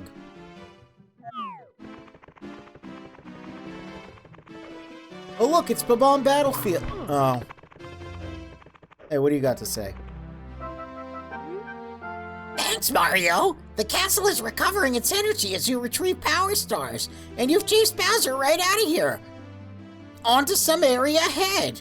Oh, by the way, are you collecting coins? Special stars appear when you collect 100 coins in each of the 15 courses. Hey, it's... Oh.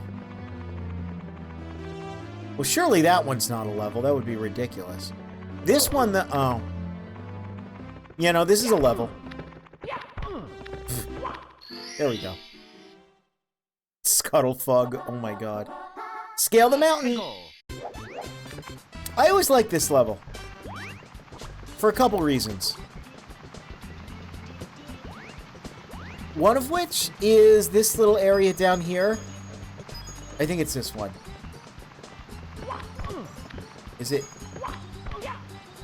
Yeah! Oh, it felt so cool doing that. It was like, oh man, I'm totally like a Ninja Mario. Oh lord. Hey, this is a pretty infamous place. These mushrooms, from what I remember, they have all sorts of invisible wall shenanigans involved with how they just don't really work. So, you know, I think this entire level is... It's like the most likely place that you're going to run into invisible walls seeping through the universe. Now, I'm not going to get all 8 red coins in one go. I just feel like I needed to do that to practice, because if I can't, you know, do jumps like that, like, fairly regularly, I'm never going to get all 120 stars. You somehow never knew about the 100 coin stars despite having the strategy guide. That's interesting.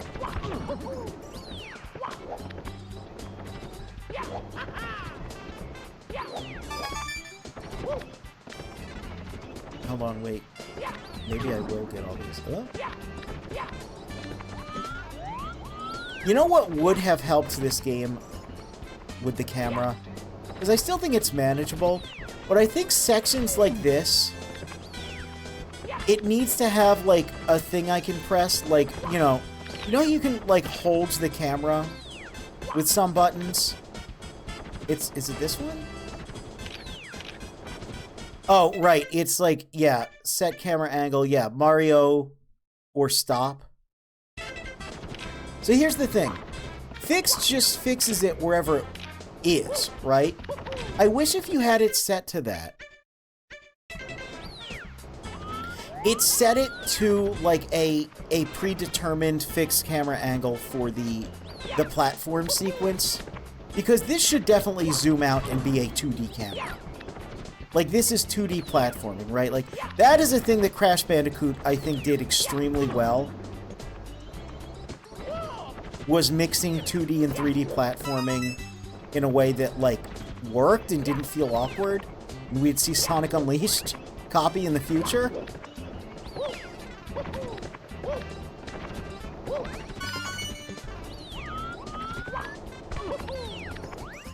You know something?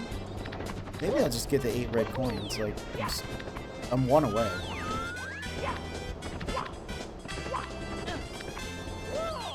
Kind of amazing that I could read very well and read the hell out of everything video game related, but would just blatantly miss stuff. I mean, you know, listen, kids are kind of dumb. Sometimes we did stuff that didn't make sense.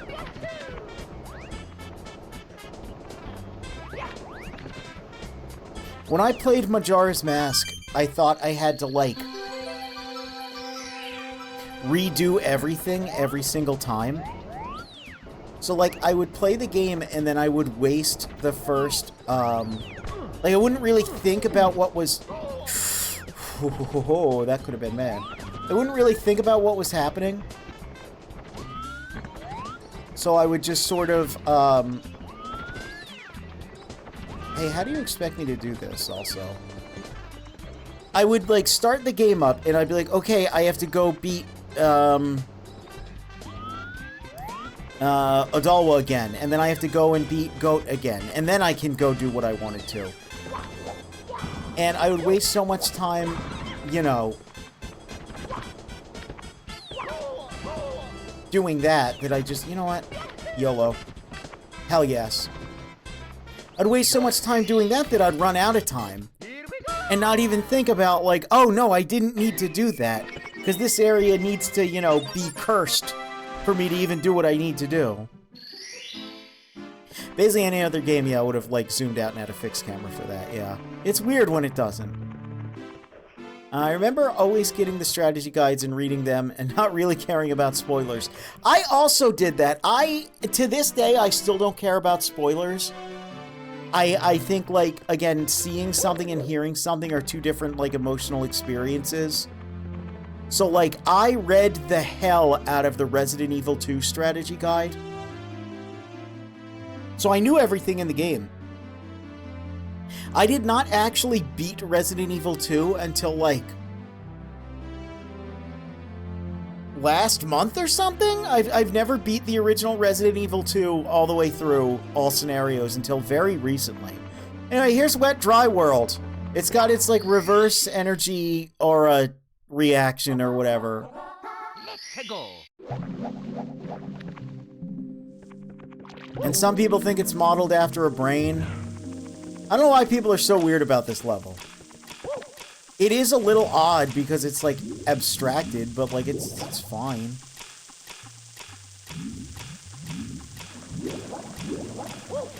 Like, I think it's odd how abstract this area is compared to the town area, which is just a town. It's weird that it's inside a thing. I don't know. I don't know why people get weird about Wet Dry World. I guess just as it's like, it is kind of a weird level. I don't think it, I don't know, man. I don't know.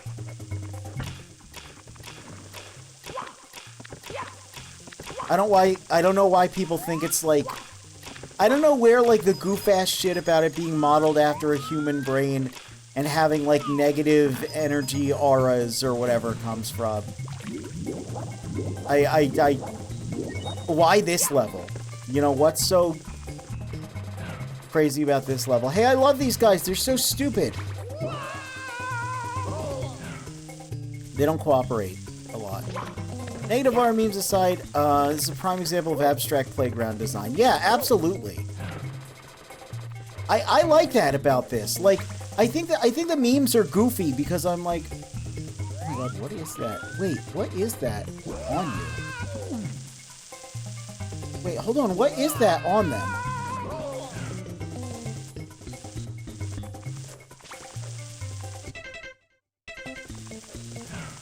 What is that? Okay, well, I'm gonna need some.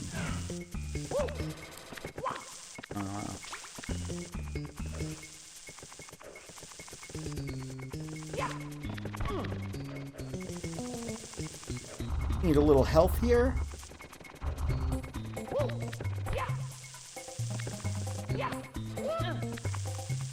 What is that enemy called? Because I need to look this up right now. Let's see. Let me see if I can find the model. Because, like, what is that on the side of it? I don't think I ever noticed that. It looks like a weird car logo. Or something. Why is there not a model rip of this little guy? Wet, dry world. Enemies.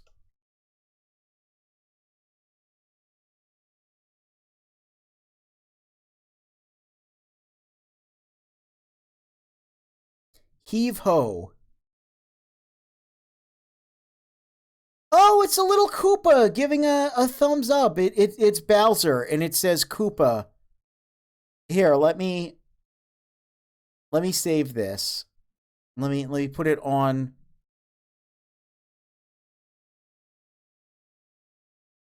stream here. Where is it? Oh my god, look how small it is. That's what it is. I thought it was Crash Bandicoot. I'm going to be honest. I know I've talked a lot about Crash today because that's what I was playing around this time, but I see why I thought it was Crash Bandicoot. It's just a little Bowser giving a thumbs up. Here, we're going to keep that on. I like that. Here, here. Super Koopa 64.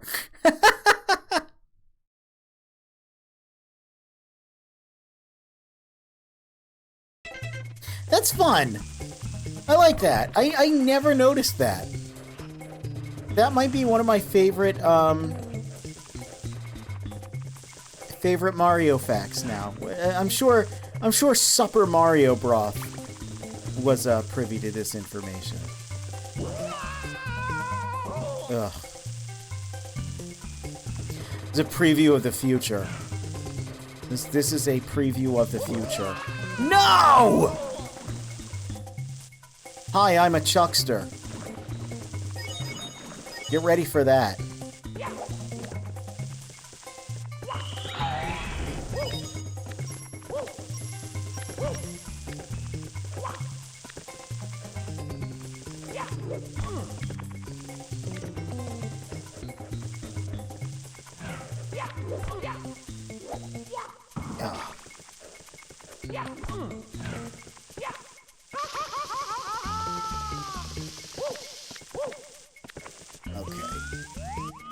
Alright, Buster. Can I please corral you over here? Can I please corral you over here? Ah!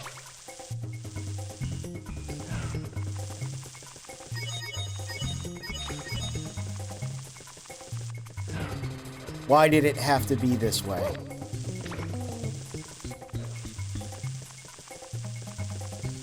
Come on. No! No, no, no! Why would you turn like that? Oh, I hate you. Oh, you are a hell spawn. You really do have Bowser's best interest in mind. Look at his little... Oh my god, look at its face. He's like... I'm gonna fuck this guy up real bad, watch. Wait, are you like a being or are you a construction? I guess you're a construction, you've got a key.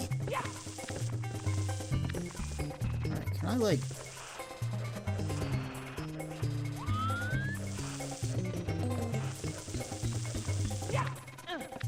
I can't push it back. I can't push it back because it's too up against the walls.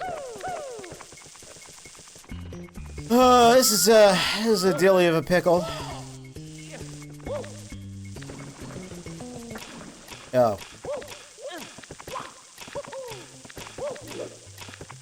What? 2.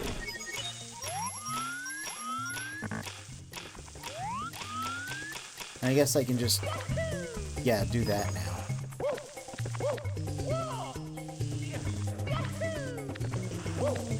Oh, no! Okay, that's fine.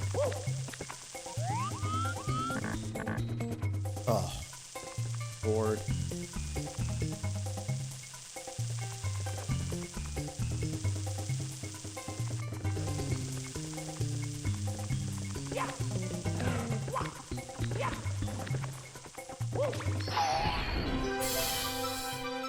We did it!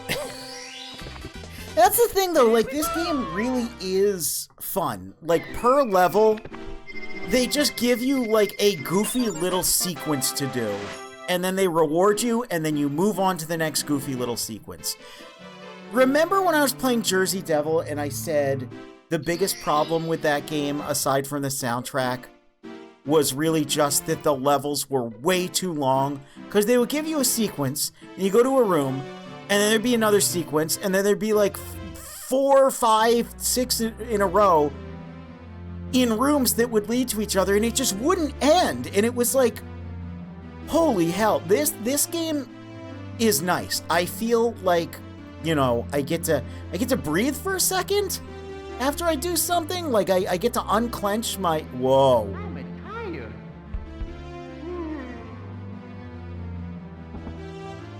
Whoa.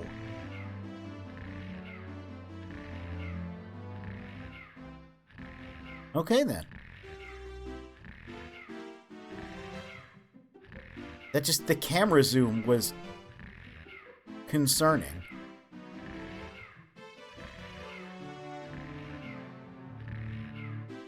Look at him do his little honk shoe.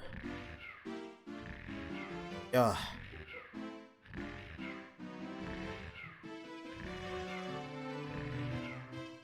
All right, no time for that, Goku. We got more stuff we gotta do. Only got 33 stars in 4.5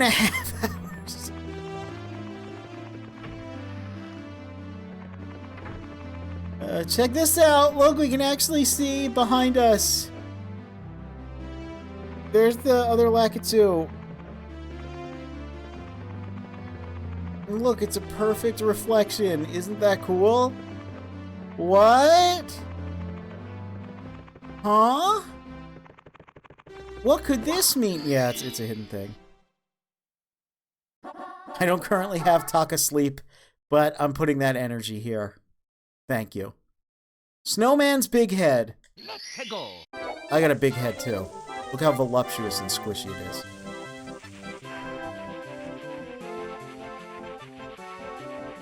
This always confused me. Like, what is with this? Now, I know it said Snowman's big head, and we should be, you know, messing with the Snowman's big head, but, like, this, to me, was always the more interesting. Like, what is that? That was them just messing around. They made that asset and thought it looked cool.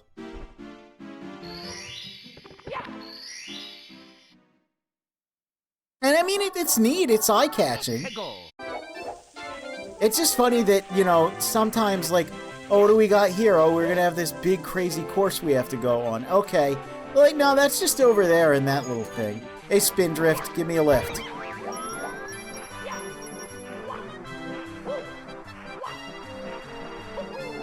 Okay. Well. There we go. So this is around the point in the game where I played more of, believe it or not. I played a lot of, like, this, like, late middle section. So I remember just basically not respecting any of the platform setups a lot. Hey, who's there? What's climbing on me? Is it an ice ant, a snow flea? Whatever it is, it's bugging me. I think I'll blow it away. I don't know, he had like a bit of a musical cadence to what he was saying. So we gotta wait for Penguin Man here. Thank you. Oh no! Look, I lost my hat. I told you it would happen. Like this, Mario looks way cooler. I used to lose my hat intentionally when I would play this game. And it's also like a secret higher difficulty because you take more damage. The hat actually like lowers your defense.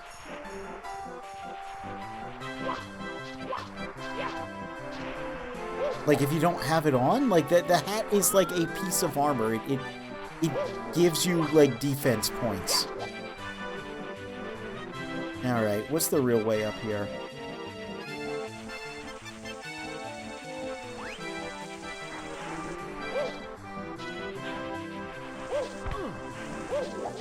What is the real way up here, actually? Is it just that stupid, like, stubbornly go up the ramp? Because I actually don't remember what the game wants me to do.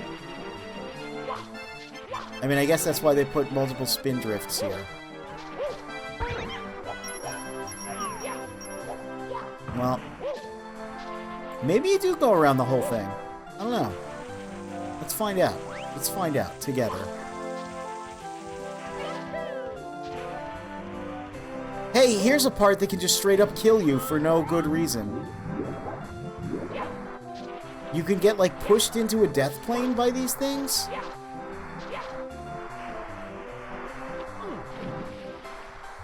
And it happens to people all the time.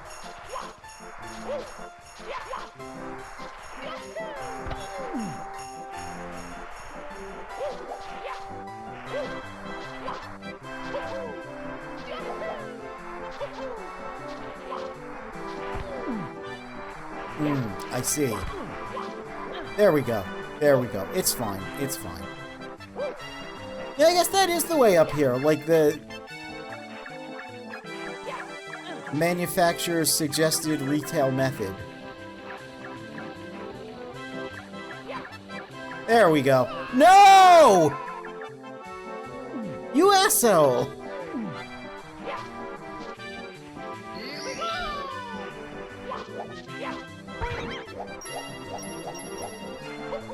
Can't believe this.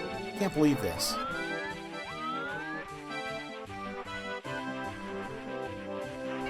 This is the type of playthrough that a speedrunner watches and just, like, thinks I'm the most cringe man on the planet for not being good at Mario 64, you know? And it's like, man, I haven't played this game for thousands of hours. I don't actually remember the last time I even played vanilla Mario 64 prior to today. So, you know, maybe don't be a bully, or we'll have to boil you alive in Mario 64. Are you kidding me? You squid me right now?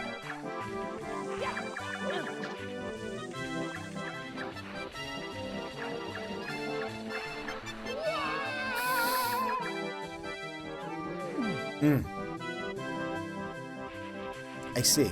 I see. No, that's fine. No, that's okay. We can do it like that.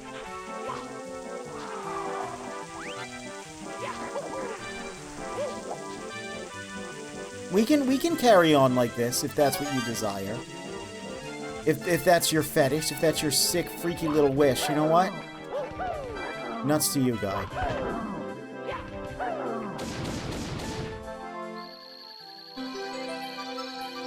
Let's just grab this. Let's just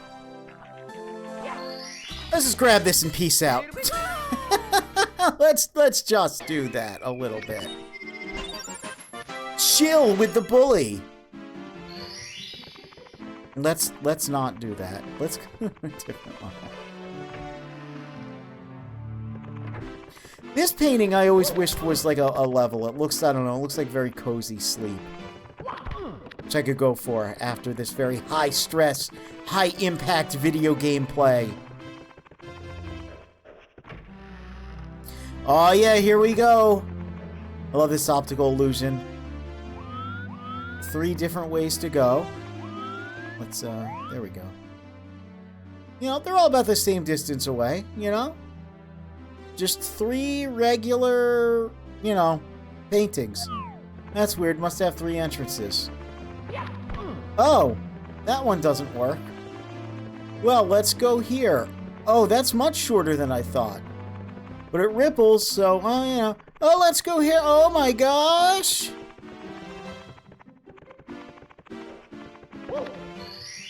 This is a fun gimmick. Tiny, huge island.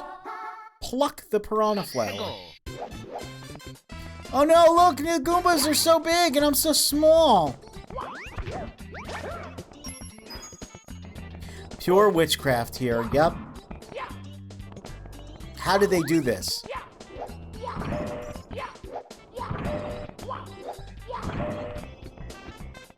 How would they ever do such a thing? It's crazy. Technology, man.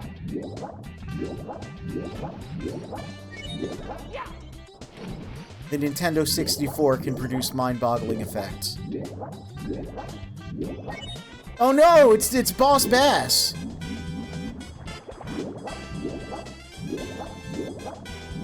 Watch out for him. He's one badass mother fisher.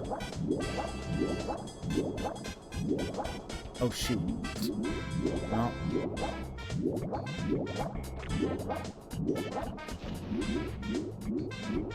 You're so slow when you do this. Wait, or are you? No, you are.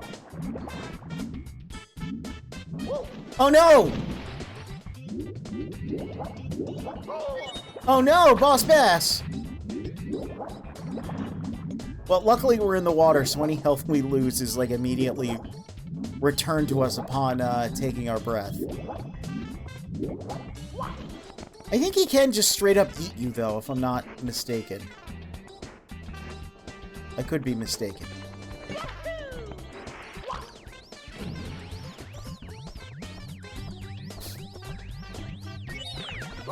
Oh no, Lakitu, you've betrayed me! Yeah, I think it's funny that there are Lakitu enemies. Here's something I haven't encountered yet. A regular-ass Koopa. Somehow this is the first one we're seeing. And, this is cool. I always like this.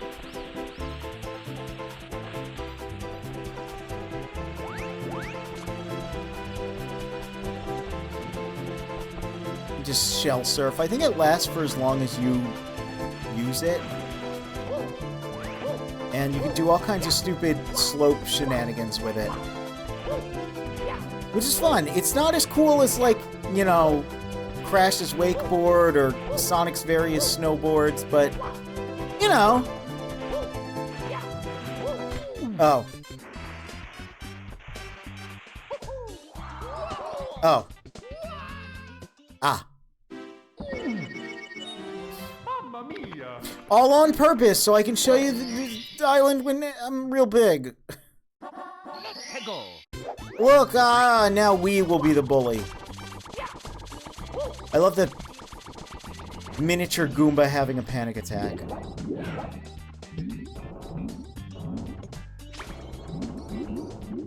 So I always thought, when I was younger, that there would be, like, a medium island. Like, I was like, oh, it just makes sense, you know. Tiny island, huge island, there must be medium island. There's not.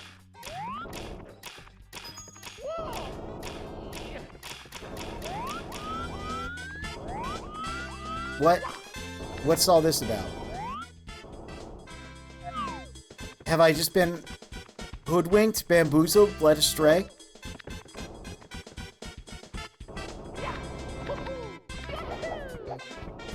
Oh yeah, and the air current doesn't even get me? What up with that? Mamma mia! What is the lesson here? Oh.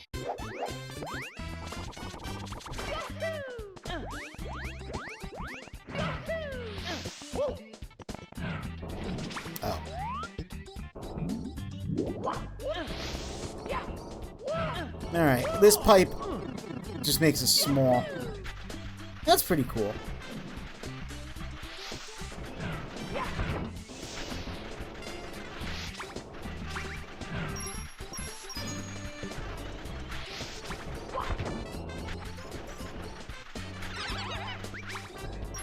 Okay, well we...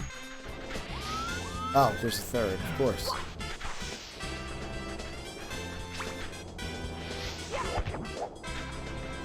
Is that it? No?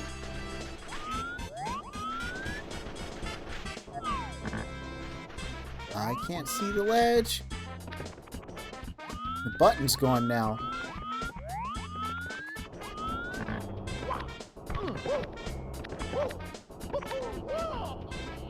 Is this not what I was meant to do? Oh! There's more. More can be obtained. More can perish.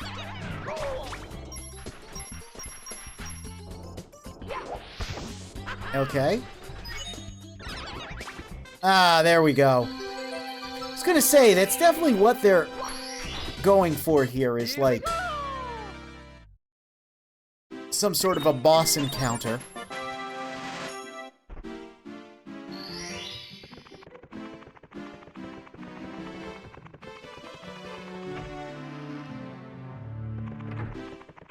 So how does this... Whoop. Not where I want it to go. How does this upper path work? Is this just... No, this is blocked off too by 50 stars. Okay. So, I mean, I guess we can double back and grab some earlier ones now. May as well knock some easy ones out. How we feeling, huh? How much we liking Mario 64? Again, it's, you know, I like it. I think I'm maybe not the wisest to try and go for all 120 stars. Perchance this will be a bit of an undertaking, a bit more than I think any of us may have realized, given my utter snail's pace.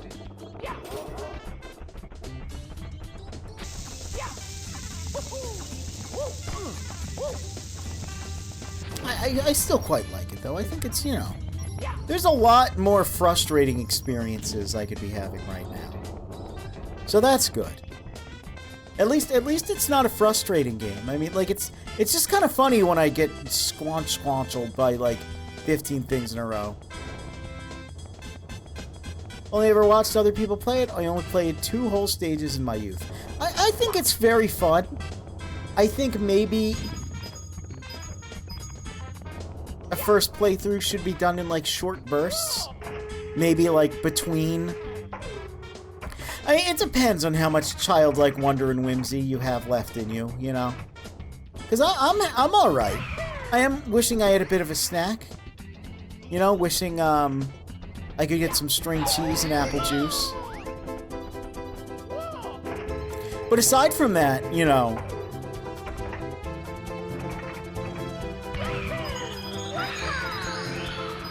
Oh no. Aside from that, my big concern is just...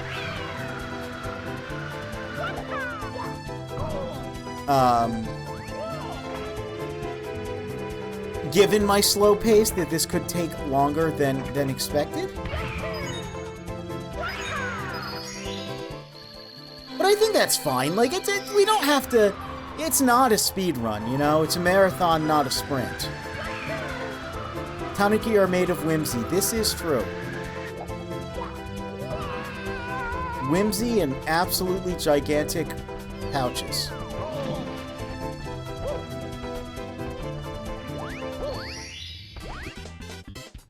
Controlling the wing cap was a dang-ass nightmare. Yeah, the wing cap's not as...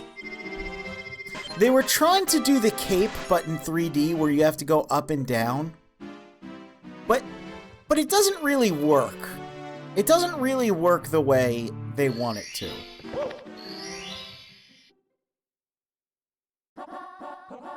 Alright. Now, we've got all 6 stars, and then there's the 7th star we can get.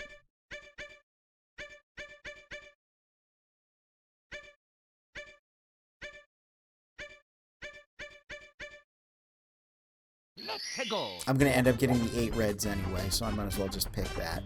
The 7th star is the 100 coin star. Which, I always like these.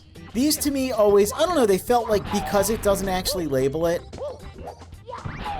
I think that's cool.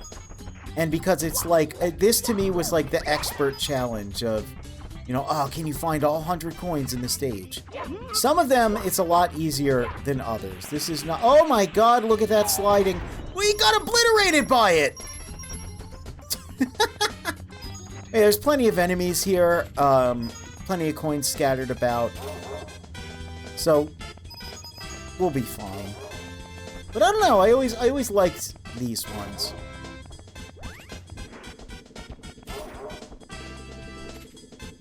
It didn't even brown. Why try to copy the cave if you're not gonna brown? Yeah. That's true. That's not quite the sound it made, but it's like brown. Whoop, whoop, whoop, whoop, whoop, whoop. Like it did that little like if you did the I was gonna say if you pumped it real fast, but then I realized like that sounds a bit, you know, a little sussy, as the kids would say. And I don't want to be a sussy baka oofy. Oh! Look, I did the cage clip! I completely inadvertently cage clipped. Well, that was funny.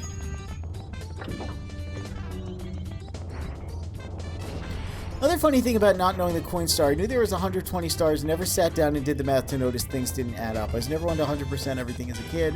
If something was too hard, I was happy to skip it. Yeah, and that's the thing. I think that this game, I mentioned it a little earlier, but something I think that this game is very successful at is the fact that you only have to do, like 55% of it or something, to reach the ending. You only need 70 stars to... Oh, jeez! To fight Bowser at the end. And I think that's good. I think that's to the game's benefit. Because when you think about stuff, yeah, like DK64 and Banjo, like, you need to basically get like 90% of the things to get to the end of those games. And I think that's asking too much. Like, these games are made for kids, right? You're gonna... Some stuff is gonna be too hard for you. Some stuff you're gonna want to just, like, not do. And that's fine.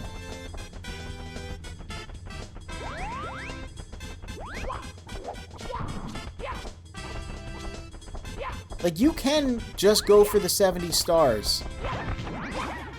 And skip a ton of levels. And be satisfied. And then maybe if you want to...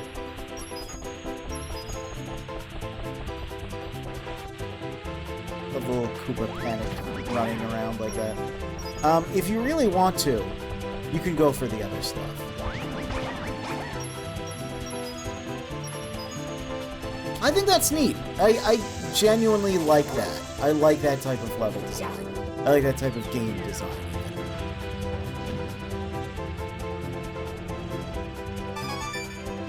In Sunshine, there's a shiny mat you need, but you also got to do all the Shadow Mario stages, which is always second to the last mission, yeah. So you have to do basically 7/8 of every level anyway. But You don't have to do, you know. You don't have to get all the blue coins. Now, the blue coins is where the real Super Mario Sunshine begins. I really want to do... I think Takako did 100% Mario Sunshine. I remember her crashing out about blue coins. So I'm going to say she did a 100% run. I would like to do a 100% run of that as well, because those blue coins are sadistic and freakish and weird. And they're not okay. They were designed by absolute horrible cretins. But you give them to Tanuki, so I mean it's not all bad, right? You have to make a Tanuki happy for your troubles. Boy, is it some troubles though. Some of those blue coins are like the same blue coin, but they'll move slightly through a level, so you'll see it in like you might see like a blue coin here in one level of Mario Sunshine. And then you'll see it over here in a different, like, you know, same level but different, like, shine objective. And so you'll assume, oh, that's 2 blue coins, this'll be easy. No. For some reason, that's the same blue coin.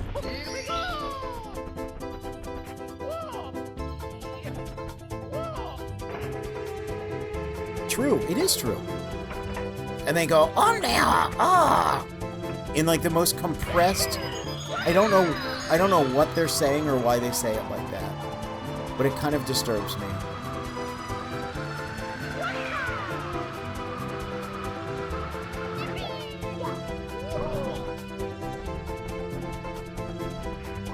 I thought there were more. I thought the coins were more plentiful here. That's just how Tanuki sound. That's not how you sound. No, I don't know about this. I don't know about this. You're a lot more pleasant and soft-spoken than whatever that weird, distorted voice sample is meant to be. It sounds worse than everything else in the game, too. It's bizarre. It doesn't even sound like language of any kind.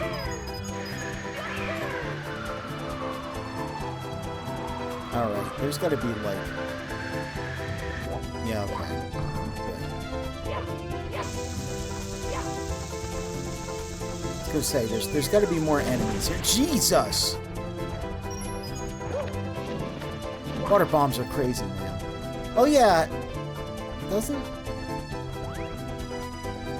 Oh, there's this. Okay, yeah, there's plenty of... Oh, man! I mean, I should have just stomped it. We don't want to get that 8th one yet.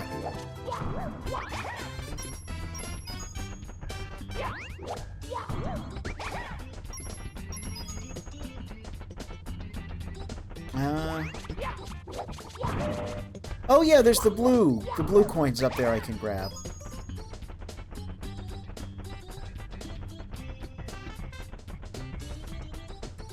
I know there's something with running around these. Ah, there it is.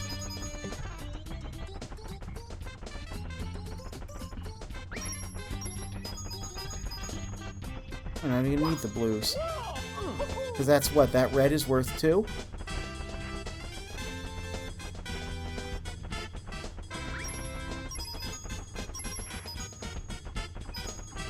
Oh, you son of a booger.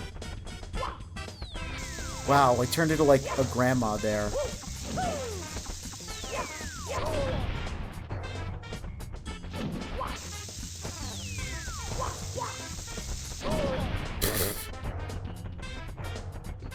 Can one of you little freaks give me a coin, please? Thank you. There we go. There we go. And red coin number 8 is going to be the last 2 coins I need.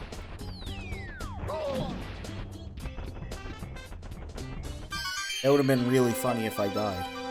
That would have been really, really funny if I died. Ba-da-ba-ba-da-ba, here we go! We did it. Hey, we super cleared level 1. Here we go! That's nice. That's something. We still didn't get the eel to come out to play.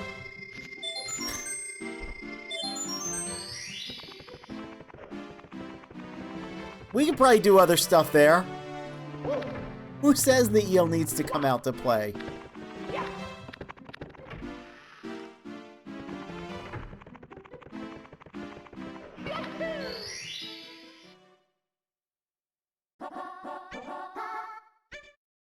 Let's go! I'm gonna try to go over to this ship. And get that star. I do like that you can get them out of order. Now, it depends, like, some aren't available in some levels, but, you know. The eel has to finish their homework first. Yeah, I think we have to finish our homework in learning the swimming controls of this game. This little dude, they're gonna prepare the cannon for us.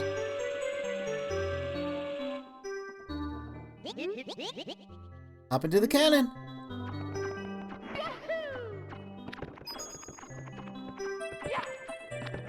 I really do love this track. Like this, ugh.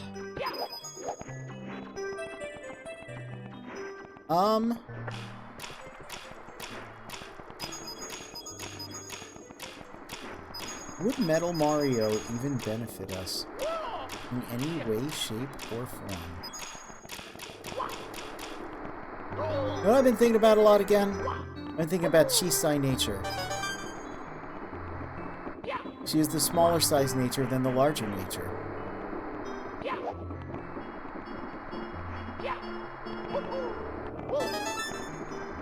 well, this is red coins.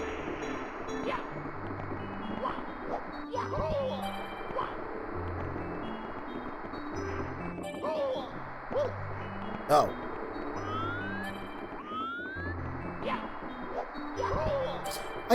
Can you destroy this? This can certainly destroy me. I don't think I can.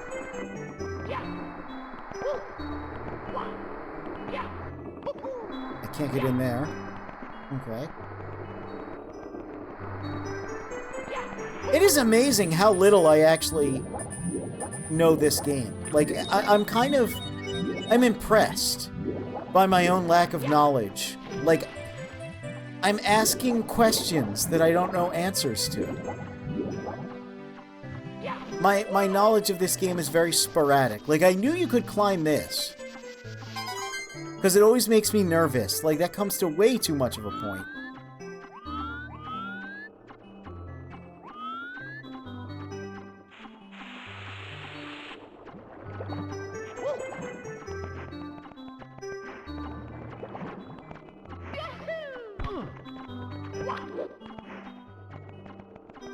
Alright, so I guess the reason Metal Mario would help us is to get stuff like that.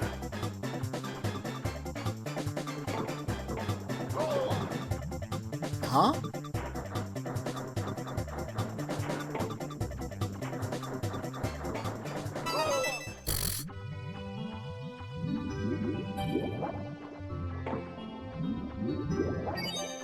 There's some goofiness going on here.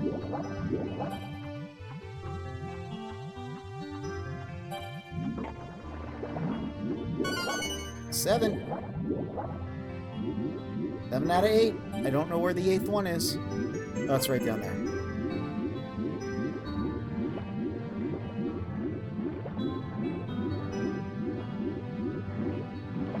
Come on. Open up. Come on. Just a tasty Italian plumber here. Yeah. Can you...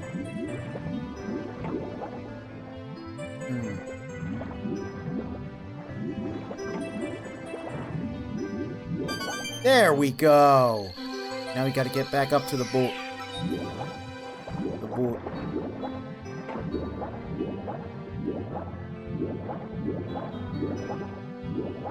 Might not be able to get the eel to come out to play, but I can certainly do the other objectives.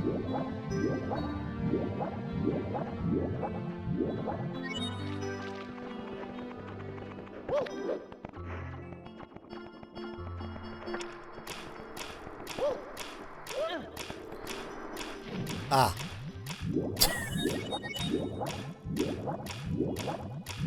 Ah.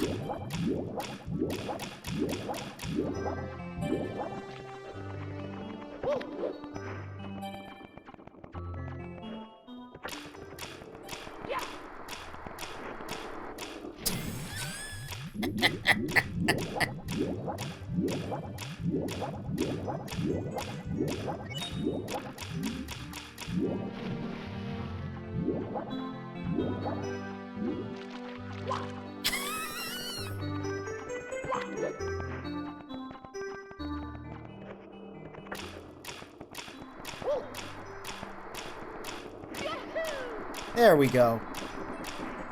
It's funny that oftentimes, like, I don't know, this game rewards confidence and punishes cowardice. You have to kind of very, like, brazenly do things to get any amount of success. I think that's interesting. Because it doesn't really, like, signpost that or inform you that that's how it works. Let's go. That's just sort of what you have to do.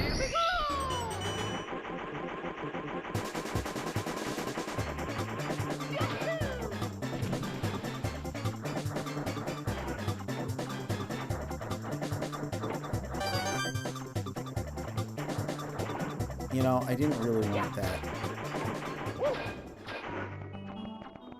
This is what I want, though.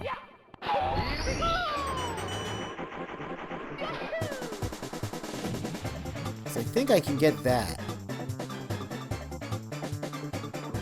In the center with the metal cap. Yep. Sweet. I mean, it just seems pretty obvious to me. Through the jet stream, yeah. Memory's broken, the truth goes unspoken, I've even forgotten my name. I don't know the season or what is the reason I'm standing here holding my blade. A desolate place, without any trace. It's only the cold wind I feel. It's me that I spite as I stand up and fight. The only thing I know for real, there will be blood shed. The Mario in the mirror nods his head.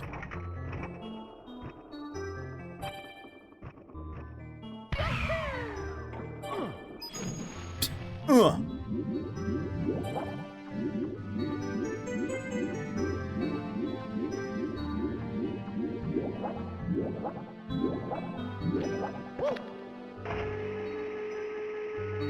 Let's try that again. I guess we have to more go for the tip?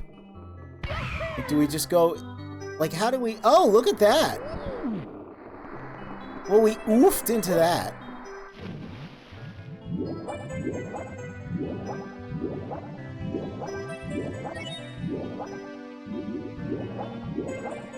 And I know there's something up there.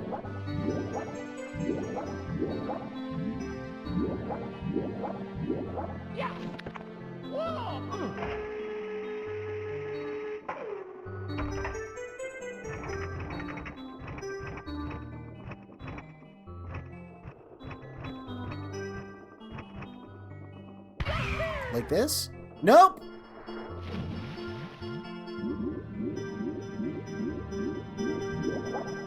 Sure would be nice if I was just like a little faster. You know?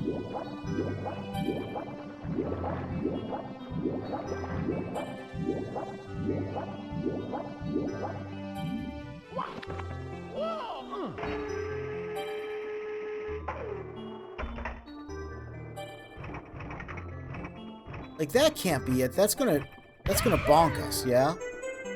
Yeah. Wait, don't you have to, like, crash into that? There's something with that box, right? Where I have to, like, crash into it? Or I just thinking too much about Crash Bandicoot. Crashing into boxes. He's always crashed into Bandicooch. I don't know. Yeah, there's two different animals called Bandicoot. They're, like, nothing alike. And neither one has anything in common with Crash the Bandicoot.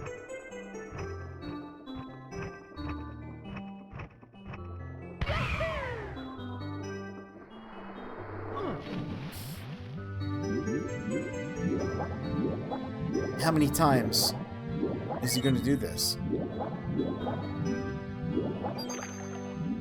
Because I can't...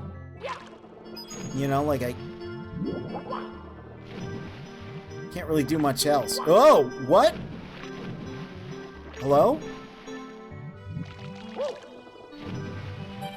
Okay. I know you need to, like, get up there with the cannon.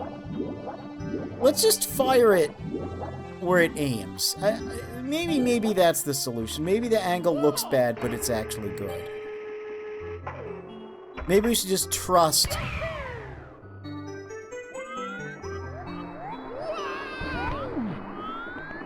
What part of that made any sense? I ask you. You know what I just realized, though? I think... No, there's no way it wants us to do that. No, we can't do that. That's absurd. It's impossible.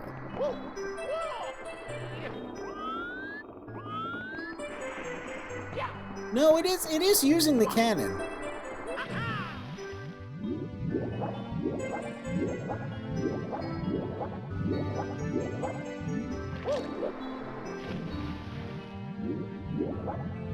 This was definitely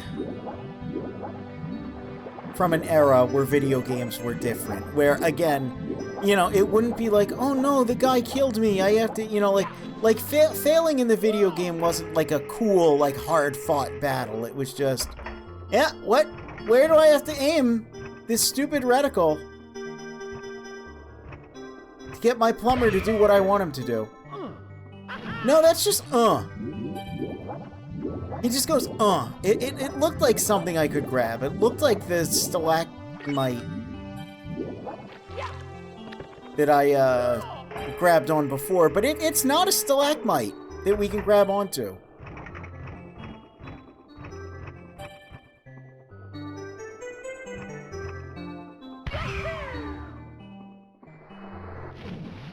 Like, that's about what I have to do, right? I have to get that ledge?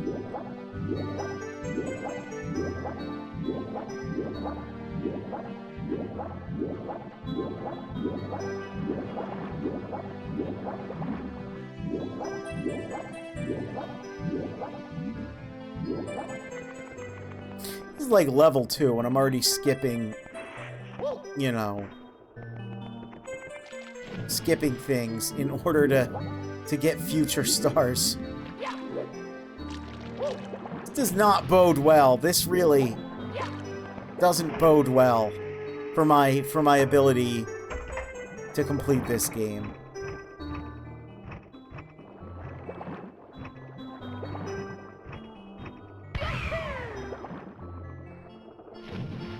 Let's just let's get out of here. Let's get out of here. I don't want to do that. Let's look at our... Okay. So Womp's Fortress is number 2. Let's try. Let's try. I already know which one it's going to be, and I'm not going to like it.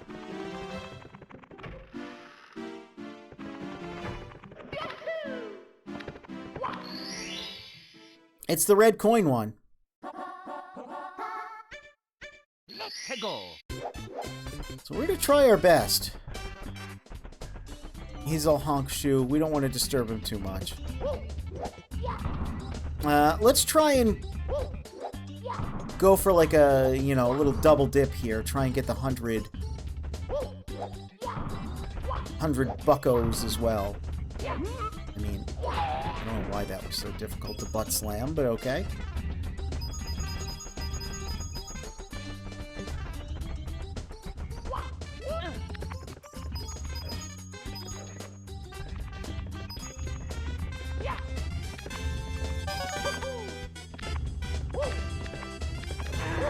You know, I'm glad I decided to sort of like piecemeal, like fish market style this game instead of trying to go thoroughly through each level. Because, I don't think I would have I think we'd still be in, like, the first room. I thought so. I thought so. I remembered it. I remembered it. I did not forgore. Sorry, buddy.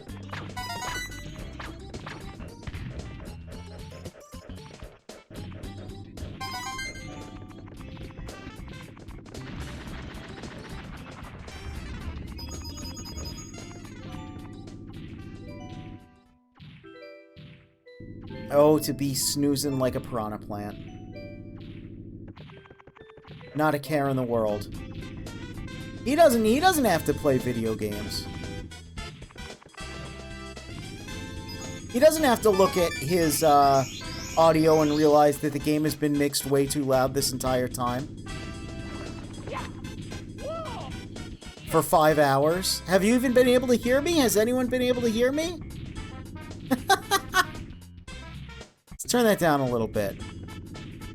I guess it's not too bad, but it was topping out a little higher than I would want it to. Okay, I'm audible. Alright. It's hard to tell because sometimes those lines, those little bars, don't actually tell the whole story. Didn't seem like an issue? Okay. Sometimes when the bars look like what they looked like, if it's too low now, I'll put it back up. But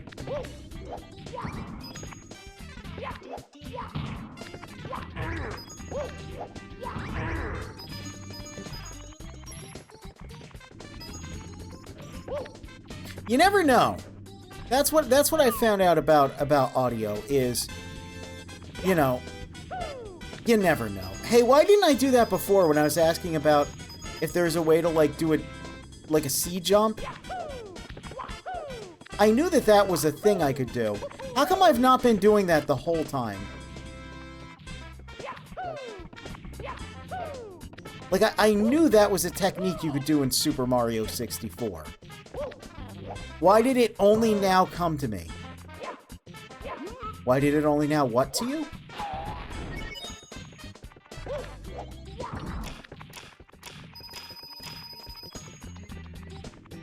$75.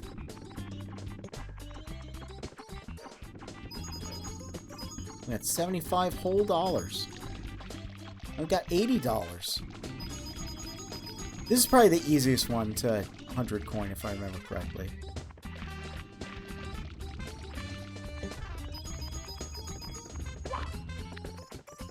Are you thrown off by the level being a louder one? I mean... Oh. To be fair, this song is like 47% minimum of the game's entire soundtrack. Well, not this part.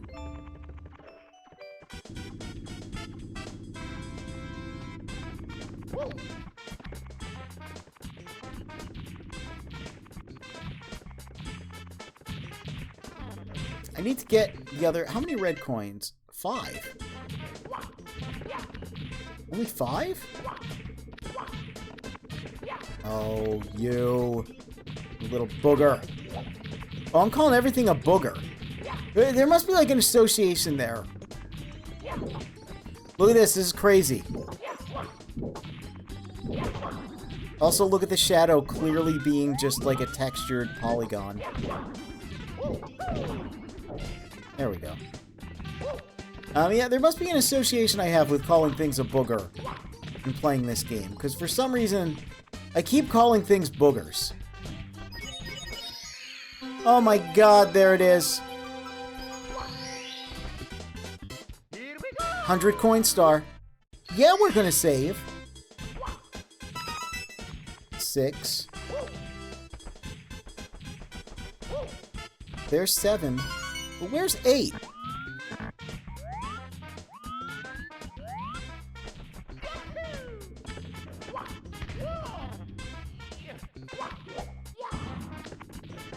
For some reason I thought you could explode that.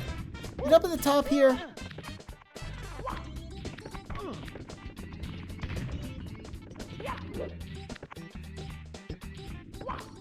It might be up at the top here.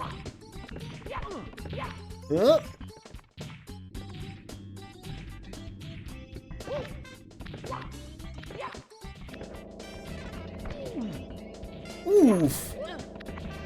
No, just that star. Which we don't want to get that. We want red coins and red coins only.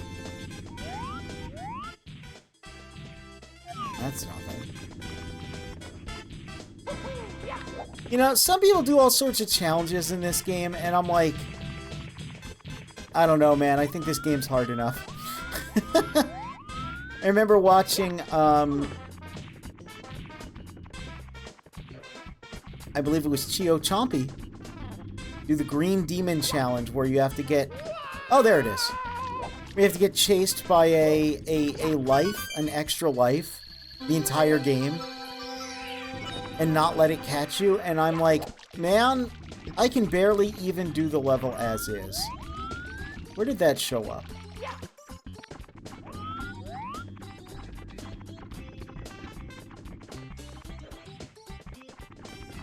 Where was that?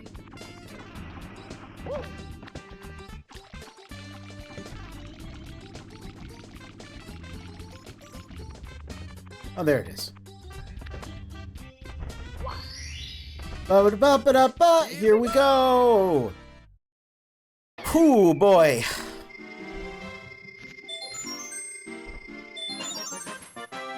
Let's save and continue. Alright, so...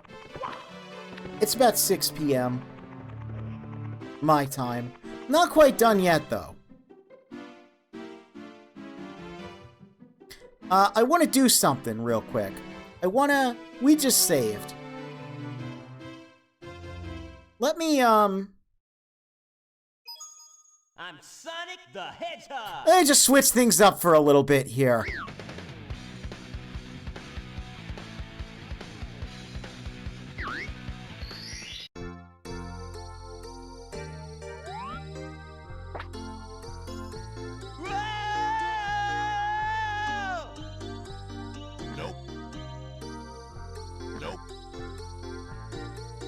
So this is part of why I wanted to play through all 120 stars, but I feel like I need a little change of pace here for a second. Guess what, Sonic Heroes? I finally developed the ultimate weapon. In 3 days, I'll conquer the world. Think you can stop me?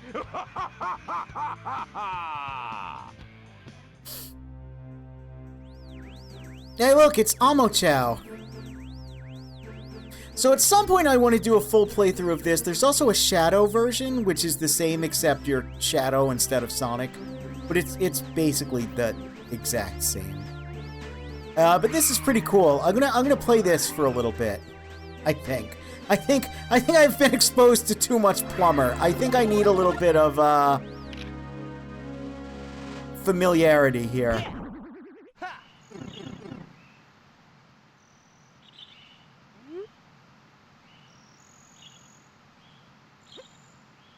Oh, look, they changed some of the text. What's he after? Why is he here? Time to find out. Alright. Alright, so we're Sonic. Our HUD has been changed. Our animations and model have been changed. Our physics have been changed. Look how fast we are. We can also roll? Like, actually roll? We do a proper Sonic jump. And, I think...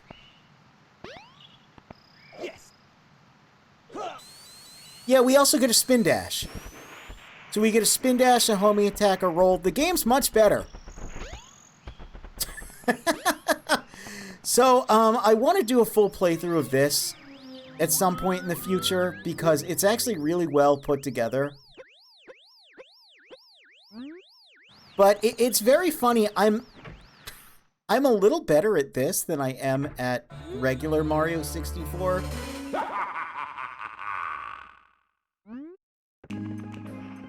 Check it out, it's Knuckles! Hey Sonic, how's it been? I'm sure you're fine. Still chasing Eggman? Yeah, okay, I'll cut to the chase. Eggy went to Angel Island and tried to steal the Master Emerald again. As a safety precaution, I shattered it to stop him in his tracks. In hindsight, that was a real bad idea, because turns out they all landed here in this castle. What luck, huh? Well, I'll go grab them, They kind of ended up... Oh, well, I'd go grab them, but they kind of ended up going through these paintings. Trying to jump into one left me with a nasty bump on my head. So, old friend, I'm asking for yet another favor. I know you can do it, Sonic. I'll just be here, giving you support while you take care of the dirty work. Oh, I said that out loud. Look, I'll buy you a chili dog if we call it even. Thanks, Sonic. So, yeah... We get emerald shards now instead of stars. It's 6 p.m. Do you know where your squid is? He's playing Sonic in Mario 64. Also, instead of the Mario sound, it was the emerald sound. Hey, look, it's Tails.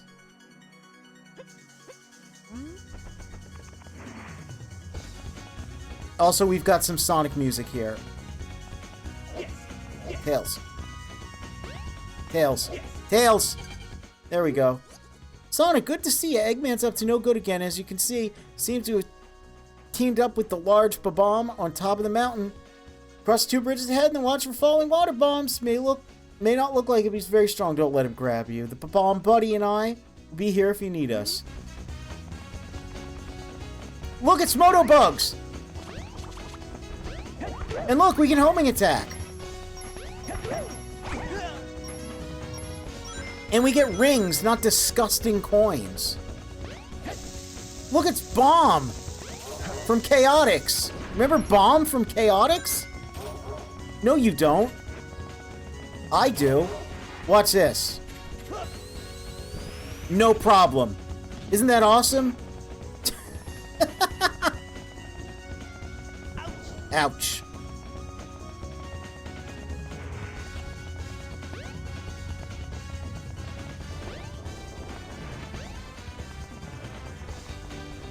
So would I say that replacing Plumber with Needle Mouse is a vast improvement? Yes.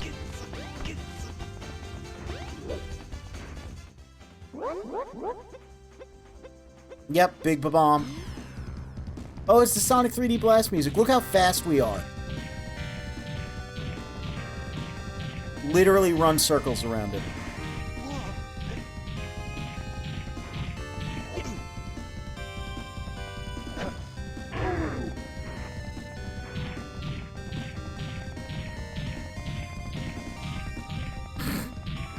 We can still do all our wacky jumps, too, which is nice, because we can just do that. Oh. So I'm sliding all over the place. There we go.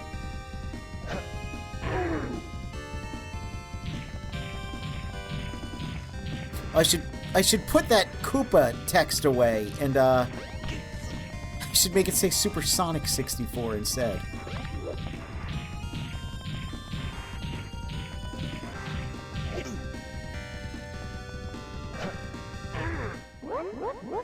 Yeah, we got him. And look. Master Emerald Shard. Can you... Yes! Ah, I love it. This is so cool.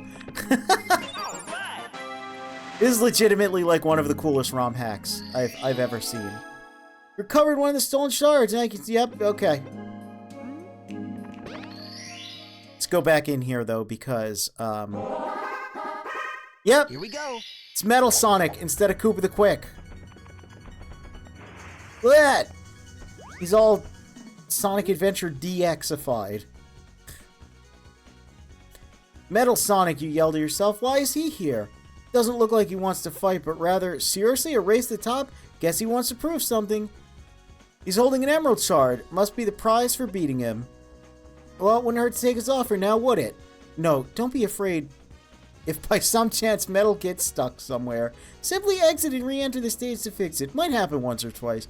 Just a side effect of making the AI faster than the course's design. As soon as he takes off, the race will begin. Ready? Go. Alright.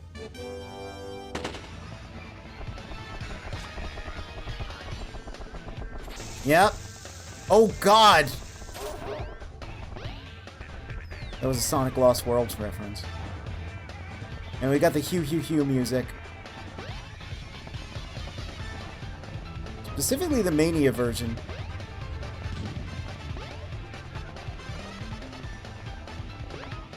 I think it is very funny, even though this is built around Mario 64, the increased speed in general, like,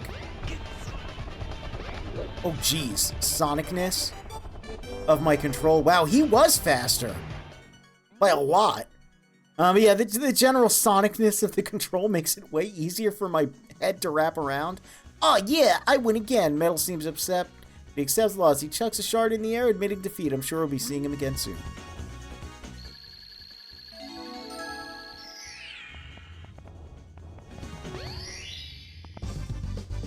Yes! The Chow Garden music here kind of throws me out of it a little bit. Let's...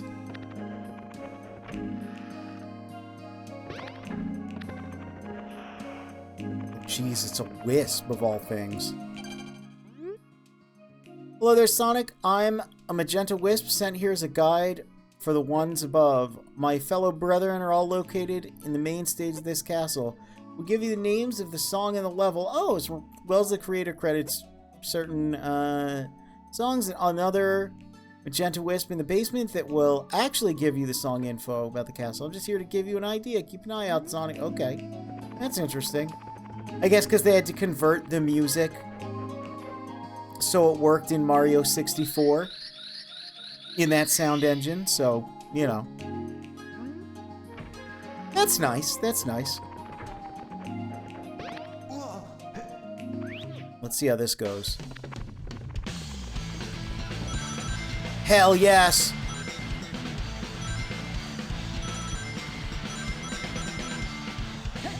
Oh, jeez!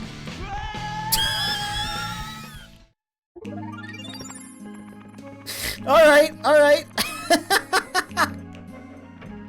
Well, that's more exciting than it usually is.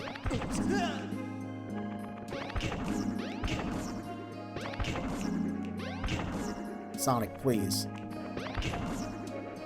Sonic, please.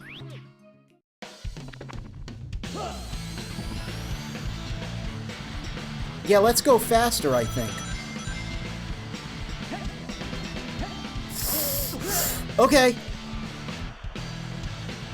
No, that's fine.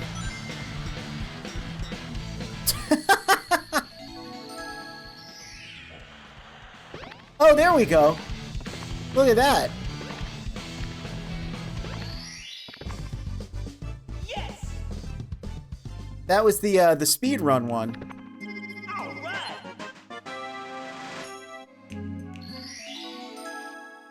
Three shards. Nice. We gotta go get the regular one now.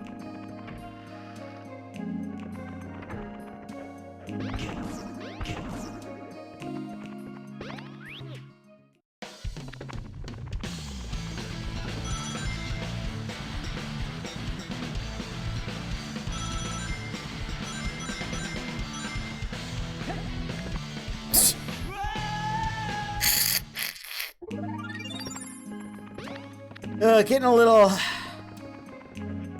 overzealous there with it, I think.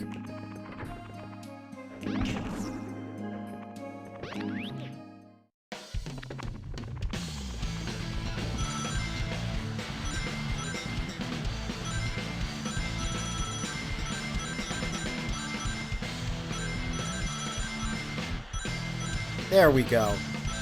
Look at that, even faster. Oh my gosh, he may in fact be the fastest thing alive. Oh look, this has turned into a little item capsule. That's cute, that's cute. Yes! All right!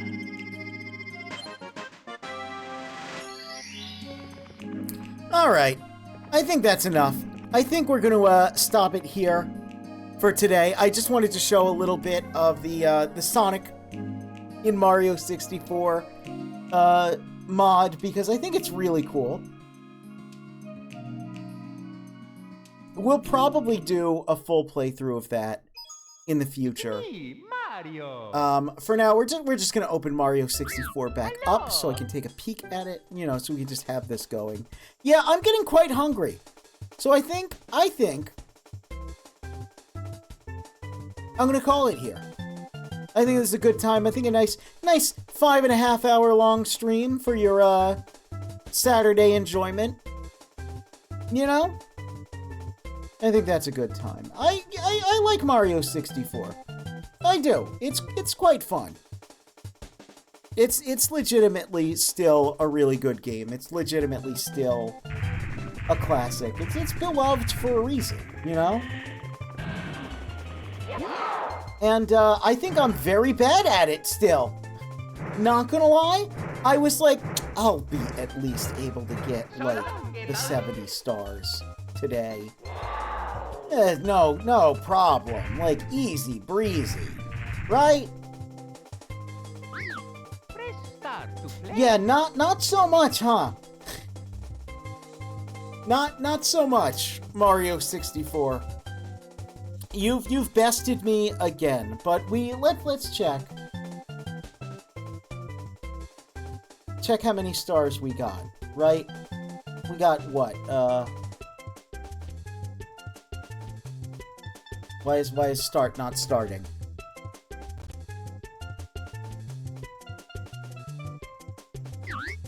Oh, there we go. 42? Not really respectable.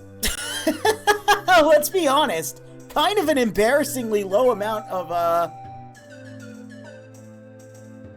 of stars to get in the time that we played this today. But, you know.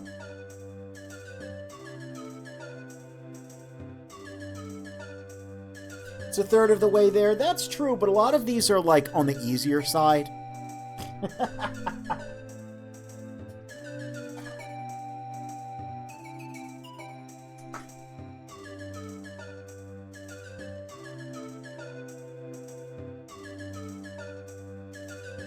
Had to move something out of the way there.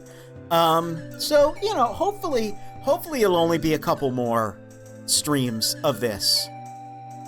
I really do want to push myself to complete it, so I don't think we're going to move on from this until I'm done, because I need to hold myself accountable. So next Saturday, hey, we're going to be continuing. We should at least be able to do the 70-star ending, yeah? Like at this pace, right? I'm not dooming myself by saying that, am I? I'm not absolutely,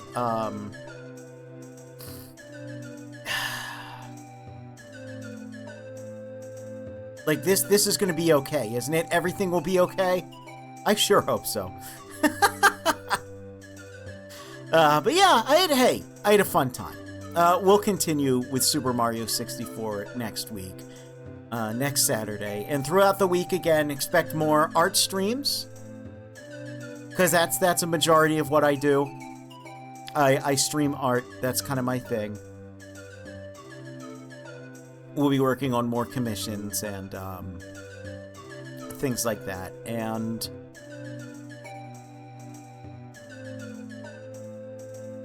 yeah. So I'll see you next week for more Mario 64. And I'll see you throughout the week for just art streams whenever I'm able to. I don't think I have anything more to say because I'm hungry. I am so hungry. Do you know what I ate today? All I ate today was a peanut butter sandwich and a pack of Gushers. I truly was 1996 maxing. Shoutouts to the wood texture menu. It's weird but charming. Yeah, I don't know what's up with this. I don't know why it looks like that. I guess just because that was a thing you could do with, like, 3D software, was, like, you could, pseudo-generate wood textures. So I guess they just did that. I don't know. It's very... I love the very basic, rudimentary nature of Mario 64's aesthetic. I think it's honestly very charming. Alright, I'm gonna stop yapping. I don't really see anyone I would be comfortable rating, because none